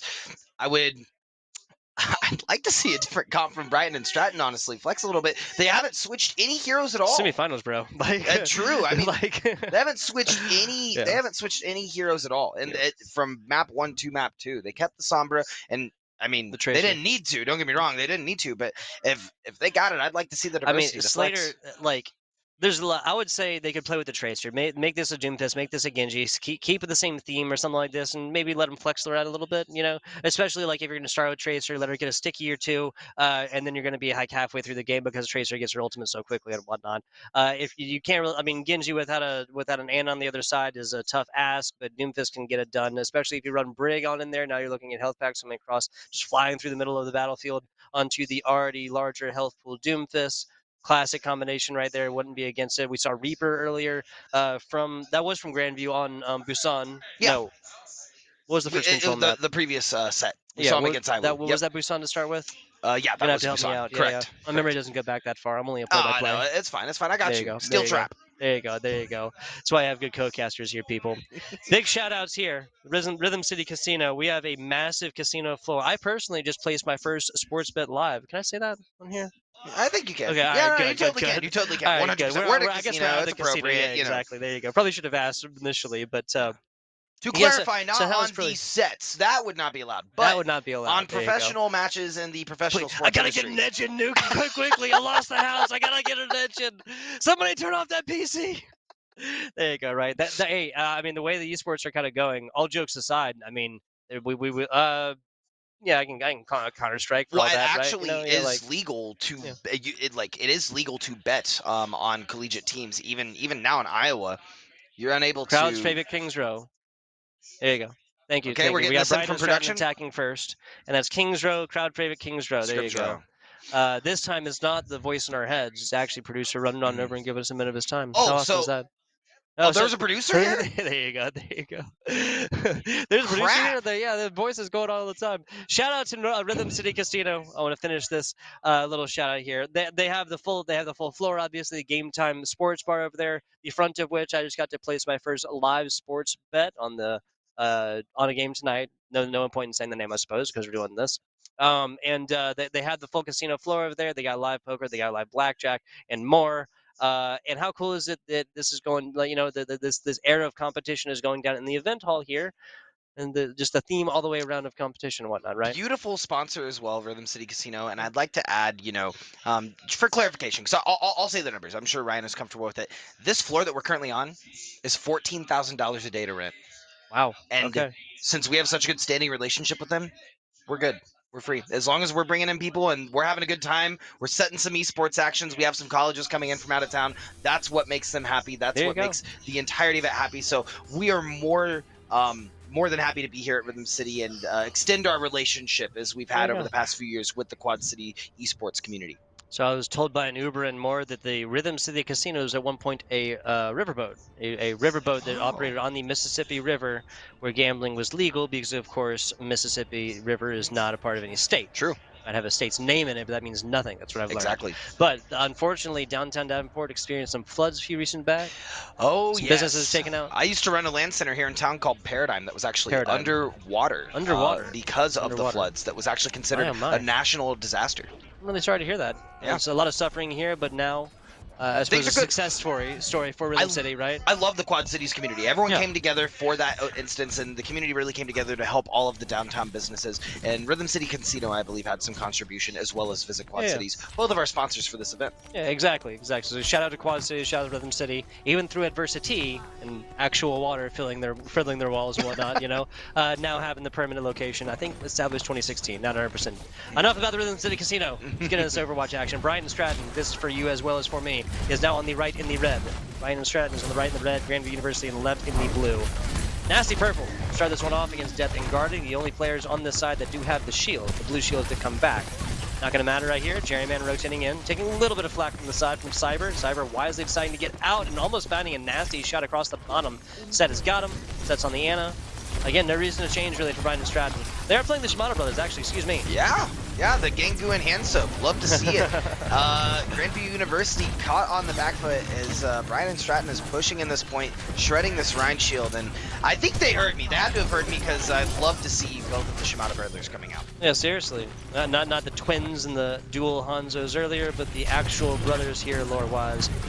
Brian and Stratton's also setting up a really nasty push right now. Grandview giving them a little bit of space right here. That is wise, given the Death is low. Jerryman following for not getting a crew through this choke hold, and Death reads it.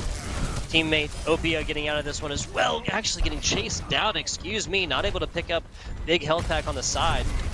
They could have picked that up and then just kind of coordinated against Cyber. Cyber would have had to jump out. Lion as well, a main tank down for Grandview, and the stagger continues, Nuke. Wow, and they are continuing the stagger. Grandview's known this from the past 2 games, though. They have to back up and play together, push in together, and just get these reads, because Brian and Stratton will stagger them, as they've shown previously. That's exactly what we're seeing, is Cyber and OBL both have ultimates going into this fight, same as Set and Slater. Grandview only having Death online. Death, actually, I'm noticing switching over to the tank line. Indeed. That's going to be Jerryman playing DPS, Guardian playing the DPS. That's a lot invested in this team fight. While I'm stumbling over those words, we have about 5 different ultimates dropping, and there's the classic grab dragon combination. Brian and Stratton. Now, no value earlier. Well, they just hit a jackpot. Man, they did hit a jackpot. I see what you did there. Chip off my old shoulder. There you go, chip. there you go. Shrike tried to pop the beat there, and the beat did not drop in time. A little bit of an awkward moment as Brian and Stratton was able to take them out with the grab dragons. Lion finding a pick on Cyber as well. 2 meters and 21 seconds left. That was almost a bad move against this Brig, and when I say bad, I mean like the 90s meaning of it, where bad was like good, actually. Sick. Yeah, there you go. Yeah. There you go. Because of the rally, Injustice was rallied, this team fight should be basically over. Excuse me, maybe I'm disenfranchising it by... Okay, yeah, I was going to say, Brian Stratton just simply had the numbers on point. And now we're going to be looking at a Grandview University squad that gets deleted and now feeds in. So Injustice had just finished Brig ulting, right? That was the point that I'm going into in here in a second. Already back at 40% because this elongated team fight. Injustice was rallying, so the speed was actually increased as they were coming out. That's the only reason why Jerryman did not get that good kind of sectioning off freeze play earlier with the main wall. Yeah, that's unfortunate. But Grandview doing everything that they can to hold here. The freeze is going to come out, and that's going to initiate the fight. Almost sent off the side. Yes, that's Everlong that takes a nasty tumble off that side, and now Grandview University stabilizing for one of the first few times in this game.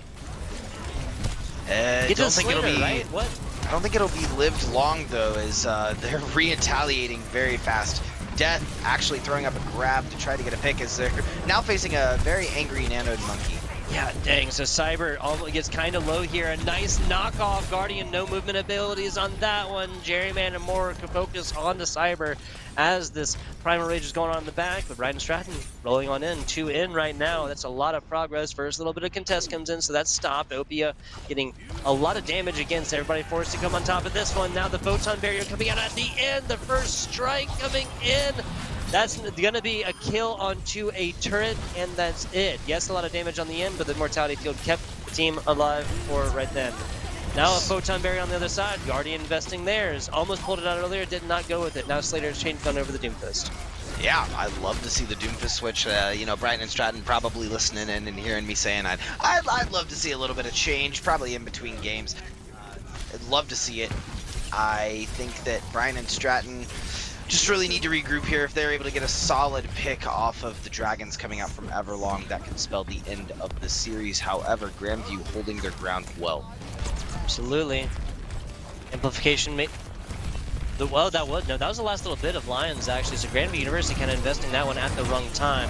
That's going to be a Jerryman Blizzard though. Weather changing. OBL felled right here. A well-placed fire strike on that. Shrike Dunzo. Death done as well. Jerryman taken out by a well-placed rocket punch. Brighton Stratton have one on. Babysitter position coming in. Guardian getting so low in the back. And the tank turn DPS. Guardian dusted right there by some well-played Doomfist plays. Grab to the middle. Death is there. Not going to happen. 2.5 minutes. And the alternate fire from Death on the Zarya comes in. And because they're getting hit from the back, actually forces them away, and they don't even touch with time left. Yeah, not to mention, Winston was also primal ranging, and just since they were all grouped up and he was swinging, even if she got on point, I don't think that it would have made a difference, would have got booped off immediately. But that's something that you often see on Kings Row, is this last little push. There's often a massive fight, or, you know, a contest, often that you see with payload. Not even getting that opportunity, Grandview University. I will say I did love to see the Blizzard that came out from Jerryman, really separating Brian and Stratton. However, I think where they fell short was the DPS were not able to find the picks onto the Winston that had already jumped in, already been nanoed. They got him down really low, and he's able to jump out, reheal, and then jump back into the fight. And I mean, that's what you see with a dive comp. Yep. That is literally definition of, my friend. Yep. Like that is, you know, draw it up. Search for it on YouTube, whatever you want to. Might as well clip that previous. Like, this is how to do it without it actually being orchestrated one side to the other, you know? But like, they recognized they were coming in. They threw down the Blizzard. The Blizzard caught a couple of people. I think that they were splitting targets, and that's the issue that we've seen with Grandview in the series. Yep. We said earlier, it's the miscommunication, miscoordination. Yep. Even last series, yeah, exactly. With, like, it's split second decisions, and it's easy for us as casters, I'll say, to look back and be like, oh, well, they should have done this here and done that there. But given that they are very, very split second decisions, but mistakes are mistakes all the same. Hey, when you hear your entire team going, ball, ball, ball, ball, ball, ball. Yeah, we're I'm going to call it 75 feet away from these players, and we're still hearing these calls. Guardian out.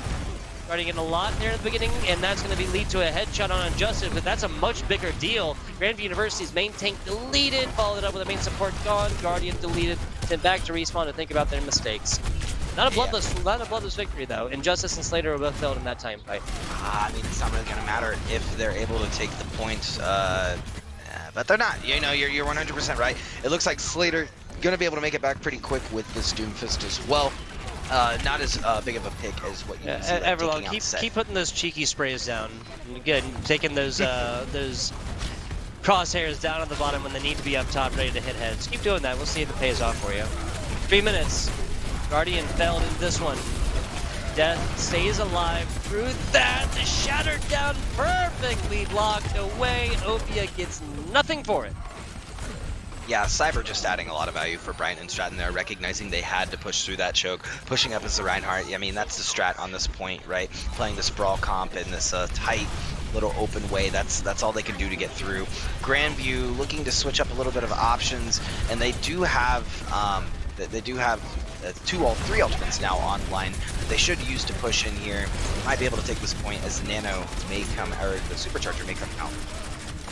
Well, turn attention to the Alderworth Hotel right here. They've got their first foot in the door right here, and that's important as I say that. Opia getting taken out by some cheeky Doomfist play. and that is just terrible timing all the way through.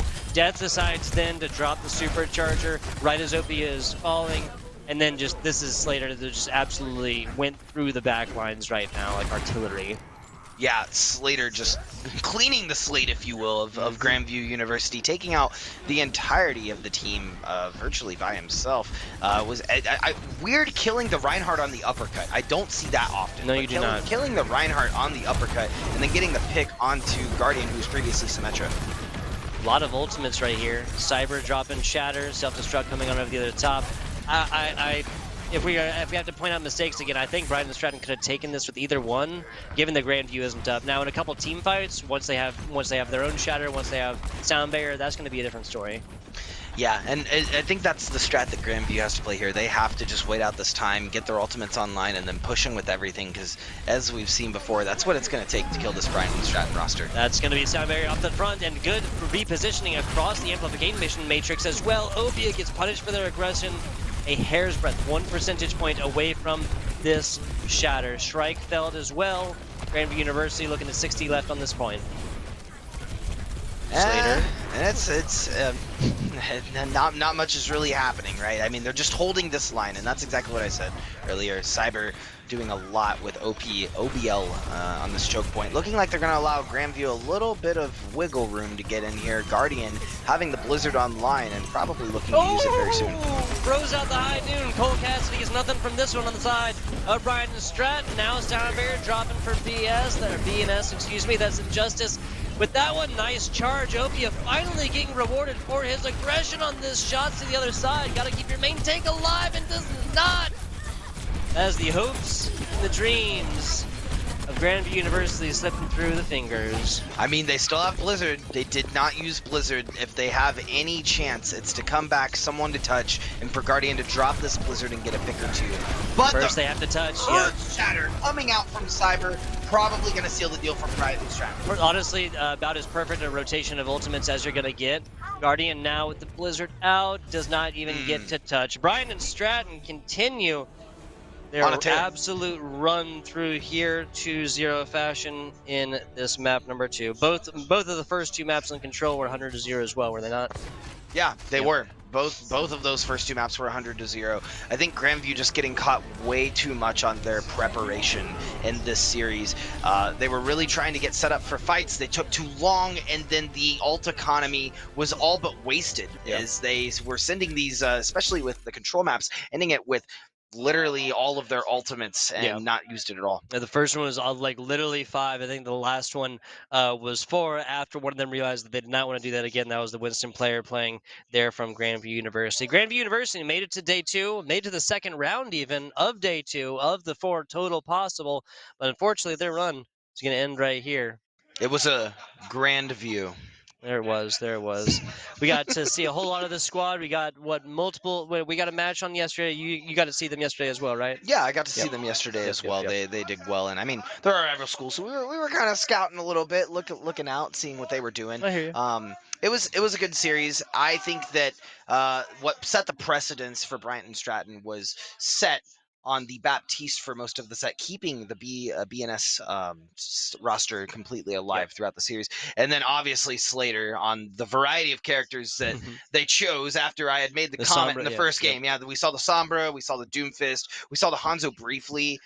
Slater just going through a tear for Bryant and Stratton. Yeah, it really was. The Hanzo obviously kind of, and that I feel like that was more of a composition pick. That wasn't necessarily like I have 1,000 heroes, 1,000 arrows on this hero, and I'm gonna go forth and play it. Yeah, that was gonna be for the purpose of that combination of grab dragons that paid off in spades there in King's Row there towards the end. That's gonna be it though. We do have your grand finalists. That is Bryant and Stratton College will be taking on not Waldorf. Yeah, yes, Waldorf. Yeah, well, yes, Waldorf. Excuse me, Waldorf. Excuse me, Waldorf. Waldorf University. This will be a best of 5 as well. Possibly going on to 6 maps with the type capabilities coming in from your hybrid. I guess technically it is possible in hybrid. As technically as possible in a scored, but a lot more possible, a lot more likely in your assault maps, of which we will see. We have not yet. Perhaps there's a reason for that one. We'll be back with you guys in just a little bit once we have that set up on the main stage here for the grand finals in the NECC hometown series for Overwatch side. Don't tune away, because Nuke and I would take it personally.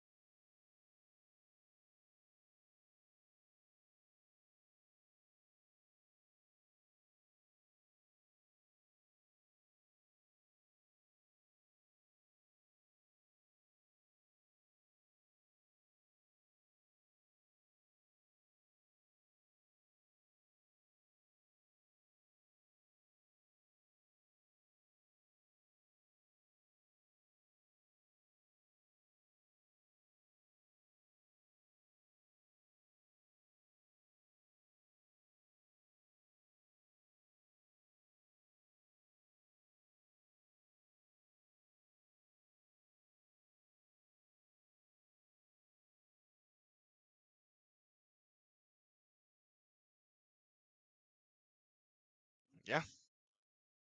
And we are back. We are here. We are live. The NECC Open.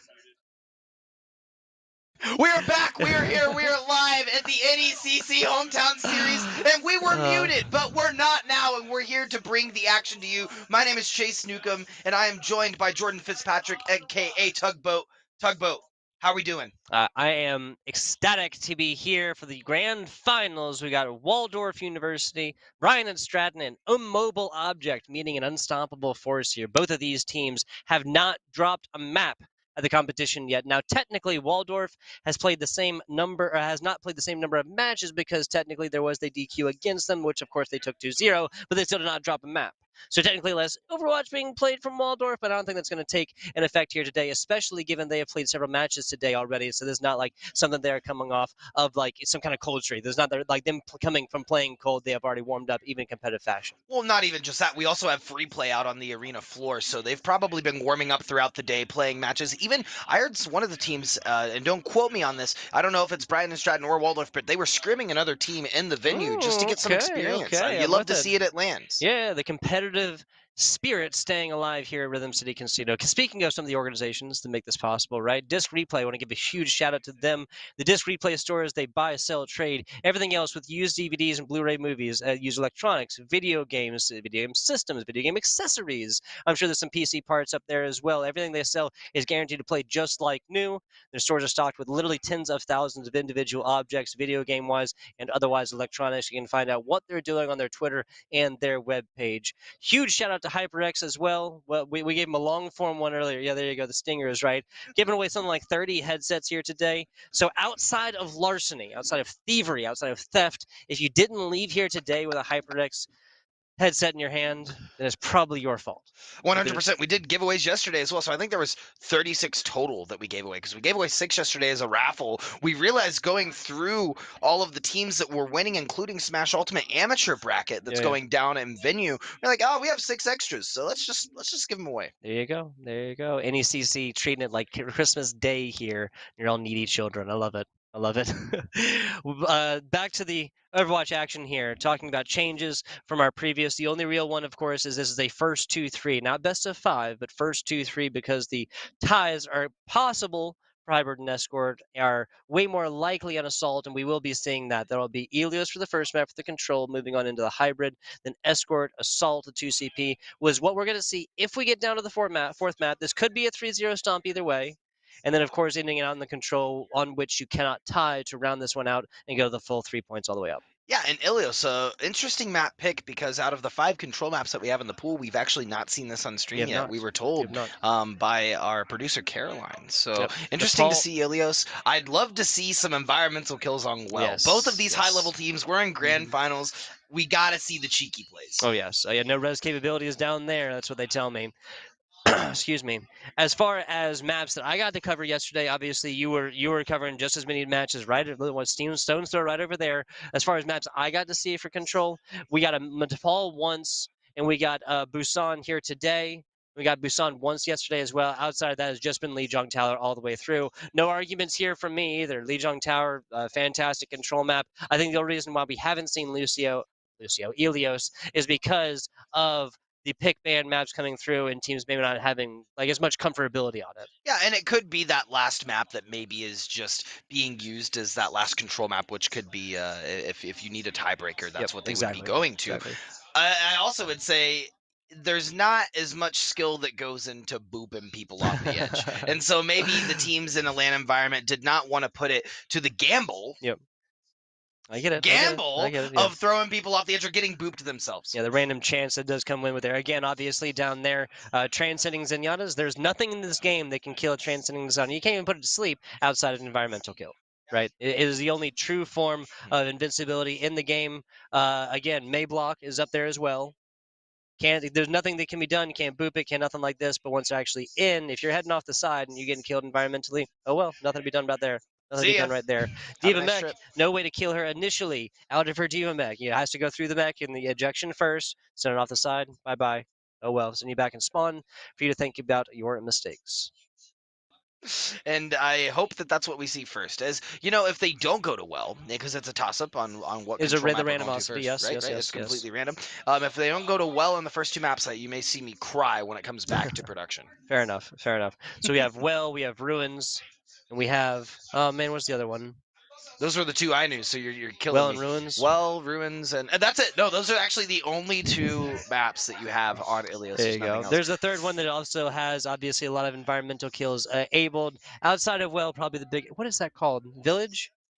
I I mean, think that's gonna drive me insane. Village is Nepal. You're right. It is. It is going to Another drive me snowy insane. map with boop capabilities. My production looking at me, giving me a crazy look, and that's okay because I'm acting crazy right now. I can't think of the darn It's name of killing the me. map. It's Oh killing well. me. Oh well. We'll see. A guaranteed one of those. We'll be starting this one up here in just a little bit. Let's talk about what's on stakes right here, right?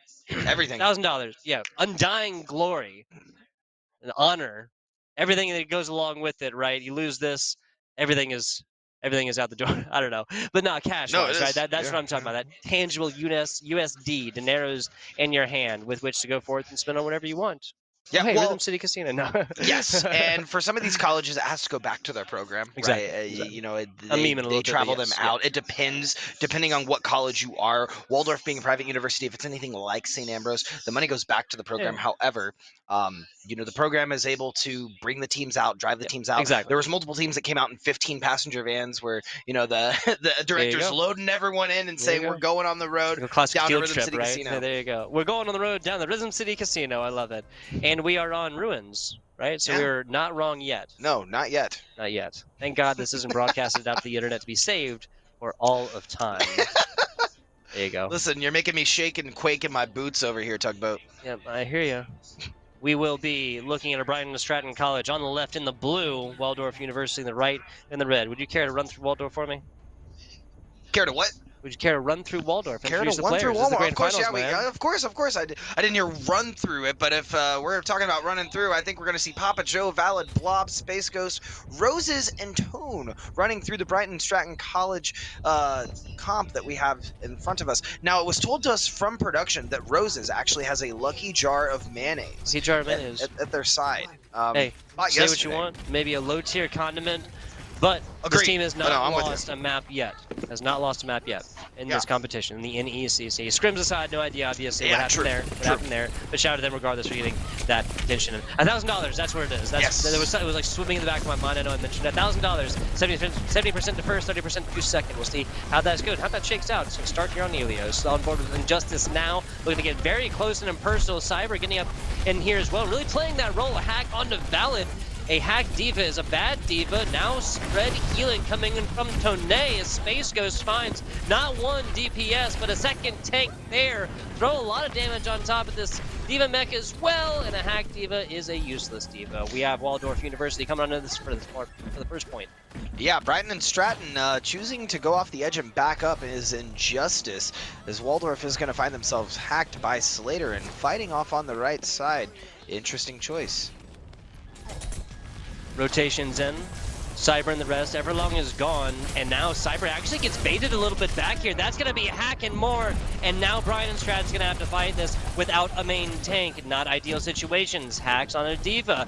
That is the name of the game for Blob. That's the Blob job right there. Just go forth and hack these tanks. Yeah, and look Waldorf, what happened, right? The hack turns into a D-mech, which turns into a boop. Yep, 100%, and now it's off the map. Environmental kills full circle. Yep. As Waldorf is finding full circles of their own, with Papa Joe, Space Ghost, and Roses having ultimates online. Brighton and Stratton struggling in that department. Cyber and Set being the only two that can survive this onslaught. That's a nice eat right here. Space Ghost gets nothing from the sticky, and now Zed taking out their counterpart, a Primal Rage, but Papa Joe gets hacked. No jumps, only the swipes, and now a stick as well, and now Everlong taking this for Brian and Stratton College. Self-destruct over the top, not gonna find anything there. The last-ditch effort from Waldorf to take this and force a goose egg from Brian and Stratton is not gonna happen. Slater on that Sombra, man, I tell you. And Brighton and Stratton taking that point only using the Coalescence and Everlong's Tracer Bomb. They still have Monkey, Diva, and Slater. I can't agree with this Their at this ultimates point. online. Yeah. You're talking about another 3 percentage point, but everything in a bag of chips, ultimate-wise. Look at the economy right now. Everlong's going to get this back very soon. Set, the only real source of healing here, mostly Injustice is going to be used for speed boost. Set's going to have this Coalescence back in just 15 seconds, 20 seconds. Yeah, that's going to be a big stagger. Waldorf holding their holding the 77% on the board, looking to come back and seal the deal. I feel like if they take it once, it's gonna be all Brian Stratton can do. There you go, the EMP from the self-destruct. Brian and Stratton strikes his hard blow just to begin with, using 2 on that one, so not just the 1. Doesn't matter. The slow burn now is going to be advantage for Brian and Stratton. The more they can pick off these Waldorf University players late, the better for them. Yeah, and Waldorf University still unable to take it back from Brian and Stratton. And Cyber's had that Primal Rage for a hot minute now. I don't think I've seen him use it quite at all. Blob also looking to get in position. Could get detected, but does the sneak Did Blob around. just get detected with the rear end of that more? Oh. Talking about sniffing him out, right? Yeah, no joke. This 60... double dive comp coming out from Brian and Stratton seems to be working as they're trying to match the energy from Waldorf. The hacks again, Slate, everything that Slater does hack-wise eventually turns into Ks. We're just on the back of Brian and Stratton now taking advantage. Waldorf University has one real team fight left in this. Yeah, and I feel like I said earlier, it could go either way. Both of these teams becoming very confident in their play as we've seen throughout this tournament, and it's showing through as they are going through in an expert dive fashion. On the backline, Space Ghost is going to find Injustice and Tone on set with the punch to seal the deal. That's just how you dust not 1 but 2 support players. The entire support line for Brian Stratton done. Jumping on top of this, no way to avoid the 99 at this point. Waldorf should be able to take this with no support in the back lines. That's just a get-out situation because there's literally nothing further you can take advantage-wise. Your team cannot get forward to you. You can't push on with contest there. At that point, it's literally just feeding ultimate. Yeah, Waldorf literally was able to take 2 at the start of that fight. Brighton and Stratton had no reason to stay whatsoever. Get out of dodge, get in the car, regroup, come back. EMP first. No reason to do anything different. Slater starting this one off. Injustice done. Tone done as well. Support swapping on both sides. Rose is trying to get back into this. Is being absolutely dusted and does get away from the source of danger. Now self-destruct over the top. No hack to come in with this one. As I say that, Papa Joe finding that advantage against him. Rose is falling right here as well. Everlong falling to his rival Tracer there. Contest completely on the point. Every time we switch to a tank, they're hacked. They're not able to get any movement abilities going, but this fight still going on here on point. Another hack. Slater's not done yet. Self-destruct. The pull shot lands, but it's blocked off on the bottom. Waldorf University loses 2, but that's it because Brian Stratton doesn't touch point. Wow, this is going to be a good series. Yes, Even it off is. of the first Yes, map, it this is. is going to be a great series. We saw the dive come out and the counter dive come out from Brian and Stratton onto Waldorf. Waldorf finding a lot of value on Blob as he's able to do a lot in the hack line, hacking the back line. Slater also trying to match that same energy. Brian and Stratton looking to switch a couple of picks as we are now on Lighthouse. That is the other map. Lighthouse. We just had to look at it. We had to actually lay our eyes upon it. The Yes, visual, Lighthouse. the visual appeal. That's what I needed. So we're going to see Everlong switch over to the Echo, set onto the Ana, and Injustice going to make his way onto the Brig. Interesting strat coming out from Brian and Strat in college. There you go. Everlong. It's really just a matter of who you're going to copy at this point, right? There's plenty of options. Personally, I don't think I'd be going off with Sombra. The Slater literally had a hand, I think, on every single one of those kills, at least in the last half of that game. Once As you again, say the Tracer battles, right? Yeah, as you say that, Slater and Space Ghost trading the Tracers.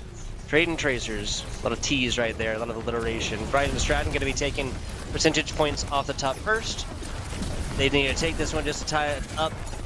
And one way or another, this is Brian Stratton's first map lost on control point.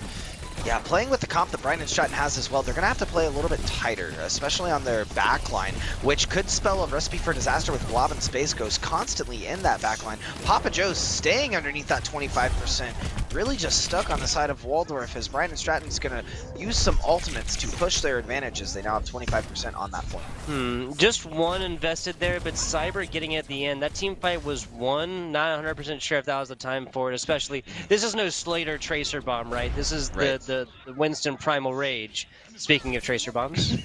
But this is the Winston Primal Rage. This is not going to come quickly for Cyber, and he's going to have to get aggressive with it. And every time a monkey gets aggressive, they put themselves in danger, obviously. And it's huge on this point. You have to stay inside of the lighthouse, and when you have a Winston there swinging around, there's 3 sides of that lighthouse that lead to death, with nothing on the other side but the sea. Starting this one off, Tone with the Coalescence. That's one dusted instantly. Blob getting a hand on the support backline. Yeah, Brian Stratton has lost this one. This is going to be a solid effort from Everlong. Yeah, but that's just simply not going to happen.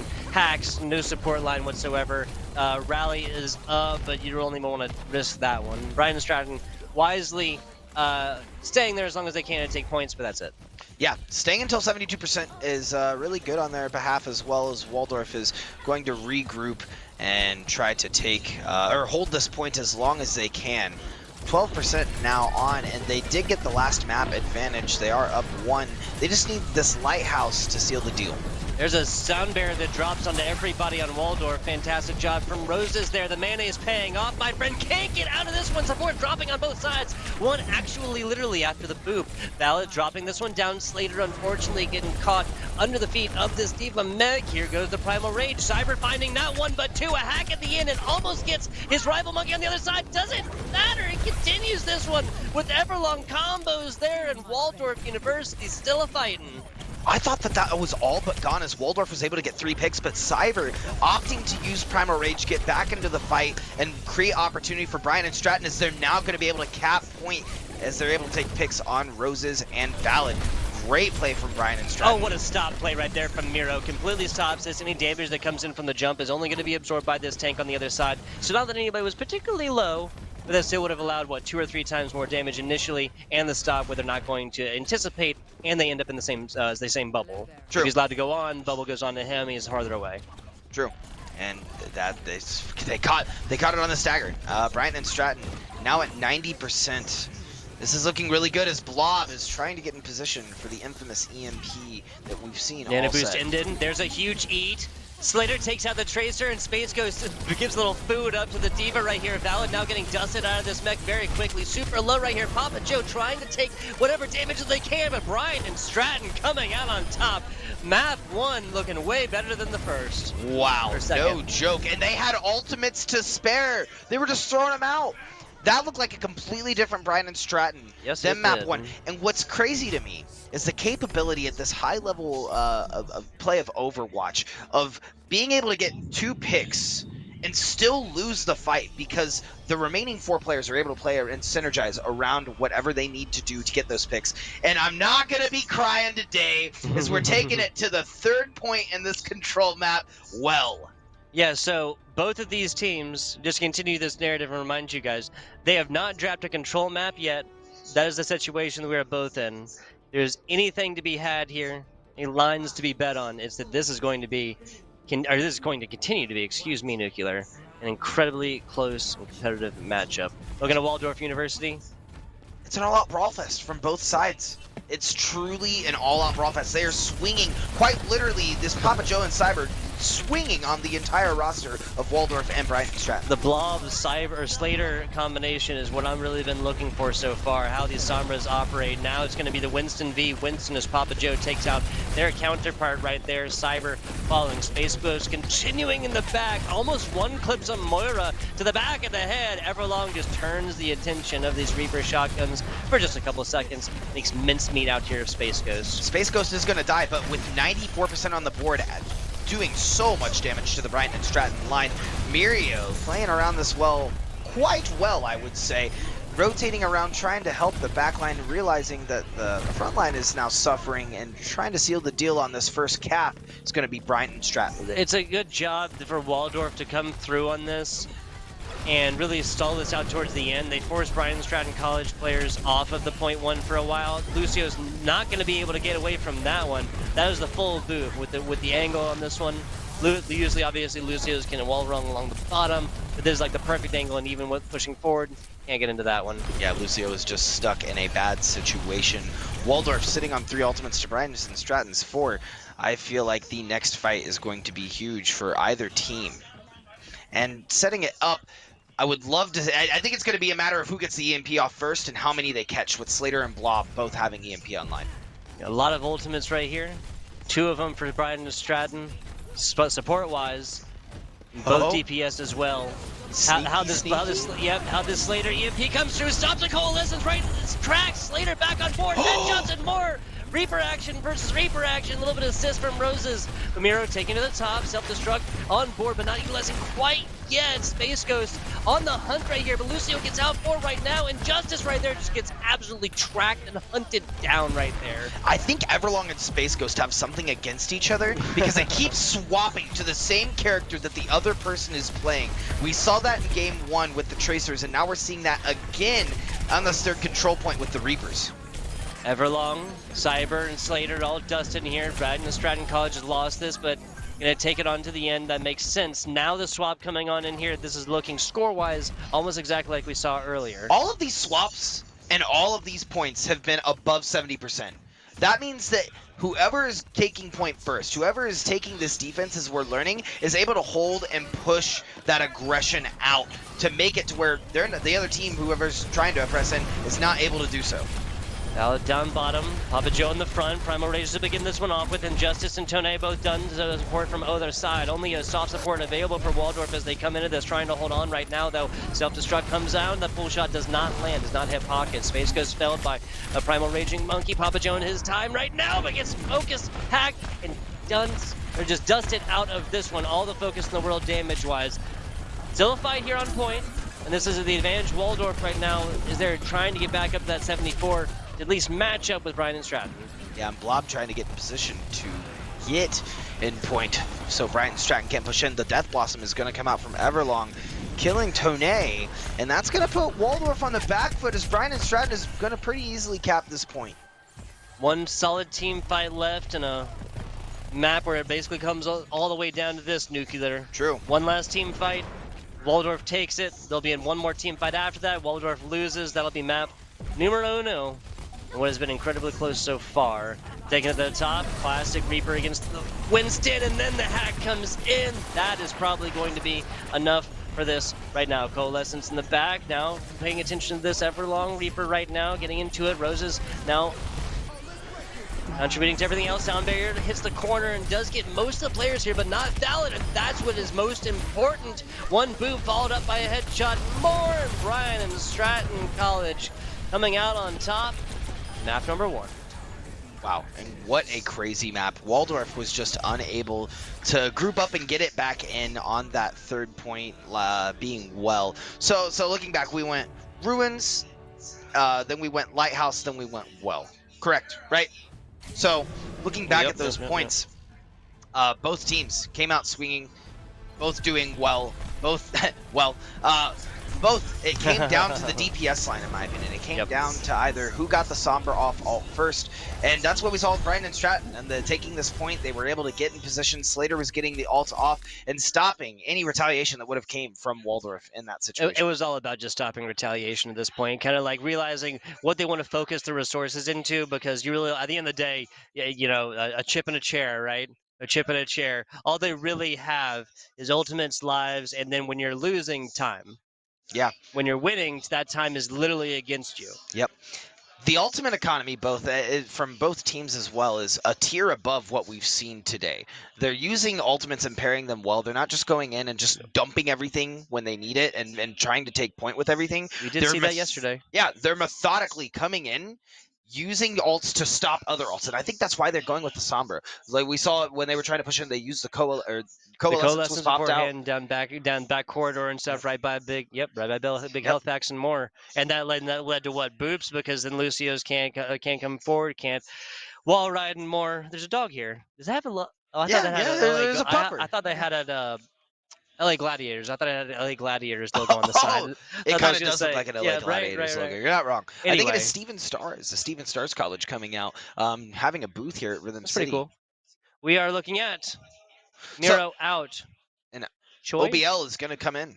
Gotcha. So Miro out, OBL in. Miro, tank player there for Bryant and Stratton out. OBL going to be coming in, Which we playing saw for them. OBL on the Zarya in the last set. Yeah, exactly. So probably indicative of more double bubble trouble. Oh my Double god, bubble I had trouble. it and then Yeah, 100%. No, I think that's exactly what we're going to see. We're going to see, instead of the Diva, Mirio on the Diva, we're going to see OBL on the Zarya to add more value to the Winston, because the entire set, we talked about the Sombra. Both teams are running the Winston as well, running that dive. And on Ilios specifically, massive value, because we saw a ton of environmental kills. I actually wish we were keeping track, because there was quite a few. I think I can only count to 10 because I only got the fingers. You know, play by play. I don't have to do math, and so I think that we would have been lost there because we would have lost track of 10. Seriously, between the 3 maps, that was almost guaranteed to be more so, especially once we got into our lighthouse situations where those boots are just a lot more capable. Yeah, I completely agree. So now going into the second set, I'm going to be looking more at what the off DPS is playing. Space Ghost and Slater both opting to trade off of both the Tracer and the Tracer, the Sombra, the Reaper. You know, yeah. It's everywhere. Yeah. So now that they're running a Zarya instead of a Diva, what do you think that's going to open up the opportunity for? Zarya instead of Diva means a lot more immobile characters, right? Like, you know, Tracers is kind of the definition of the glass cannon. Glass cannons can't operate solo. They can't operate independently, so that makes sense.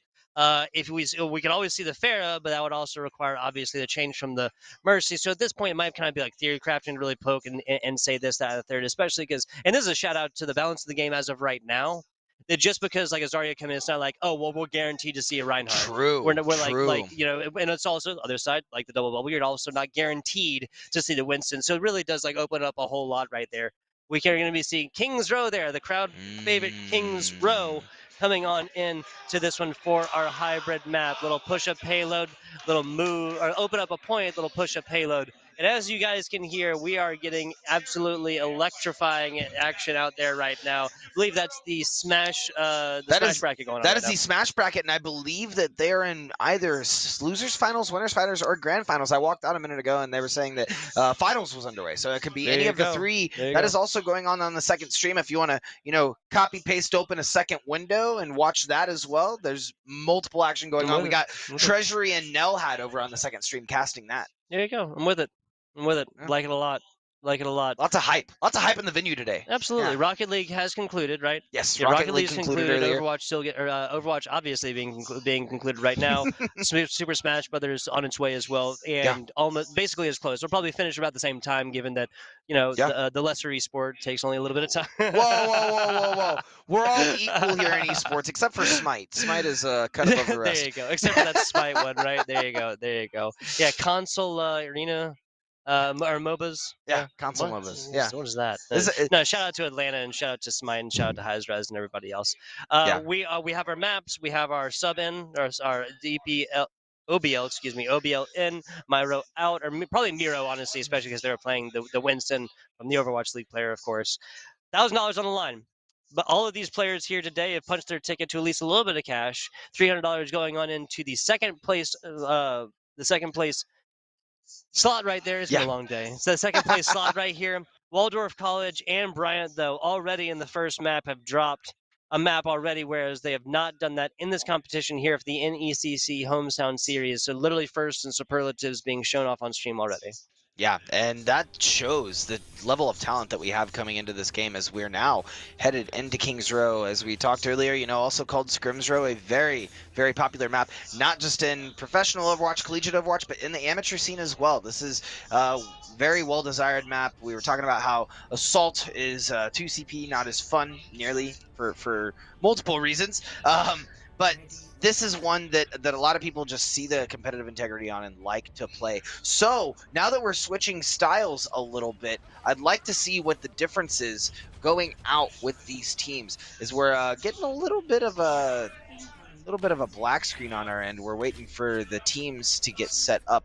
I'm interested to see how, like I said, the comps are going to change with the different map type.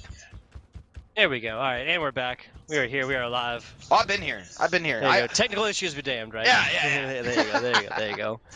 Waldorf University on left, blue, Papa Joe, Valid, Blob, Space Ghost, Roses, and Tone. Roses with that lucky mayonnaise as well, right? Yeah, with the lucky mayo they bought yesterday for the sandwich. Brian and Stratton on Cyber, OBL Slater, Everlong, Injustice, and Set coming into this game. Papa Joe switching over to the Reinhardt, Valid staying on the Diva, and we're going to see an entire comp swap from Waldorf. Comp swamp. Comp swamp. I love Comp it. swamp. That's what we're calling in the future when me and my teammates just can't get together on what we're gonna play.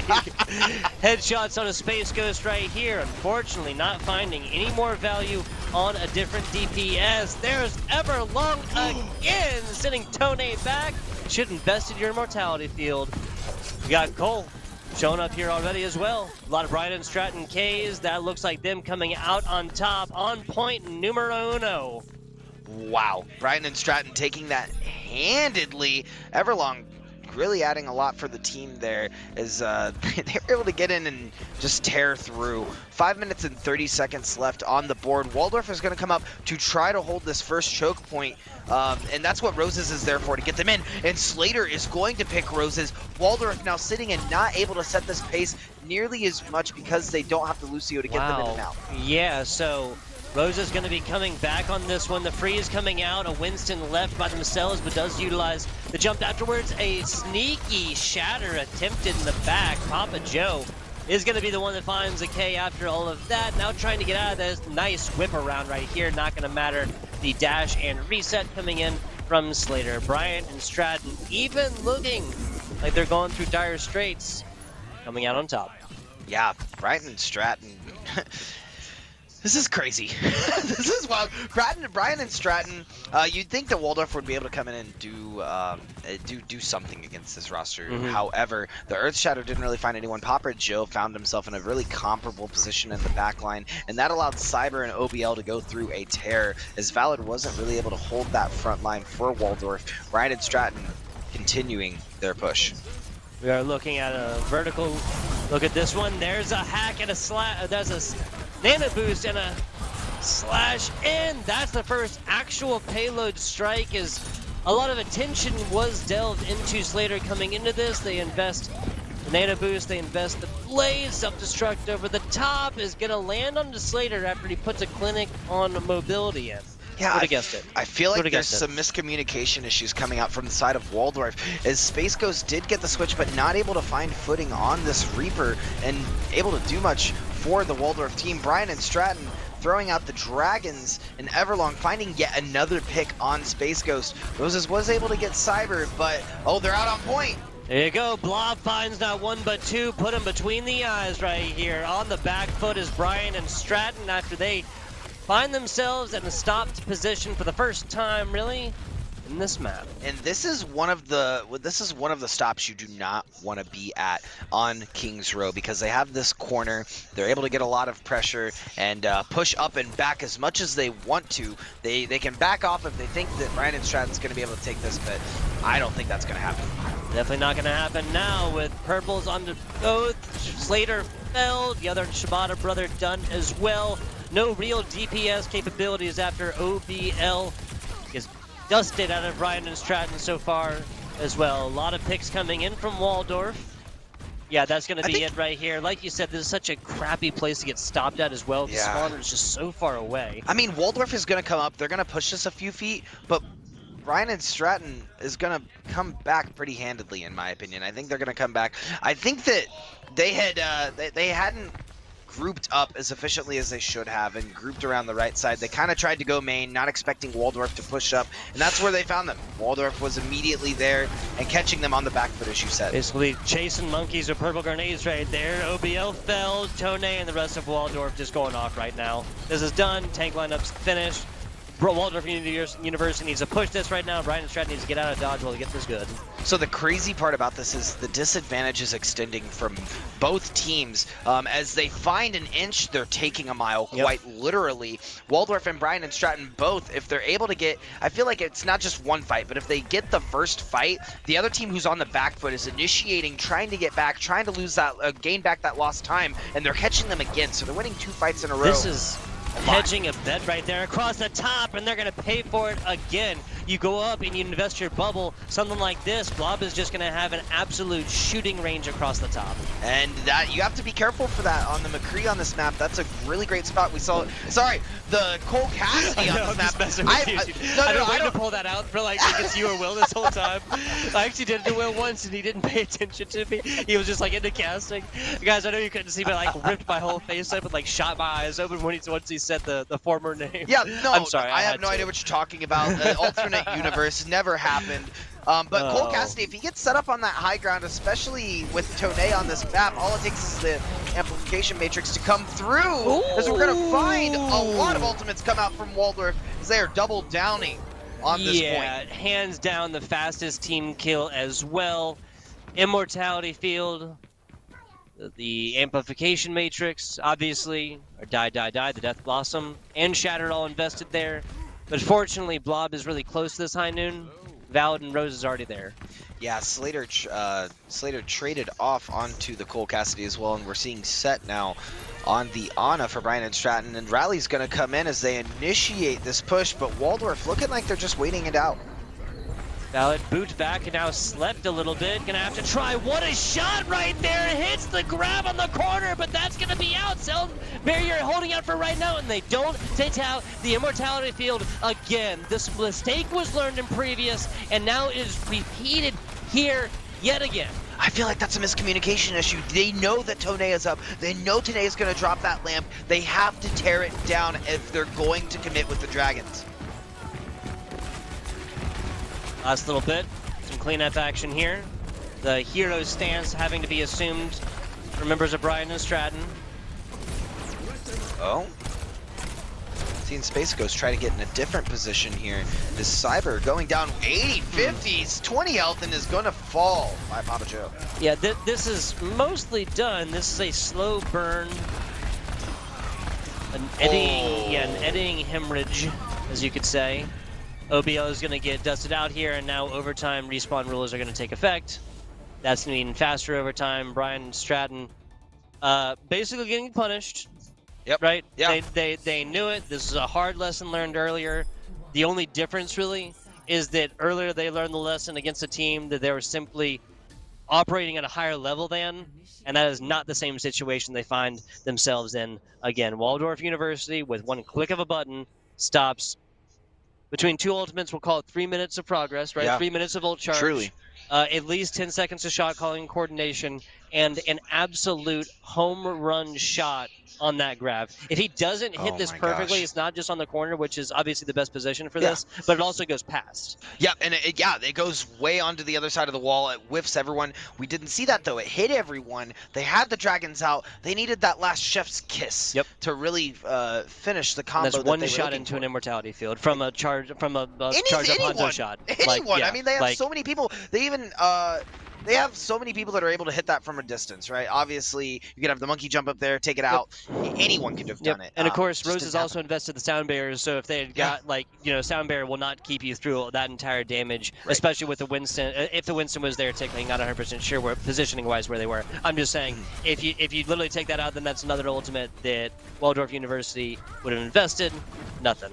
Exactly, and literally it nothing. Might be Roses on the Lucio, but you could smell the Death Blossom coming from Space Ghost at the very end, sealing the deal for Waldorf, keeping Brian and Stratton at bay. Seriously. Micro plays again, coming down to literally difference in frames and milliseconds. That's what you're going to see at this level. That's Overwatch, baby. What? That's Overwatch. What is happening? Immortality Field. That's going to be Waldorf University learning that lesson early. Now a freeze, little May on May action right here. Not going to be able to keep it up against Brian and Stratton's defense on this. Waldorf University rolling on into point right now.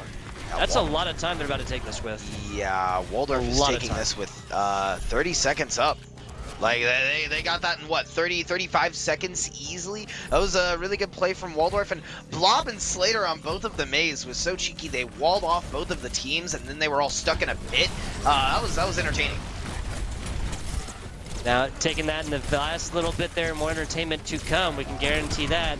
Tone doing a great job of sectioning off targets, but then the Reinhardt just letting it go in the front right here. Cyber nailing that one, and sending in 2 runners. Yeah, no, Brian and Stratton coming in and holding it now as Waldorf was not expecting them to come and hold this first point and push up as much as they have. But Brian and Stratton recognizing that they have the they have the pace set right now and they are able to take the ground. Papa Joe's mostly out there by himself, and then again, yeah, dude, like you can't as this Reinhardt coming through the front, you can't spend that much time up against some Cole Cassidy that you know is high noon, because that's your only defense against this. Like, yes, you can eat it, but that's putting so much into that, and obviously it's it's a charge up, right? Yeah. Like you just literally wait out the defense matrix. Yeah, you have to. I mean, if you Like in that situation without shield, yeah. Exactly. No, exactly. You have to. Otherwise, the defense matrix is going to eat everything. And that was a great play from Brian and Stratton trying to set that up. Slater putting a wall in the back line, blocking off all of Waldorf's team. But Waldorf going to take the high ground on that and push through. Lob initial. No, it's not. Eaten and disrespected by Everlong. Yikes. Sent back on to respawn and think about your mistakes. That mistake in particular was trying to get anything going here when you have divas like this popping off. You can't just yeet these blizzards when you have you can't a get diva. away with it. You can't just eat these blizzards when you have a diva on the other team. And Brian and Stratton now Jesus. with 5 ultimates online, and Everlong racking up the percents as he gets a headshot on Valid, pushing the advantage of Brian and Stratton. Got to point this out as well, right? So Valid's back. They know the stagger has to happen. They cannot let Diva Mech drop. If Valid had done that, it would have been a misplay. Not saying like that. Right. But everybody else on Brian and Stratton has ult. Right. Everlong is allowed to take that by themselves, and just like that, you have an extra 10-15% up, and this could come down to a situation where a Heinen has to be pulled like that. Here comes a Heinen on the other side. Space Ghost trying to get it done, and gets nothing but a self-destruct to the face. That's 2 now. The other one not leading for anything after a sound barrier from Injustice keeps the team of Brian Stratton alive. And Cyber and Papa Joe now duking it no. out. Papa Joe going to use Earth Shatter and losing it to Cyber, who wins the Rhine Brawl, the hammer swing. Yeah, little Rhine on Rhine right there.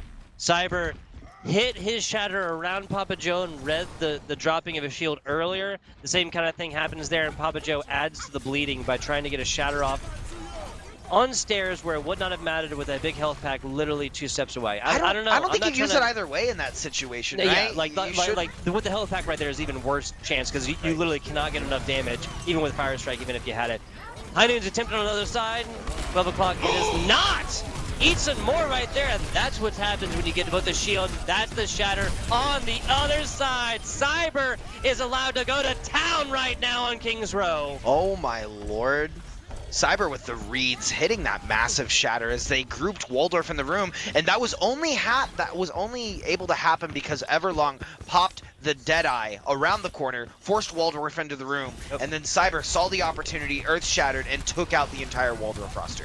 Only got about 25% up there. That's just generally going to be more when you shatter a whole room like that, and now this is nasty. Like, this is nasty, but this is also necessary, right? Yeah. Like this ultimate economy was so much going the way of Waldorf right now. They're using one here at the end. That again, doesn't really matter too much. Like, it's nice for Injustice to have gotten that, and that's going to be charging up here, but with Set, I mean, what are you going to do with the Amplification Matrix and nothing else, right? Yeah. It is literally almost a good fight for Brian and Stratton again. Yeah, Brian and Stratton, having Deadeye online as well, this might be a good defense on their side, as if the people that are ultimate calling on the side of Waldorf realize that they have it, it could spell disaster. Got a touch.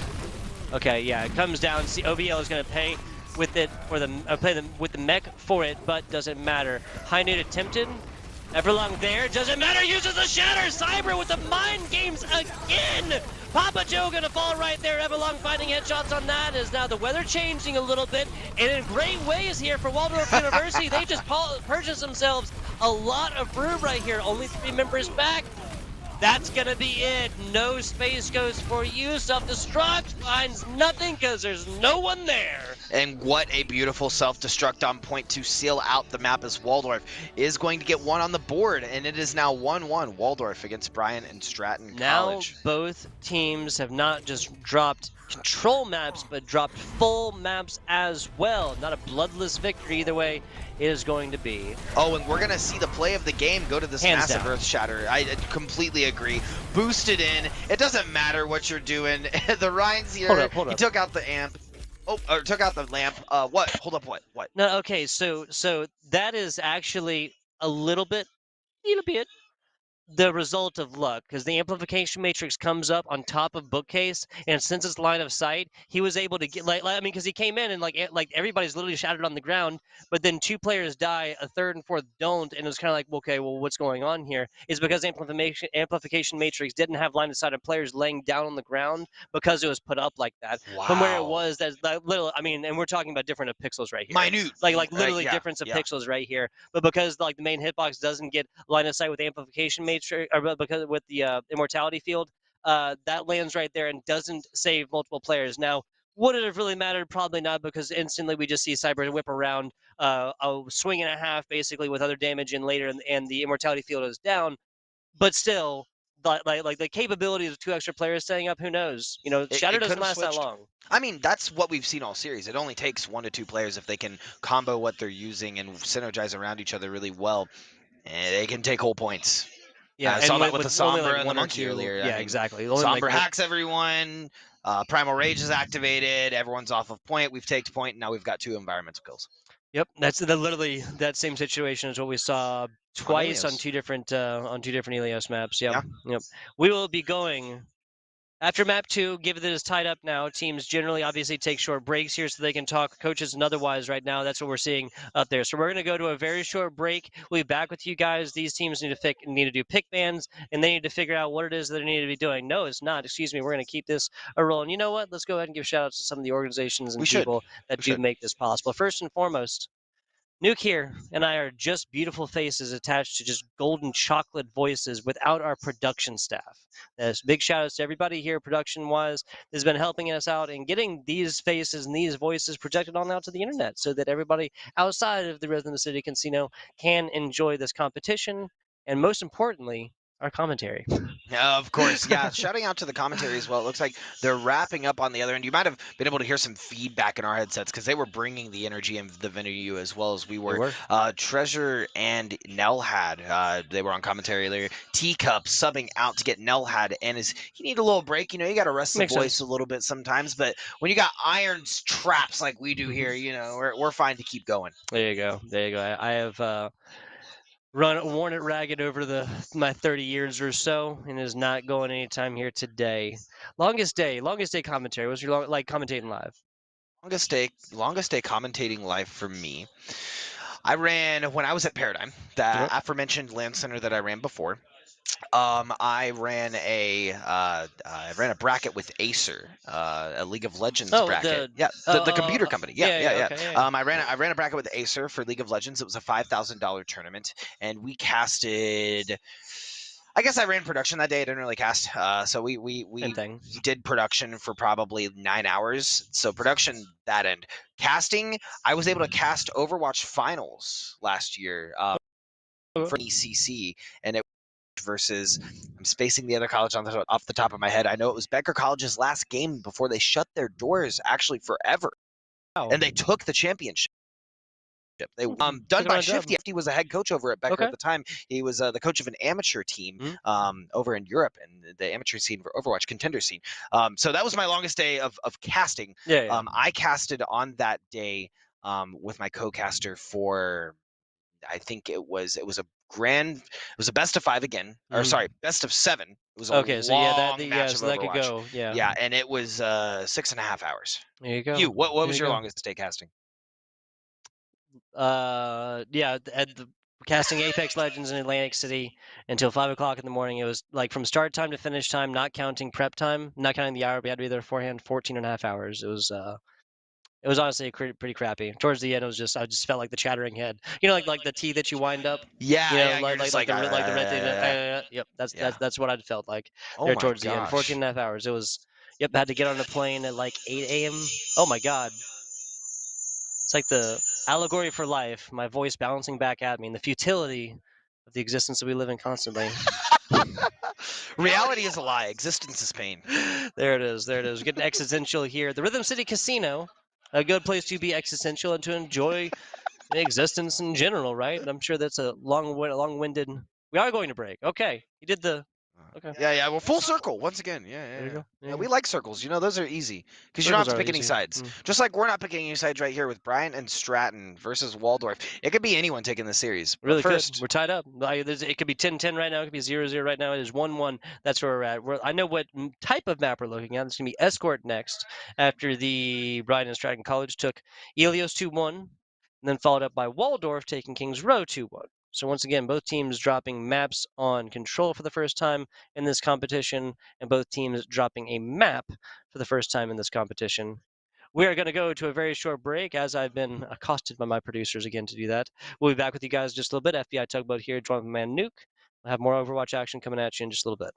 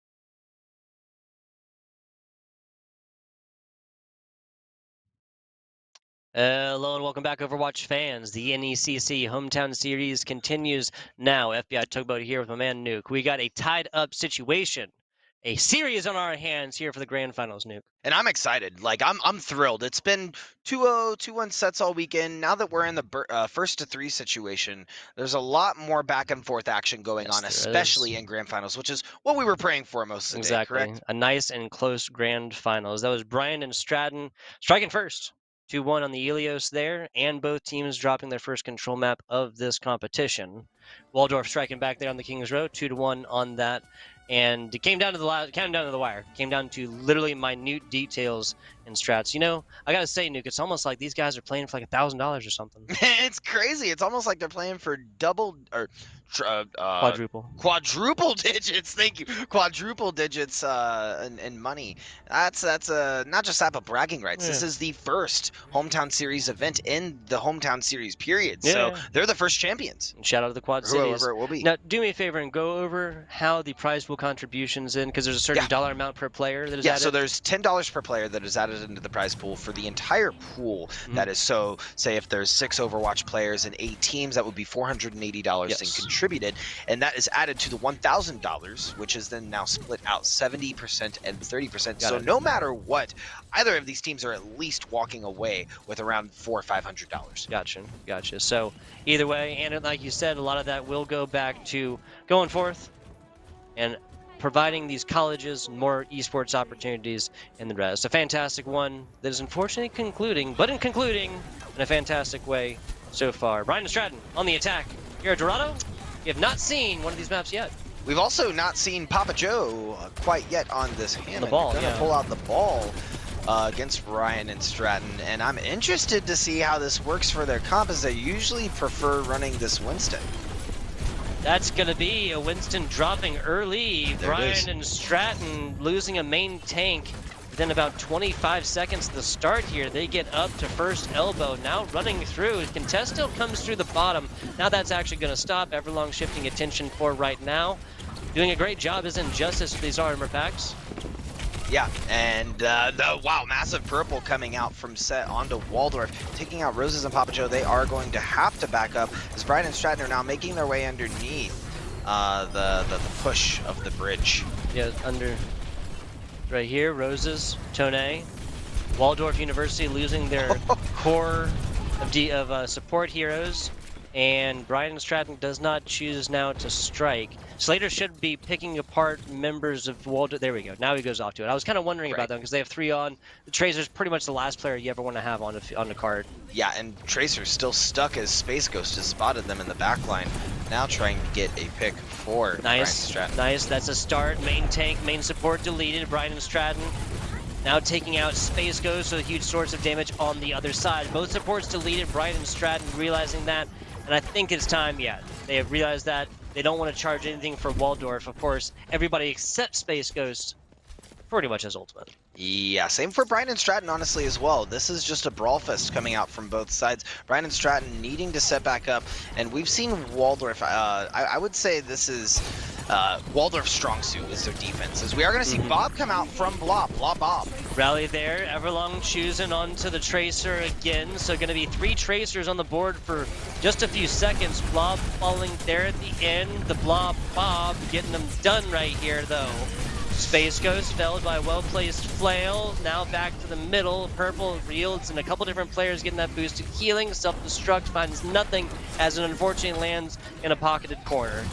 Yeah, they are stuck, big stuck, as Brian and Stratton are pushing the advantage and probably going to take this first point. No, Valid coming in with Papa Joe. They might be able to hold this off. Nah, that's the support's done for Waldorf, and with the Anna falling first, he'll be back on a respawn with no movement abilities. You know, maybe if Roses was playing on this is a stagger situation. There should not be a contest coming in right now. Brian and Stratton allows Space Ghost to come in and get a main support, followed up with 2, and just like that, the solo hold there for Space Ghost, the DPS hero shining bright on Waldorf.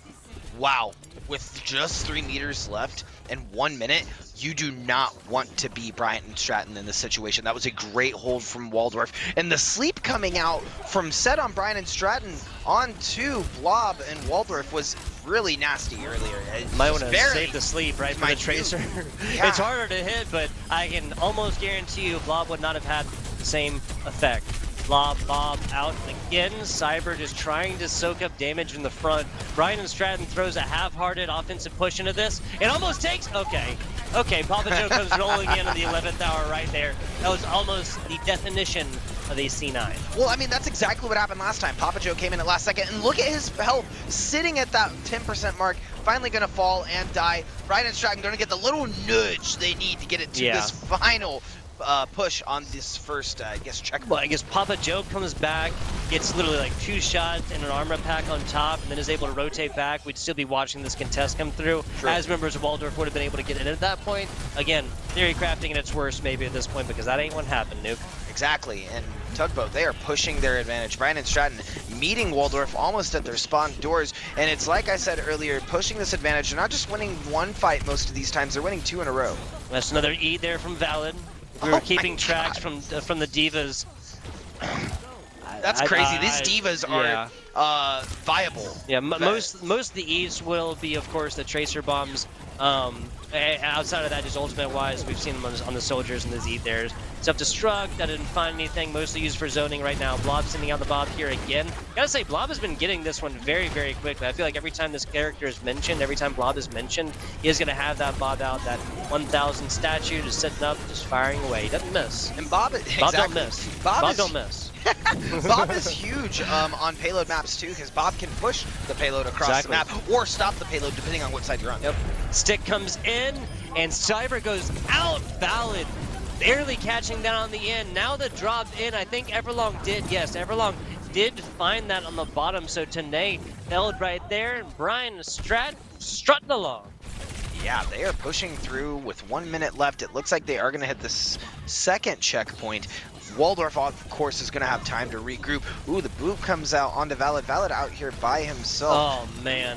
Yeah, Valid out there. That's just what happens. Solo Diva, purpled, and everything else. Self-destruct comes over the top, but that's just going to be for a remix situation for the side of Valid. Meanwhile, Waldorf University members falling left, right, and center. Slater, the only one down for Brian and Stratton. This is just a slow burn and a tick of time right now. Hacks, or excuse me, not Hacks.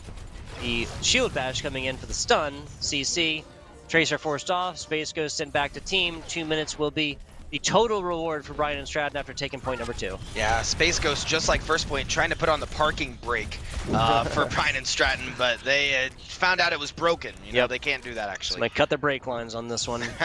About 110 seconds left. Papa Joe playing the corner right now. Again, for information, and because Dive isn't really capable there right now, but coming from the top, he'll have a better look at it once his payload takes his next little bit, and there's no disadvantage from losing it. So good positioning on that one. Rally across the top. Injustice here. Going to be connecting with multiple members. Papa Joe actually coming out and getting to this small health pack. That means a lot more for a ball than it does for half the health back on a tracer. Self-destruct there on the bottom, barely edged out. So Valid lands this over on the left side. He kind of shoots it up and then back down and hits on this platform to be a different situation. Yeah, Papa Joe, like you said, these health packs are adding a lot more value onto that ball than most of the other team as they're able to get in. Papa Joe getting shredded with the anti. The denial is way more important. Sorry, that's really what I meant. Like Tracer looking at a small health pack at 75 health at 150 total and relying on it, having to go back to it, whereas Papa Joe can just have the unlimited movement abilities, and denying that away from the Tracer is far more important. You're right. I realized what I said may have been like, you know, logistically backwards or whatever. Gotcha. No, and Papa Joe, I mean, Ball has that capability of throwing armor on themselves, right? So it's, I guess, not as the temporary frugal. shields. Yes, right. Yes. We're not going to get in the differences between armor and shields right now. Waldorf University wiping out. Again, so for the first time in 2 minutes, 3 minutes, this is the first time that Brian and Stratton has actually been wiped off a point. It was looking earlier. Yes, it was. They only had a minute left. Past this first sweep. But Waldorf is caught on the back foot. Now they have pushed Brian and Stratton. Brian and Stratton looking to regroup and take this once more. Touch first is necessary. Now the players down bottom, that'll be utilized.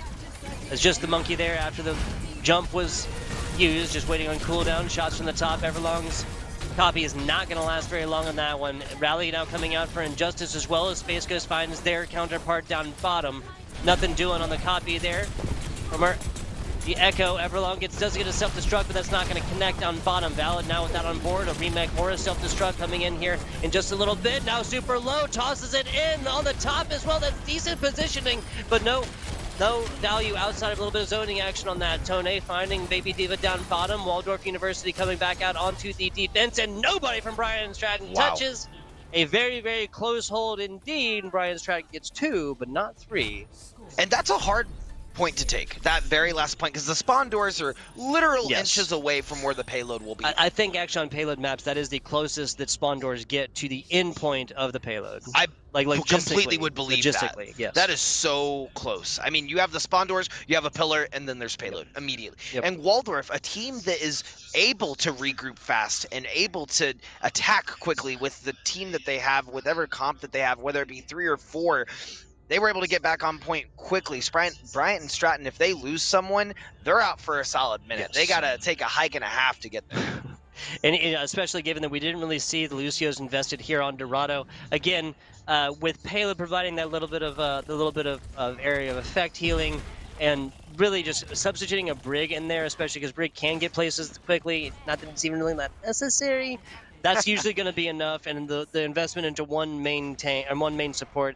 Excuse me. So far, Waldorf's actually looking at the AOE between healing for the.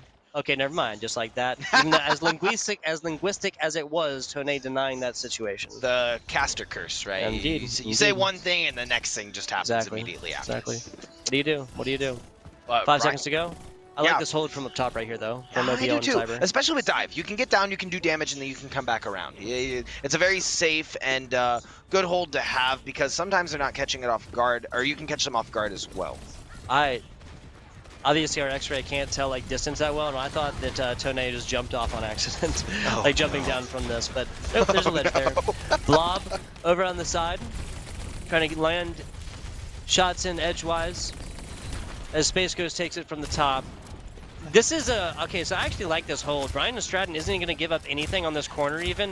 They're going to utilize their tanks right now to kind of go back down bottom and contest out where they can and allow them time to get out. And just like that, Papa Joe and Valid actually go give chase to this and get taken down by a purple, and this is purchasing time for the defense down bottom. Oh yeah, and that was a great strategy from Roses and Blob to come around the side of Waldorf and meet Valid up top, as Valid went in on the counter engage with Brian and Stratton engaging on their own, trying to hold the payload on the corner. Ooh, so close for Valid right there, but he's going to get away from Cyber, who has just been burning themselves so far. Still progress on a point for Waldorf.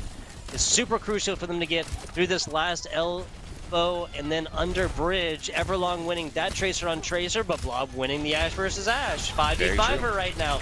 Jumps from the top from Cyber.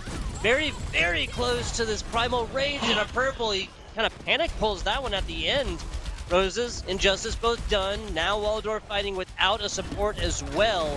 A lot of ultimates on board for Brian and Stratton. That is the biggest yeet I've seen onto an Ash from that position, possibly ever. You took the same linguistics I was about to use. He literally yeeted him off the edge, followed him all the way to the edge, not even taking it into chance, just following all the way to the end. Perfect positioning here from Slater as well, utilizing this last little little bottleneck right here to actually get the Bob situation to stop right there and now contest out. Now it's gone. Now Brian and Stratton are back and ready to hold this more defensively, and now there's a nano as well. Self-destruct coming over the top. Nothing gonna land right there. Meanwhile, Brian and Stratton finding not one but two. One from a Brig, one from a Ash, and just like that, offensive opportunity is not done for because Tone just dishes out the nano. Perhaps that was a situation of Blob calling for it and just really, really wanting it. Regardless, that was just wasted. Yeah, I don't know. And OBL had a great strat of throwing the self-destruct in the backline, and Brian and Stratton was able to capitalize this. Everyone was so focused on getting away from the self-destruct, they lost 2 in the process. Waldorf falling in that manner, and Brian and Stratton holding the defense. Yeah, I mean, Blob given like a pop-off opportunity there, and there's not a whole lot to be done. Oh man, the sleep coming in, but Set pays for it on this one after getting a nasty sticky and focusing attention up top. While Blob is dead, his Bob is getting stuff done on point. OBL finding Tone, so again, Waldorf fighting this with no supports, but until Cyber is done with this, that's not going to be necessary. Cyber finding their counter pick right here. Blob still getting attention again. Cyber will go back down soon. No. and that's actually going to be them getting on out. Big health pack and more. Brian and Stratton trying to focus back on the defense. I thought Cyber was going for yet again another yeet, but fell short as that monkey or that Primal Rage is now wasted. But Slater, sorry, has Bob now, and it is going to get used immediately on the side of Brian and Stratton.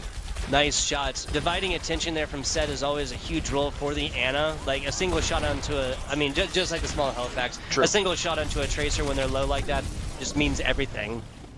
Yeah, I mean, Tracer, like you said earlier, has 150 health. If you get one shot on her, that's like half of her health. It is 75 healing per Ana shot. It just doesn't come instantly like the small health pack. True. This is looking at a Waldorf University squad that might have a jump. That will have a jump right here. If they have a flail, like I was gonna say, if they have a well-placed Injustice flail, then that's it. Like you just push them away, and nobody would actually be able to touch that. But this is overtime right now. They're fighting at it. Space Ghost fighting one to start this one off. Ryan and Stratton defense fighting it down. Now they lose their. Now Roses, Waldorf fighting and losing their own brig.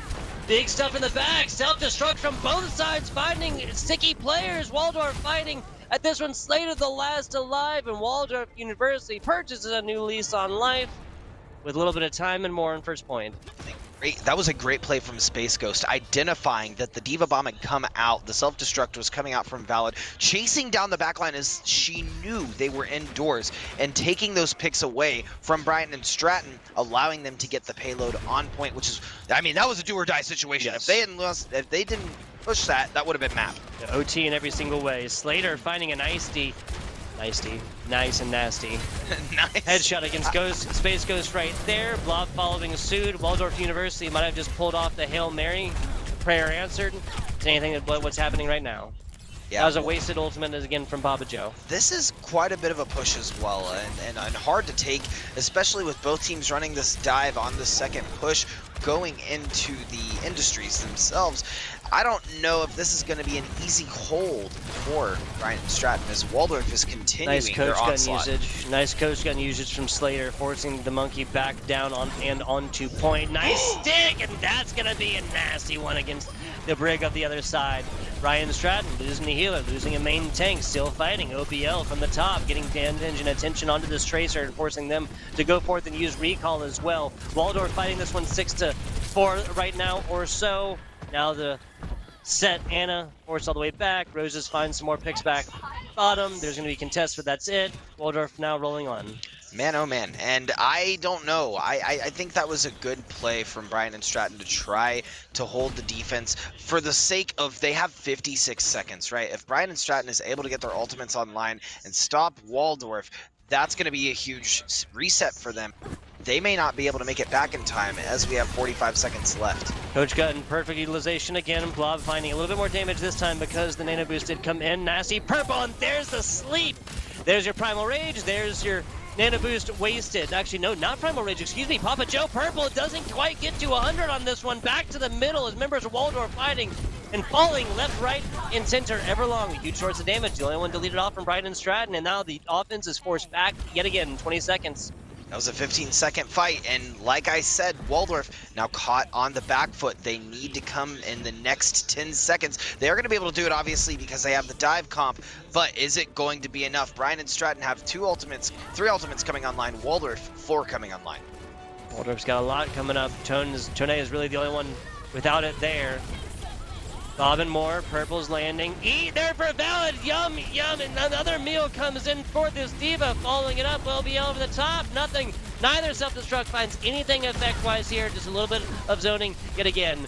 Bob fighting Space Ghost as Everlong also drops. Now back to it, this is just a tank brawl down bottom in the middle. Roses decides to get involved, and that's what happens when you get in the middle of a tank brawl. Oh, and they almost got, that was almost gone. That was almost done. Everyone was off of the payload. It was a split-second decision to get back from Cyber to be able to stop this push from Waldorf. And Brian Stratton is going to take this, stopping Waldorf literal meters away from the second point. That's going to be Brian and Stratton taking map number 3 in a 2-1 scoreline because they did not push it all the way in to the end. Every one of these, that means, of course, has been decided by a score difference of 1. It has been 1-2 every single game so far, and they have traded, right? Yeah, Brian and Stratton struck first in the Helios. That map went down 2-1. Both teams taking an individual map on the control map of Elios. Map number 2 here, that was our King's That was our King's Row. Yeah, King's Row. There you go. Little brain fart up top for a second. Little King's Row action. Didn't quite get all the way to the end by either team. That was, of course, Waldorf striking there 2-1, coming all the way back. Oh not, man. not knowing the definition of the word momentum is Ryan and Stratton coming off of an L on map number 2, coming into map number 3, and striking hard and striking fast. And with that nuke, we have gotten ourselves onto match point. Match point indeed, and that also means talking about momentum, we're going into Assault, and that could spell an entirely different composition from these teams. Yes. They could go with a hard camp. You know, they could go with the Bastion strats, especially depending on which Assault map they choose. I believe it is Temple of Anubis, Volskaya Industries, and what is the third one I'm missing off the top of my head? Actually, we got it somewhere. here somewhere. Oh, nope, the top sheet. It There you is go. definitely those two. I see them going to either, well, Yep, probably Temple Hanamura, over Anubis, and Volskaya. Volskaya. There's only 3. What was the other one? Volskaya Industries. Temple of Anubis and Did I say it twice? Hanamura. Hanamura, Yep. of course, I Hanamura. thought I said Volskaya twice there for a second.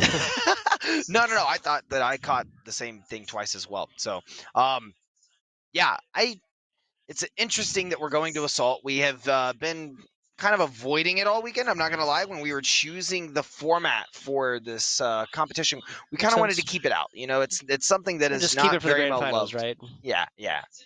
Fair. So any fast. 2CP fans can actually have it here in the grand finals, but we have fortunately not had it all the way through. And in case you're not super familiar with it, I think the wide opinion is that it's not particularly fun. It's kind of slower at times, and then snowballs are very possible moving in from offensive taking point 1 quickly into point 2. But at the end of the day, it doesn't really matter what we think, because the fact of the matter is that Blizzard is taking out for Overwatch 2. Exactly, 100%. And until they take it out for Overwatch 2, we're gonna be playing it here and now.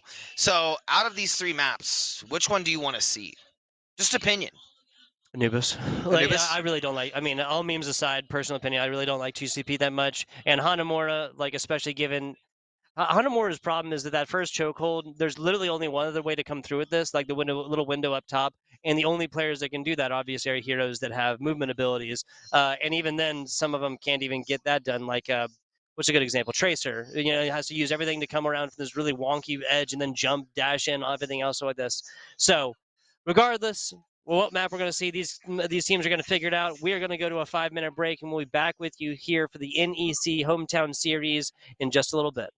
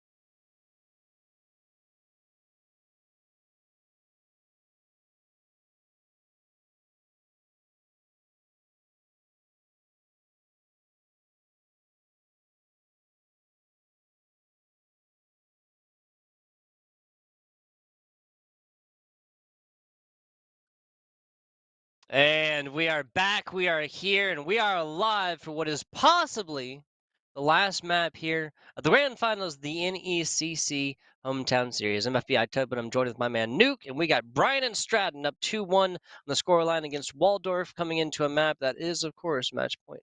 Yeah, we are going to head into Volskaya Industries next. Of the three assault maps, this is the less of the three evils, I guess, that the teams chose. Fair enough, fair enough. Interesting, looking at it, because Waldorf has come out swinging this series. Although it's 2-1, at times it's been so back and forth between these teams. You know, either team could realistically take this championship, which is why you said it could be match point, correct? Because Waldorf realistically could take two from here. Two more games. That is. Two more games. Yeah, take two. Because 1 + 2 is 3. It's like, 3 to Nukem, 2 is. how is Waldorf University going to take 2 points on Volskaya? that is where my mind melted right here. But no, yes, this is match point. If Brian and Stratton takes this map, then they will have won the grand finals 3-1 on the scoreline because it is first 2-3, not best of 5. Correct. That is the situation that Waldorf is looking at as of right now. Brian and Stratton, speaking of the squad, OBL back out. Miro, likely, given the homage to the Overwatch League player, is back on in. Now, Miro was here when they won on map number 1. OBL came off, not sure if it was maybe a not hot start, not sure, but they did lose map 2, then came back in map 3. All of these are decided by a 2-1 scoreline. Yeah, and Miro, hearing an "oh yeah" from the stage, it looks like they Oh, are yeah. getting ready, Yeah, there you go. geared to go. OBL was by the end of the set was playing a lot of D.Va, so maybe they wanted to swap Miro back in to focus on that D.Va play that we saw in the first map. It would make sense. Ever popular tank on here. Miro taking this one to the top right now. Bobcat's looking to swipe on into this one. Little tracer on tracer action. If Space Ghost loses it, we'll have to take note of it all the way down here. Space Ghost mildly ahead of the ultimate charge, but now the dastardly blob Ash player gets involved in the manly, honorific tracer on tracer 1v1 down bottom, so the stats are thrown off. Yeah, Blob That's going to be... Go ahead. It's going to be both supports dropped from Brian and Stratton. That's what I was trying to mention there. Little D.Va mech action taken out from Miro, and Waldorf University should be coming on top of this one. Yeah, Waldorf University on the defense this time, as Brian and Stratton is on the offense, and they're putting them back in their cage, making them go back where they came from. Blob starting out this series on the Sombra, slowly transitioning into more of this Ash gameplay, I think is adding a lot of value for Waldorf, as we are going to see a pause come out on stage. Maybe technical or tactical, we are not sure quite yet. Not 100% sure. That is going to be at least their first fight, kind of rebuffed for right now from this defense for Waldorf on defense here on Volskaya Industries, and looking decent so far for their defense. No points, not even progress really attained right there. And after the first like full kind of team fight and little tracer on tracer action back down bottom, not one but both supports deleted.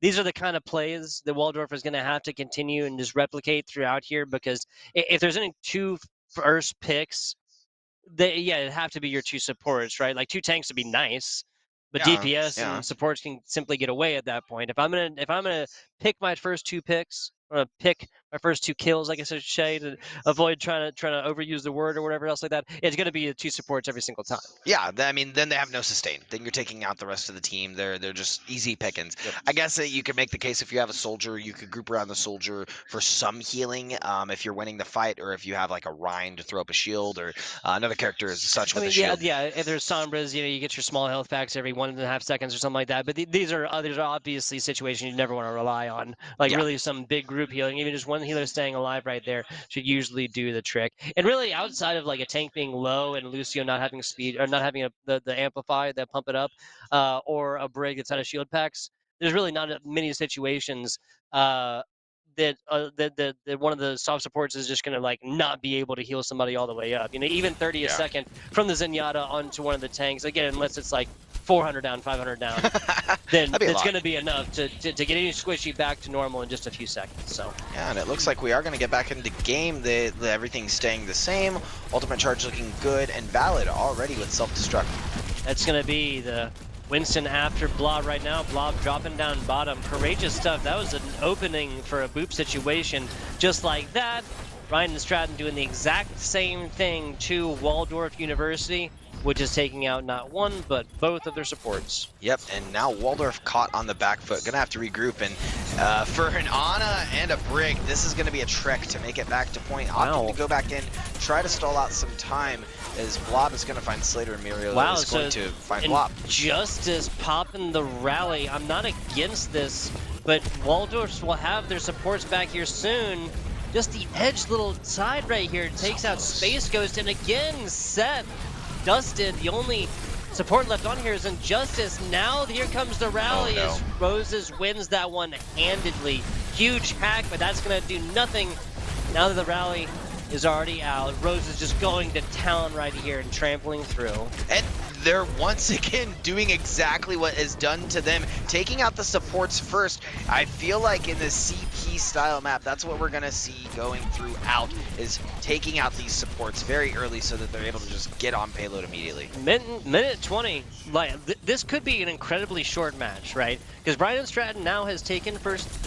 If they go for the full hold, this will be hands down the fastest map here. Because again, this is match point for Waldorf. Like if they lose this, they are out there, done there, that's it. There comes the nano boost, trying to get something going with it. Papa Joe being the first felled right here. This team fight has gone on for what, 65 seconds or so. Space Ghost showing his opinion of a hacked health pack. Now back to it. Tone falling.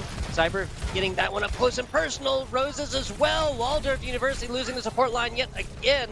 Everlong trying to come up and give their opinion there. Set on top. Ryan and Stratton has taken first point. Yep, Brian and Stratton taking it pretty candidly. I saw it coming out earlier whenever they were able to pick the support line. How does Injustice not get away from this, but also not have shield up to block that one away, at least for themselves? A stick from Space Ghost on a Cyber. Space Ghost follows shortly thereafter, but still gets the pick initially. Waldorf University now utilizing Bob, and that is not on point. You can see his knees, where his knees are on. That's not actually on point. Had to stop that on another piece of cover. And I mean, I think Blob was a distance away, throwing the Bob out because Bob can run to the location, right? Wasn't able to get on point because it was just slightly offset. Oh my that is god, crazy. What a nasty stagger. Now these respawns will be back because of the rules on first point. On TCP, Cyber juggling right now. Good, takes it to the outside, almost gets a Brig off as well. Does get Papa Joe. A huge kill in the form of the Wrecking Ball early. Roses forced to come out here, and again the rally is out, so they'll provide healing for themselves, but nothing really outside of that. Tone falling as well. One support down, now Blob taken out early. Valid takes to the skies to try and get a better look at this one. Space Ghost over on the side, dumping in damage left, right, and center all over on point, and Diaz caught the ire of Everlong. Now looking towards the middle, a nasty purple in the back. Tracer gets back to Sacker this one out. Valid done, does it, taken out of the mech, and is back to spawn. Now Blob here, Blob trying to keep this alive. Blob fails, but still we have Space Ghost still alive. Purple and one, a chip and a chair and a prayer, but that's not gonna last. It's Papa Joe the last alive here, hack to stop, and Brian and Stratton will take this with 2 minutes to go. Wow, Brian and Stratton rolling through this false Cyan map. I don't know if it's just the comfortability of it, but they looked very strong, especially Slater switching back to the Sombra. Yes. I love to see it. It was sneaky. Yes. It was really sneaky, but it worked. That giant EMP hit all of Waldorf on point. I mean, if you're looking at that point right now, there's almost nowhere to hide if you're in the middle of point trying to contest away from that Sombra. That EMP hits, you're sitting ducks. Yeah. And eventually you know that's going to be coming as well, right? Yeah, like you know that's going to come up. You know they're going to take advantage of it. And we've already seen what Slater can do from Brian and Stratton on the Sombra. Yeah. I would be amazed if we don't see a Sombra pick right here. There has to be a whole centralized theme for Brian and Stratton to not justify the Slater Sombra pick at this point. Yeah, on on payload, you were able to work around 2 or 3 characters a lot more working on that payload, rather than these all-out brawl fights that you're going to find on Control or 2CP. And that's where we've seen the Sombra come out more, right? Is these all-out brawls where you're just dumping ultimates, everyone's throwing it down.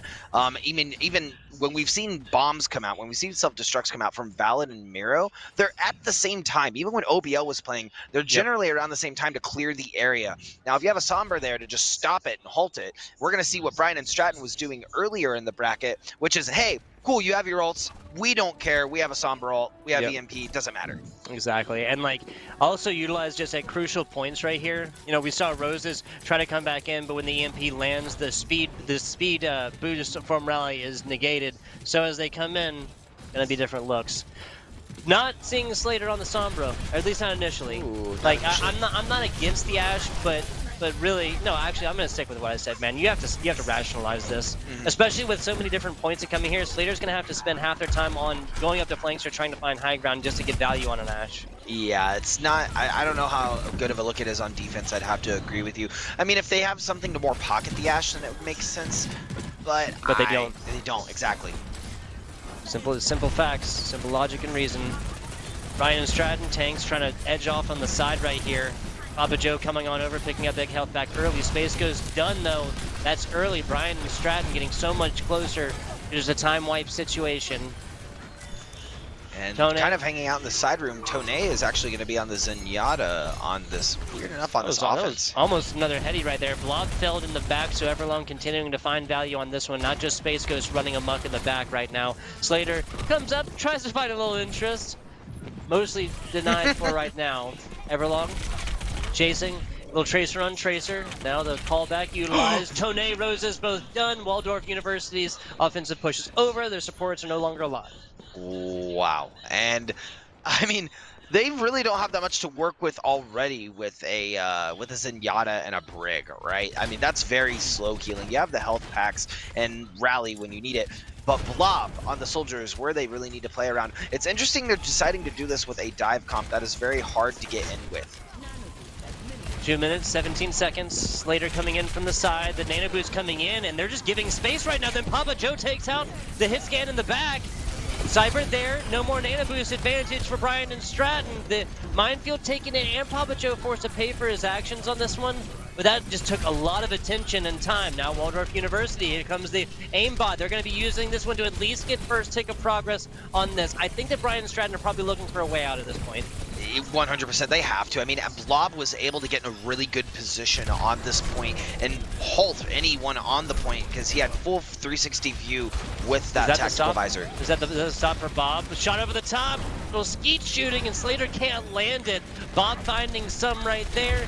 That's mostly just contest action. The attempted callback down. I'm actually not against that because this is super far away from ultimates, and that's all about time at this point. 4 minutes left on last point is and I mean, flight time.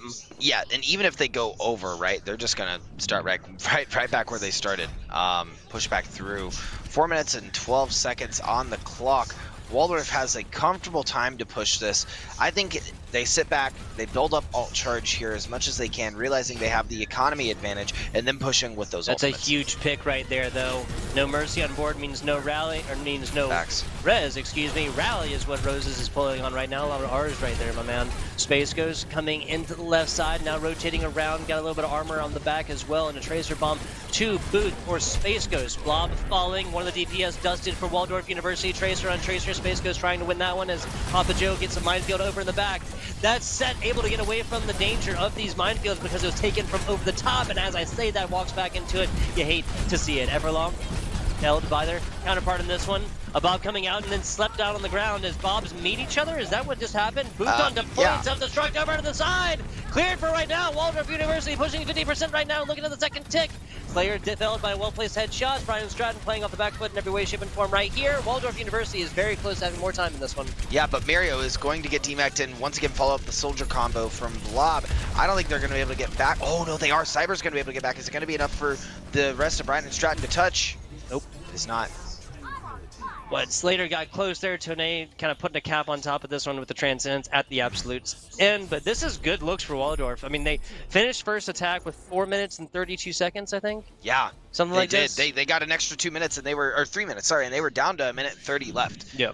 So, I mean, had Brian and Stratton been able to hold on that first point, might have spelled a different entire push. However, Waldorf was able to take it, and it's like we've been talking about this whole series with these GM players and these high level Overwatch. They're not just winning. I've been saying it. They don't just win one fight at a time. They win 2 fights at a time because they catch the staggers, and then people come in to try to help their staggers out, and they ultimately lose that. When you combine that with 2 CP, they're just going to take the second point easily. And that's what we saw with Tone still having the Transcendence online for Waldorf. Even if Brian and Stratton came back to use ults, it wouldn't have mattered. They had the Trans to defend it. Yeah, the Trans to back it up there at the very end just to keep everybody alive. Tone literally can't be felt at that point unless, and again, they use the environmental kills on the side. And any Zenyatta worth their weight is going to come forth and just simply avoid that. Like, even if you come close, the area of effect healing on Transcendence is just so wide, there's really not much of a reason to justify even coming close to an environmental kill potential over by coming close to that edge over there. True, So, yeah. as it is, Waldorf University fighting for their lives, yes. Ryan and Stratton on the attack. They only got 2 minutes with which to do it. Almost a full minute extra for Waldorf on their offensive push, which will come next. And we're going to see Slater return to the Sombra, and I love to see it. I think that could spell a really good combination of attacks for Bryant and Stratton pushing in. And Justice also swapping over to Lucio to get the team in with this more dive comp. 2 very different dive comps coming out from both of these teams. Interested to see who's coming out on top. Yeah, hack out. That's going to land on the Valid. That's actually not a bad look. Supports Valid on both sides, but that's going to go against Waldorf because they only have a soft support otherwise. Ryan and Stratton just need to get a little bit more damage in, then after that they have purchased themselves first point. Yeah. they're coming back, but Rose is getting picked early. Never is mind. not good. Oh, Lob over on the side is going to be covering this, and there's no point presence yet. Just like that, Space Ghost is allowed to come back. They'll have the Tracer Bomb on board, and now a hack down to the bottom. Boops it more, and Justice fell in the thick of things as Valid combos with Tone on that one. Papa Joe falling here. Cyber, the main tank down. Sticky out. Sticky does not land. Just a hair's breadth away from at least a single tick.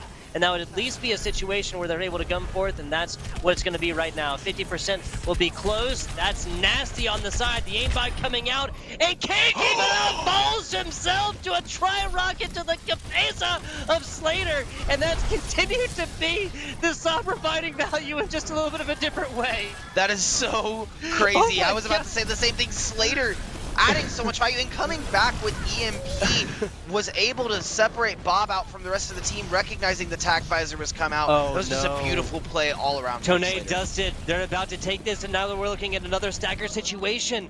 Brian and Strat is going to finish this with 10 seconds, and now the additional 30. This is plenty of time. Now these respawns are going to come back in the next few seconds. Okay, the respawns come back because of that. But that's still not. This is a long time to go from a respawn out from Cyan for TCP. Not to mention, they have EMP on top of self-destruct online. Yeah. This could take point for Bryant and Stratton. If this team fight goes on for about 5 seconds and Injustice lands a couple shots, that'll be enough in there. There's the initial hack. Slater paying with it for his life, though. Everlong felt as well. After they come in, Waldorf University was very ready for that one. Tone, Blah, both dusted right here. Roses forced to pull out the rally. That's Valid as well. Only one tank left alive for Waldorf University. Roses back to the middle. Not going to be able to fell a brig with his rallying. Just like that, stick comes in. Almost lands over closer towards the brig. Not going to happen. Lucio Salvera dropping out for Brian and Strat. The offense has purchased themselves a little bit of breathing room on this one. Is set, comes back in, getting the healing going. Self-destruct over the top. Going to land about half down. And now that's it. Brian and Stratton's been stopped right here. Slater again cannot get anything in the form of roses. Not in his house and not today. And they just got a little bit of point on that one. Bryant and Stratton using both support ults at the same time. They dropped the beat and they used Coalescence from Injustice and Set. I feel like that was a little bit of miscommunication from the two of them. They didn't need to use both of those at exactly the same time. That's what spelled the recipe for disaster when Mirio threw the D.Va self-destruct over the top. I mean, part of what you purchase by dropping a beat, it only lasts for 5 seconds, but it obviously drops down very frequently. But after about 2 seconds, I mean, you're going to be just susceptible to a lot more, especially if the player's health is particularly low. So, yes, these need to be segmented out just a little bit more, you know? Like, even if you're going to go with the Sound Barrier first, which I feel, because at that point you can get the Moira to come through and get the chain healing, or get the area of effect healing on everybody, so at least that starts for their health, so they come out of Sound Barrier with health. And then if you absolutely need to, pull the Coalescence, and players at that point know to at least line, if not get close to each other, at least line up horizontally or whatever else like that, so the Coalescence can go through them and then be on the other side with damage. And if you give that's time, really the point. That's the perfect thing, but again, hard to coordinate that. Yeah, no, 100%. But if you give time for the healing to come through, you're now able to regroup as a Bryant and Stratton that's looking to take this point with only 20 seconds to left on the clock. They weren't able to quite do it because I really feel like it was because of those offset ultimates. And Coalescence could have added a lot of damage value as well, as it hits through everyone. And they also just want that to happen at the end, of course, because it's just unlikely for that Coalescence to come through and get enough damage. But Ryan and Stratton, they're screaming out loud. This is still match point, possibly. Waldorf University needs to take all of point 1 and then some on point 2. Otherwise, we're looking at a tie. Yeah. A little bit of that is a little bit that I did get on point 2. Not very much, but enough to make it count. That's the first little bit. 2.5 minutes. Miro taken out of Mech 4 right now. Ryan and Stratton taking out a huge source of damage in the form of Space Ghost. Everlong continuing to kind of have that responsibility. That was almost bad right there. Slater utilizing the coach gun just in the last second before they fell down. Now up to it, shots and more. Almost a nasty boop against the ball player. That's Papa Joe. Blob coming out to it. Area of effect healing coming out from them. Valid's going to be very happy with it. Slater's going to be the one felled after Space Ghost and Papa Joe coordinate on this one. Another tank felled. That's going to be Anna in the back getting super aggressive. Did get the nano out though, so that's going to be huge. Set has got this out. Blob trying to keep this one alive. Not going to happen. Set taken out by the aimbot, but that Cyber on the other side going to town. A pause called for in the 100 seconds left right here. Blob does not get out. Cyber there. And that's going to be Space Ghost finding that one the very end. We do get a pause. Wow, We're pause. gonna yeah, that's got to be a technical issue because they can't do that mid-fight. Yeah, Right? they It they can't be a cannot tactical do a pause. tactical It has to pause be a technical. mid-fight. Yeah, they're able to do a technical pause if there is something going on, Yep. and it seems as though that is what has happened. Wild plays coming out from both sides as they dumped everything into that fight, and we saw a lot of value on that Winston coming through with the primal range. I thought it was all but not when we saw the tactical visor come out, but they had a chance and a hope with that primal range. Yeah, I mean, what, you get the bubble down before primal or something like that, even then, Soldier just got to run on the inside or something like that with that aimbot. And The when legs he's are stuck still inside, you're just... Yeah, exactly. Exactly. And then looking at Primal Rage, Cyber is coming out of that one right now. The Sticky just killed somebody, or Sticky just killed Cyber actually, so I'm not sure if Cyber's going to be visible in this. The Winston, sorry, I'm not on camera. The Winston on this may not be in with the rest. We haven't seen any mercies, so no res capabilities. There's really only so much to break down as of right now. We're just kind of trying to figure out what is going on up on the top. Taking it back, yeah. We'll go ahead and shout out HyperX. For 16 years, the HyperX mission has been to develop gaming products for all kinds of gamers. You got that high-speed memory, solid-state drives, headsets, keyboards, mice, charging equipment, accessories for console players, USB flash drives, mouse pads, to the gaming community and be. I'm just counting. No, There's so I much get that it. they're offering. They said to the gaming community and beyond. I get it. I get it. The Buzz Lightyear reference coming on in here. I'll be hammy for you. I'll be hammy for you. Yeah, it's The award-winning HyperX brand is known for consistently delivering products to deliver superior. Okay, HyperX is awesome. This read is written in a way that is not entirely capable for me as an English speaker to get it all the way out. There's some words that aren't supposed to be where they're supposed to be. HyperX does a lot. HyperX does everything esports hardware-wise. They have peripherals. They have more. Like I was telling Duke here, they have the HyperX esports truck. They have a LAN center inside of a casino in Las Vegas. Yeah. HyperX is doing everything. If you're not purchasing their headsets, you're not using their peripherals and whatnot, you're simply doing wrong. Yeah, that is and vamping and reading a. we're spreading reading the that, yeah. HyperX message here at NECC by giving That's away why headsets. the pause. That's why the pause. Yeah, that was Tone was calling for the pause. Is like, we need to shout out HyperX right now because of how awesome this equipment is. I'm calling for the technical pause because we cannot progress while HyperX stands unappreciated on the broadcast desk. I don't care if it's close. I don't care if we're going I don't into care the if it's fourth literally cap. match point. Yeah, like, I don't care if it's match point. We need to stop, pause, and shout out HyperX. Exactly. There you go. Silly. Well, I gotta say, looking at the best parts of this map, I find myself kind of pulling like a little bit for Brian and Stratton. Like, I really want to see Waldorf tie it up here because I just, as a caster, obviously want as much Overwatch as possible. I want Waldorf to win this fight and win out like eventually on Volskaya, and then just whoever wins map 5.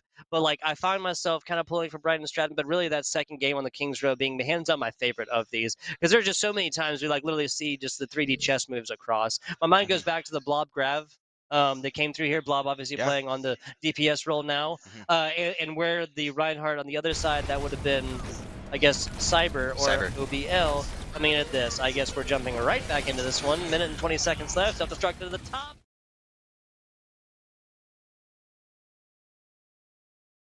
Baited. Oh, there we go.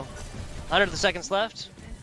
And that's going to be a triple kill there for the side of Waldorf on the left, even though names are gone. All right, yeah, names are gone. Perfectly okay as they're moving back. Waldorf 1 on the clock, as it says 1 on the board. Brighton Stratton 2. This is match point for Brighton Stratton. As Waldorf is now pushing in to try to even this up. Waldorf University, worse looking at it as a tie situation right now. That's about as good as it gets. As Space Ghost somehow gets a boop with Tracer onto their opposing Tracer. Rally down bottom, Blob getting purpled out on this, still getting the armor capabilities, but set, done. Brian Stratton's huge source of healing is gone. Blob dusted as well, taken to the bottom. Tone utilizing Transcendence for now, keeping this team fight alive. Valid was not able to get the healing onto this one, as that's Injustice was able to cover them up and get the damage in necessary. Rose is falling in the back as well. Waldorf University forced off right now. But they only have 40 seconds to come back and take it, right? And otherwise, this is serious. This is a tie situation if they don't take point here. And it could come down to an Everlong Tracer bomb in order to take it. Looks like they're trying to say something is going on with the power on the stage.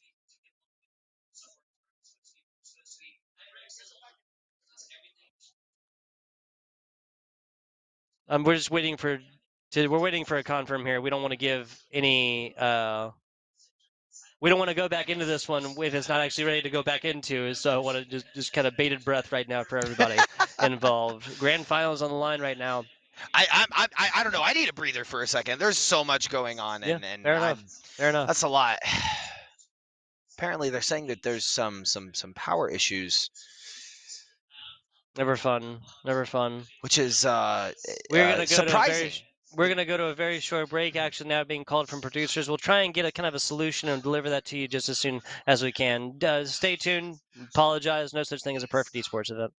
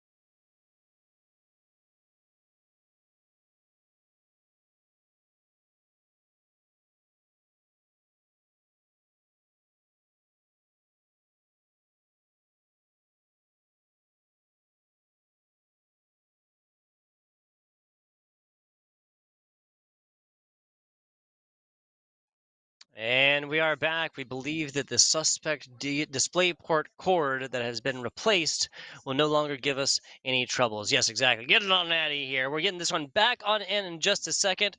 The situation that we're looking at, just in case you just joined us, is Waldorf is down 1-2 in the series. This is technically match point, and if Waldorf doesn't take this, this will be a tie here in Volskaya. Yeah, here with 30 seconds left, this was a nail biter beforehand, before we even started, and we are coming out with yet another pause.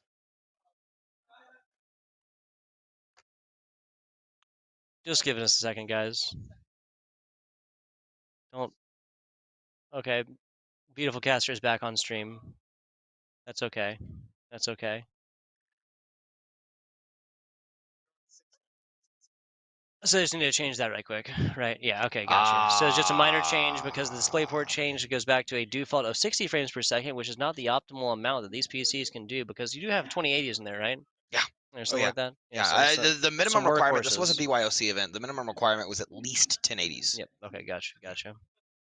Yep, that makes perfect sense. They're going to be getting that set up. You guys get to enjoy our beautiful faces and golden voices here for just another few seconds. Maybe our producer will bring us back in and alleviate us from this temporary, what's the word? Pain. Purgatory that we have Oh, found purgatory, yeah, that's There what I we was go. going to say. There you go. Another different P word.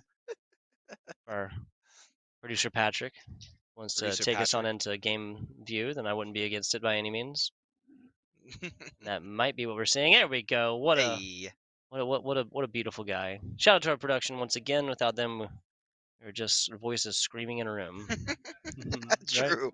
We are just voices screaming in a room. As my heartbeat is pounding. 20 seconds left.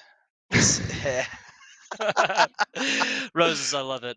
Love it. And referring, of course, to AKM, the star DPS who was on the Dallas Fuel, right? Yeah, Dallas Yes. Fuel was able to get a ridiculous amount of blades here on Volskaya, actually. He also had a big Soldier 76 performance there, if I remember right, with it resulted in, it's basically what we saw earlier, kind of like a 100% with 1v3 and them winning. That was Space Ghost earlier that Oh, had Space that Ghost, close, correct. had the clutch. But I mean, AKM also had something like that in the actual Overwatch League. But bringing it to this match, like I said, yeah, Space Ghost was the one taking out not one, not two, but three. And I think that the sticky bomb wasn't even like utilized on in there, and that was earlier on their map win. Without that, of course, we would be looking at a 0-3. We wouldn't be like seeing Volskaya. So that was Space Ghost saving it for the squad earlier. And a smart pause, honestly. I mean, if you're playing at 60 hertz, everyone else is playing at 120. You want to play at 120. Gotcha. And they are getting it completely ready to go as we want to finish out this map ideally with no more pauses. I mean, we could go 5 seconds and pause. We could keep doing that. We could do that It'd be about a very, 4 more very times. long game. Yeah, exactly right. Very, very long game. Just kind of take it like frame by frame at that point. Yeah, we've already been out here on this set for 2 hours now, starting at 5:30. It is now 7:30. We're on map 4, and, you know, we could see Bryant and Stratton take it. However, Waldorf really want to stay in it, and they're showing that. We're actually paused right now as well on the ultimate meters. Bryant and Stratton do have Sticky Bomb out from Tracer, and they do have Nano Boost from Set, which could be enough for this defense. Yeah, Cybra is about to have that Primal Rage. Blob the only one, but Namebot by themselves will just get eaten by Miro, or just everybody else will just play the disappearing game. And Justice will put that Rig Shield up. On paper, right now, we have Brian and Stratton the advantage just simply because of the advantages. Cyber can start off with Nano and then get Primal like a few seconds later once he actually kind of gets kind of low, even after the reduced Nano damage that comes in. So we'll see how this goes. Not a whole lot of support healing wise on the side of Waldorf coming into this one, but yet again. Because Brian Stratton did not take a single tick of progress, if Waldorf also does not do that on the second point, now that we're in overtime, this would be a tie situation, neither team getting a point from Volskaya. And Tonei coming out with the R, so is Slater, and I think both teams are ready to jump back into the action for the last 20 seconds. I would have to agree with you. I think it's going to depend on who is able to get what picks between Everlong and Blob. Brian Stratton, side 2, match point technically.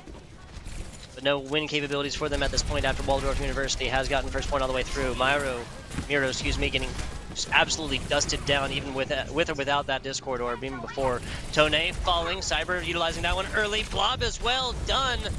Big, half the healing, half the damage from Waldorf dusted. Ballad getting super low. Rose is getting chased down on this one. Nice stick there from the Space Ghost player, but I'm not sure if that one is going to be enough. Yeah, Space Ghost just sitting here on point, trying to get enough. Tone coming in with the assistance from Papa Joe.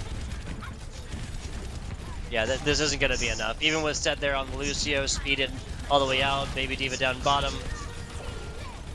Yeah, Blob Brian and coming in Stratton now. Oh no. are actually able to get back to this one Oh, after no. they spend forever taking out set. Brian and Stratton just purchased themselves a new lease on life. Self-destruct down in the bottom. Now the punch out from Everlong, changing on over to that Doomfist. Spin to win, engage from Papa Joe. Stopped right dead in that ball's tracks. Now back onto it, Slater finding some. Brian and Stratton taking the advantage. Defense coming out, and that is it. Team kill going in. Brian and Stratton have held on, and the draw situation has been attained. Wow. That was wild. That was a wild ride. They held it over into overtime on that point, and I was honestly not sure it could go either way. Both teams pushing in, giving it everything that they had, but the draw situation has been initiated. Yes, it has. We'll be seeing a map number 5. No 4th point awarded. Still match point. Still for the side of Brian and Stratton. Waldorf does not tie it up, but does not tie a point themselves, and we have to play this one out until one team has 3 points, of course. Yeah. We'll be getting map picks and more coming on in. Of course, this is a control coming in here, Yes. so there's no capability of a tie on this next map. If we would have known, I wish we could have known what the bans were, because then we would know what the control point is for sure. That Because is entirely fair. the way that it works is It's you not ban Ilios, we one, know ban that two, much. ban one. It's not Ilios, right? We Yeah, know that. But whatever they did not pick, which was left up with Ilios, will be what they're playing on in this next map. Now, there's not a tie capability within the map of controls. There's no capability of tying there, like on your 2 CPs. But if Waldorf takes that, then we'll be playing another control map after that, because Waldorf will be at 2, whereas Brandon Stratton will be at 3. I can't bend my neck anymore farther than that. It's Trying to almost make it like funny a that we big played centering Assault points. anyway, because it was all for naught. Like, it came out to a draw, right, in the end, which is not what we were hoping for, but it could have gone either way. Pauses came through. There was stuff to be examined. But you're right. The draw is going to come out, and now it kind of leaves the series in a loo. It does, because again, if Waldorf takes this, we'll be tied up all the way through. If Brian Stratton takes this, then they'll be winning this one 3-1, which is what we were looking at before a litany of pauses. Yeah. But that is not the situation that we're in right now. We can't have said that they were going to win by any means, because not what happened by any way, shape, or form, any measure of that statement. We're going to go to a very short break while we make for map picks, unless you got something else for the good people before we go. I am only happy that you all are here and watching our beautiful faces on this wonderful Sunday evening. Out here in Davenport, Iowa, it's been raining all day, but here in the casino, it's been nothing but bright and sunny. Never mind. We are going on into this one. I do believe we do have picks. I'm getting the thumbs up from the producer, and that's usually a good sign. Yeah. I like this a lot more than this. Yep, You know? there you go. Yeah, There give you him go. one of these. Give him one of these. One of these. There you go. No, like Julius Caesar thumbs down. You know, no off Exactly. with their head. Busan. So that was the map that was not picked. There was it was between Busan and Ilios in the last. They picked Ilios, and now Busan is coming in. Yeah, Busan is coming in. And Interesting. wonderful map. Honestly, one of the better maps I have loved to watch Activision Blizzard add to Overwatch since its fruition. What, 2 years ago now? It definitely feels like it. I guess I was think right before Rialto is technically the most recent. I think the most recent map so. that's actually played within the great game of Overwatch, not a deathmatch map.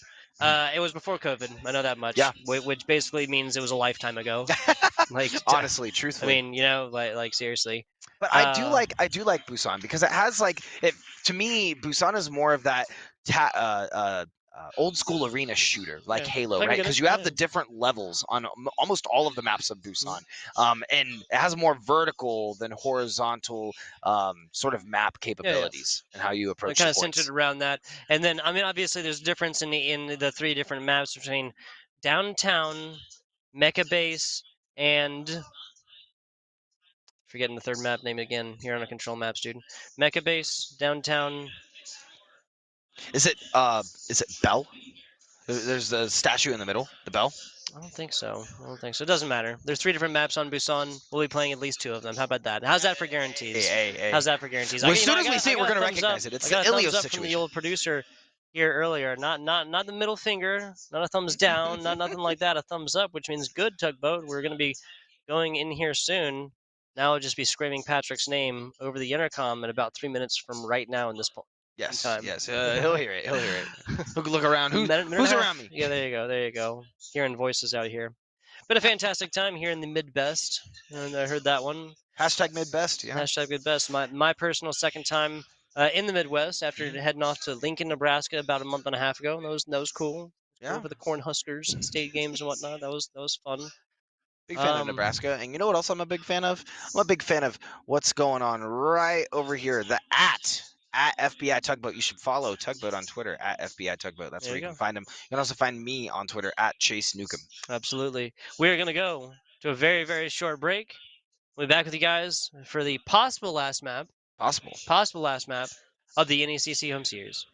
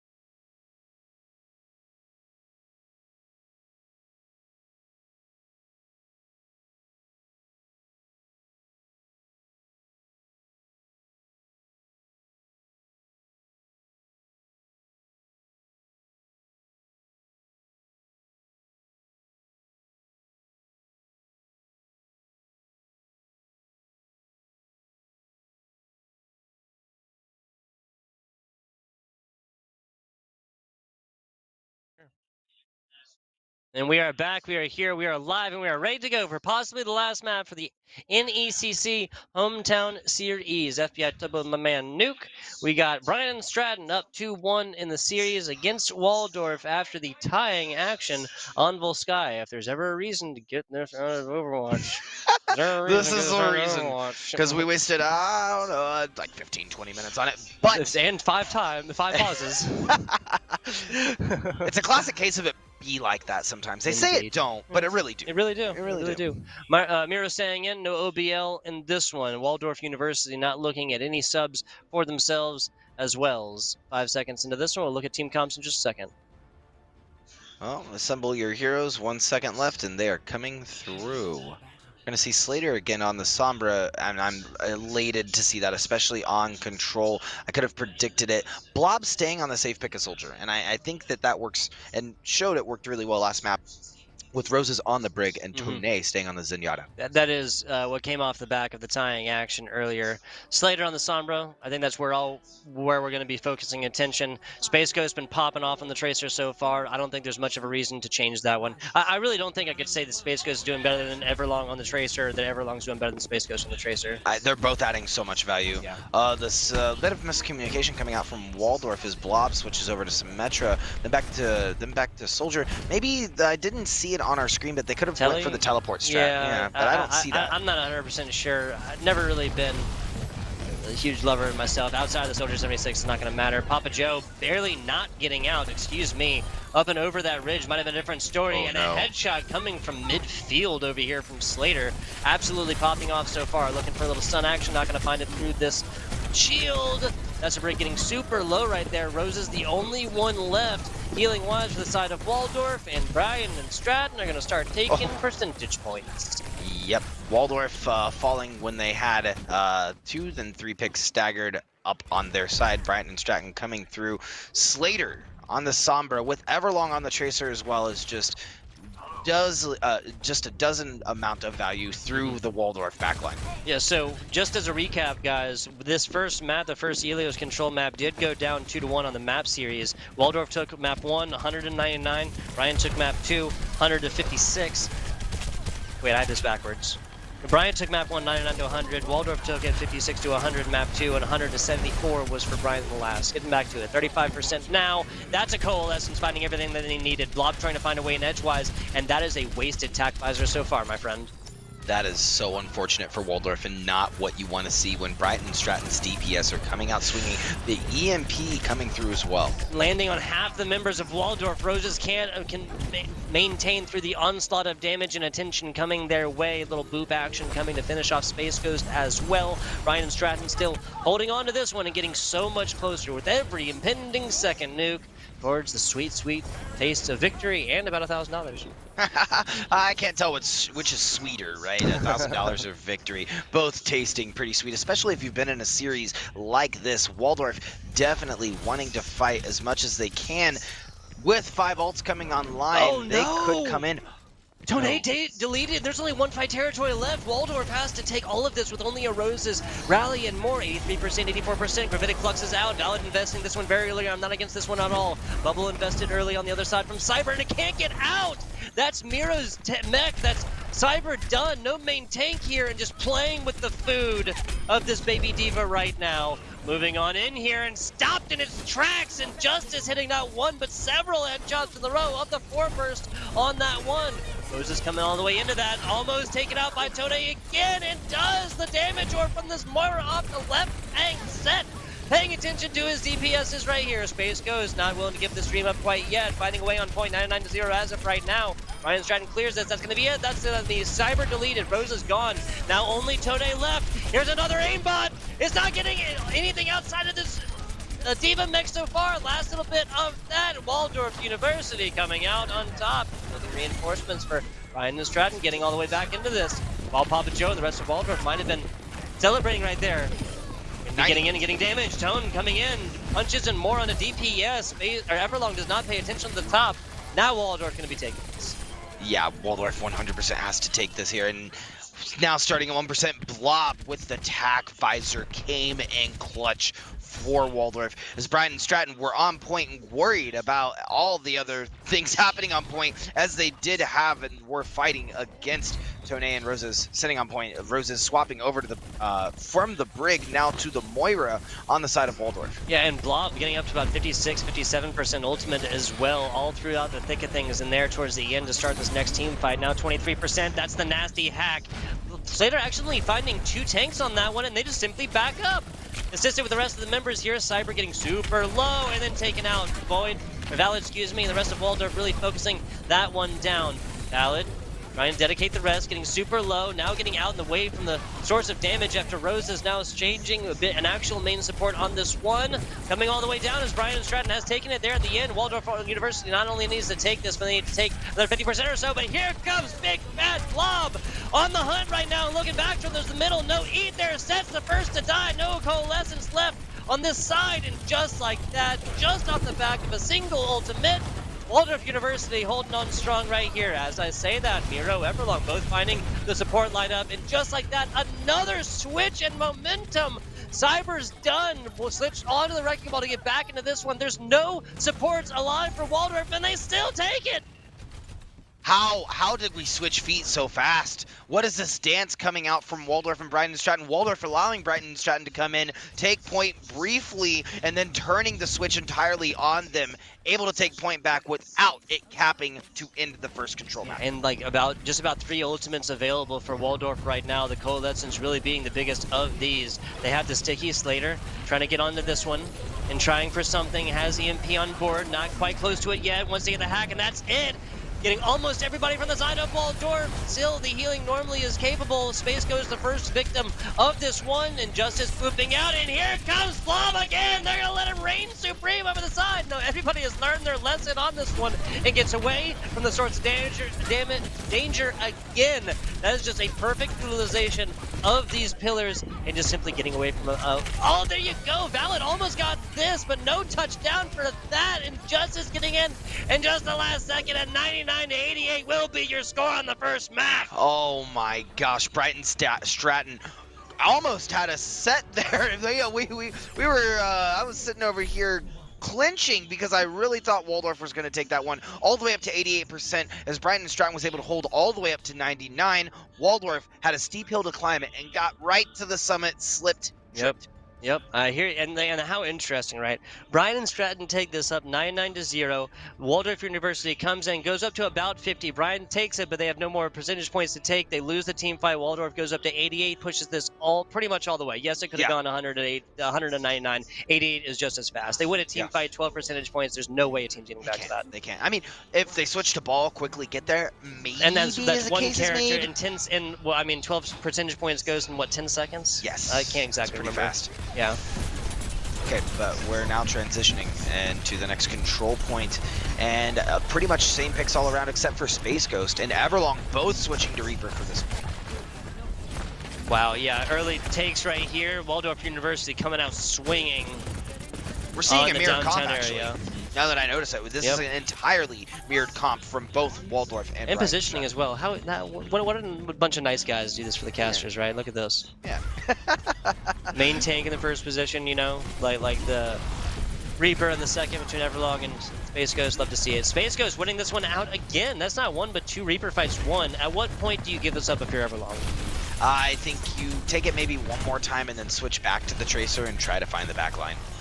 But it's a lot harder now that Roses is on Lucy and Tone is on the Moira. Much more elusive to get away from that Tracer. Well, the nice thing about this is Sombra really messes up both of these ultimates, right? The Sound Barrier and the Coalescence. Speaking of Coalescence, Tone kind of interrupted there. Justice and Set both dusted. This Coalescence providing all the value that Waldorf University needed. Ryan and Stratton did invest their own Coalescence right there. And Waldorf's coming out on top of this one with only one ultimate invested. No, okay, excuse me, they have two. They have the Blob, the EMP, and they have the Coalescence from Tone. As soon as Blob got that EMP as well, recognized, needed to use it in that alleyway, caught it, and caught Brian Stratton really with their pants down at that point. I hear you. And caught unawares. Definitely not suspecting that one. 53, 54% for the side of Waldorf. Well, I will say Brian and Stratton has only lost control maps to this team. They have not lost a map by a goose egg yet. Die towards the middle. No value gained from that one. As Space Ghost kind of eats their words there towards the middle. Tone done. That's a huge source of healing away from the side of Waldorf. Sound Barrier dropping. And because the Rose's Sound Barrier drops, Space Ghost is allowed to reign supreme. Waldorf University coming out on top of this one again. One more team fight left in this. I don't know. I think Space Ghost is having so much value on this Reaper. More so than Everlong. Everlong is just not able to get anything off of these Death Blossoms. Space Ghost is finding those picks for Waldorf. Looking at Slater though on Brighton and Stratton, has EMP, ready to use it. Where do you move? Go. There it is, hopping out, That's catching huge. all of them. Slater gonna be looking for themselves after the get out situation. They lost Set, they lost Cyber, and Justice dedicating this last fight opportunity here. Papa Joe done. Valid taken out of mech. This might be the reverse situation point right now, and Justice back to it, losing a little mech action. Nice punch and more against Space Ghost. Keeping the dream alive is Brian and Stratton. Wow, Brian Stratton needing this map in order to win this series. I mean, Waldorf could take it and they could go to the third point of control. But Brian Stratton takes this, and that's the bag. That's it. That's match point. That's map point. That's everything that Brian and Stratton needs to go into the 3 points that they need first to that. If Waldorf wins this, we'll see another control point, and only one map on that, I believe, as the tiebreaker rules say. We'll get confirmed on that later. Brian and Stratton getting back into it. Mirror getting super, super low. Papa Joe up in the front right here now has this primal, and we'll see that when this gets a little bit lower. Miro felled by a well-placed Coalescence and more. Space Ghost losing the Reaper to Reaper battle right now. 33%. Waldorf University has to get back onto this order contest. That's an overtime situation. Papa Joe trying to get back into this one against Set. That might be it for Waldorf. There's a huge EMP. It's going to require Herculean efforts just to come back at this one. That's a boop. That's necessary. That's looking a little bit Herculean to me. Cyber back to it, and not close enough for the Death Blossom. Now still contesting there. Slater and Cyber both felt though. Everlong has that Death Blossom. If they can get in this, they have a chance. They have a shot, a window of opportunity. Set there, Set focus, Set killed. No Reaper action for it. No Reaper action for it at the very, very end. Everlong coming in, and probably would have gotten a couple of picks, as they were not able to get their diva back in time that would have been able to eat that with Yeah, the the matrix, defense right? matrix and Defense whatnot, matrix yeah. wouldn't have been able to eat that in time. That's a really good point, actually. Miro comes back on this, even Yeah. with like half health. If Set is alive and is able to get spread healing on both of them, and they can just eat this defense matrix over the Everlong Death Blossom right there, given that the only opportunity on the other side is Dome, that might have been it. That was that another could've like been a it. tipping point situation, guys. Yeah. That this could have gone the other way, and that would have ended everything. As it That's is, we're crazy. still pushing on. At number 3. That's crazy. And Waldorf looking like they're not sure where they want Blob to go. Blob sticking on the Mei for now. This Mei Reaper combo is really, really oppressive, especially with the Reinhardt to lead the charge. You can have so much damage come out from behind the Reinhardt, especially if they throw up that wall. Cyber also choosing to pick the Reinhardt on this mecha base. Doomfist going off already. Cyber gets super low. Now the Immortality Field invested. Slater already at about 60% ultimate. What is going on? We're looking at 10 seconds of fighting right now. Repositioning coming in from Space Ghost. Mira realizes that. Now fighting on the back lines right now, trying to get something going. Nasty Maywall in the middle forces out Slaters, and that's already a shatter from Papa Joe. All shall fall before this Reinhardt. Wow, Tone also getting picks. 3 picks now for Tone on the side of Waldorf. Tone said, okay guys, I got the picks. Don't worry about it. I'm here to do the do. Showing up. 3% now for Waldorf. They're setting up beautifully to take this point and put us into what would be a game 6, I guess. Yeah, that would be. Yeah, well, yeah, Waldorf takes this right now. There's a counter chatter for the ages. And that's going to be set just like Tone on the other side, dumbing out. Space Ghost finding one throughout the thick of things right now, though. Main support down for Waldorf University. Set still keeping the dream alive. This should be a change and a swap of positioning coming through here. Did Val just try and drop that? I think he did. That's a mistake all day long. Yeah, 100%. I think you just wait. Wait, where's this contest coming in? Papa Joe also falls there. Okay, 38% for Waldorf. You know, looking strong so far, but Brian and Stratton able to take it back. Still having 3 ultimates on their side. It's 3-3 in terms of the economy on both sides of ultimates for both teams. Economy. Brian and Stratton. Brian and Stratton, yeah. So right now, paired up, but Space Ghost gonna have that one soon. Here's the high noon. Cassidy trying to find some heads, not gonna happen, wasted out. Sound Barrier drop now from Injustice. Blob trying to get aggressive and force back. There's a self-destruct over the back. Takes out 3! Brian and Stratton purchase themselves a new lease on life. And Papa Joe said, I'm not having it. And Oh, Miro comes back! What? Able to make it back in time as Miro and Brian and Stratton are holding their defense. Madman. Absolute madman. Papa Joe takes a long walk off a short pier with a diva to boot, and we still have the fly on the end. Mira comes back with the squad. You don't even get ultimate charge of your Papa Joe, and that's actually going to be huge coming into this. They're 90%. Yes, they just took out Everlong. Okay, so now it's not going to matter, and that shatter was not necessary. It definitely wasn't, but Papa Joe coming in swinging, him and Valid taking out all of the Brighton Stratton line. It looks like Tone also popped fuel. Yeah, neither of those were necessary. Neither of those were necessary. Waldorf University is on match point, and in that situation, they're not playing like it. Yeah, they can't. I mean, they have to hold here. Papa Joe super low. Everybody swarms onto that one. Main tank down. Waldorf University fighting this one 5-6 for right now. Mortality Field invested in the back from Set. Now all the way on the back foot. Blob can't even get to the ground. Space Ghost does it as well. And now it's a get out situation for Waldorf University.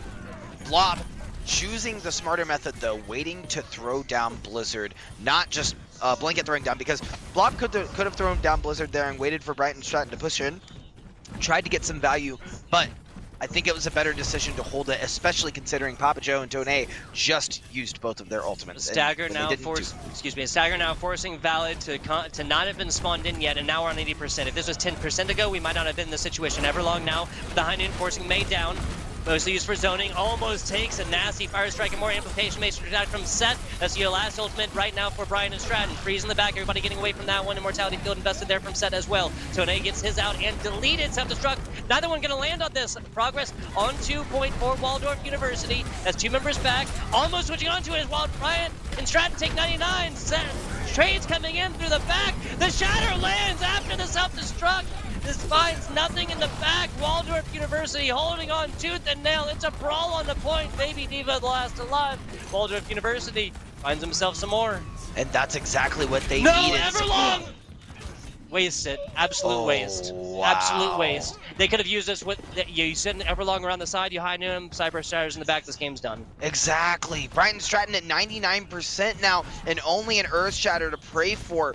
Waldorf, if they're able to hold this, this could be the game for them with only roughly 15% left on the board. It's coming down tooth and nail on the third control point of Busan. Cyber putting the shield out, even though behind cover right now. Shattered down, lands on 3, swipes the back. Rose is done, a charge in there. And Cyber does get back with the rest. Later, if they'll try to think of things, Cyber also has a lot of attention onto him.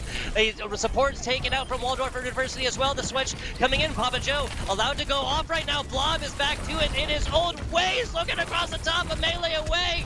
Tone dusted, Roses down bottom. That's going to be Waldorf University taking this one right now. Headshots and more. Cyber's back! Cyber's swinging away! A fourth! Brian Stratton is taking this one in. There's nobody to touch. Cyber putting everybody on the back. Overtime. That's it. Brian and Stratton are your NECC Hometown Series champions.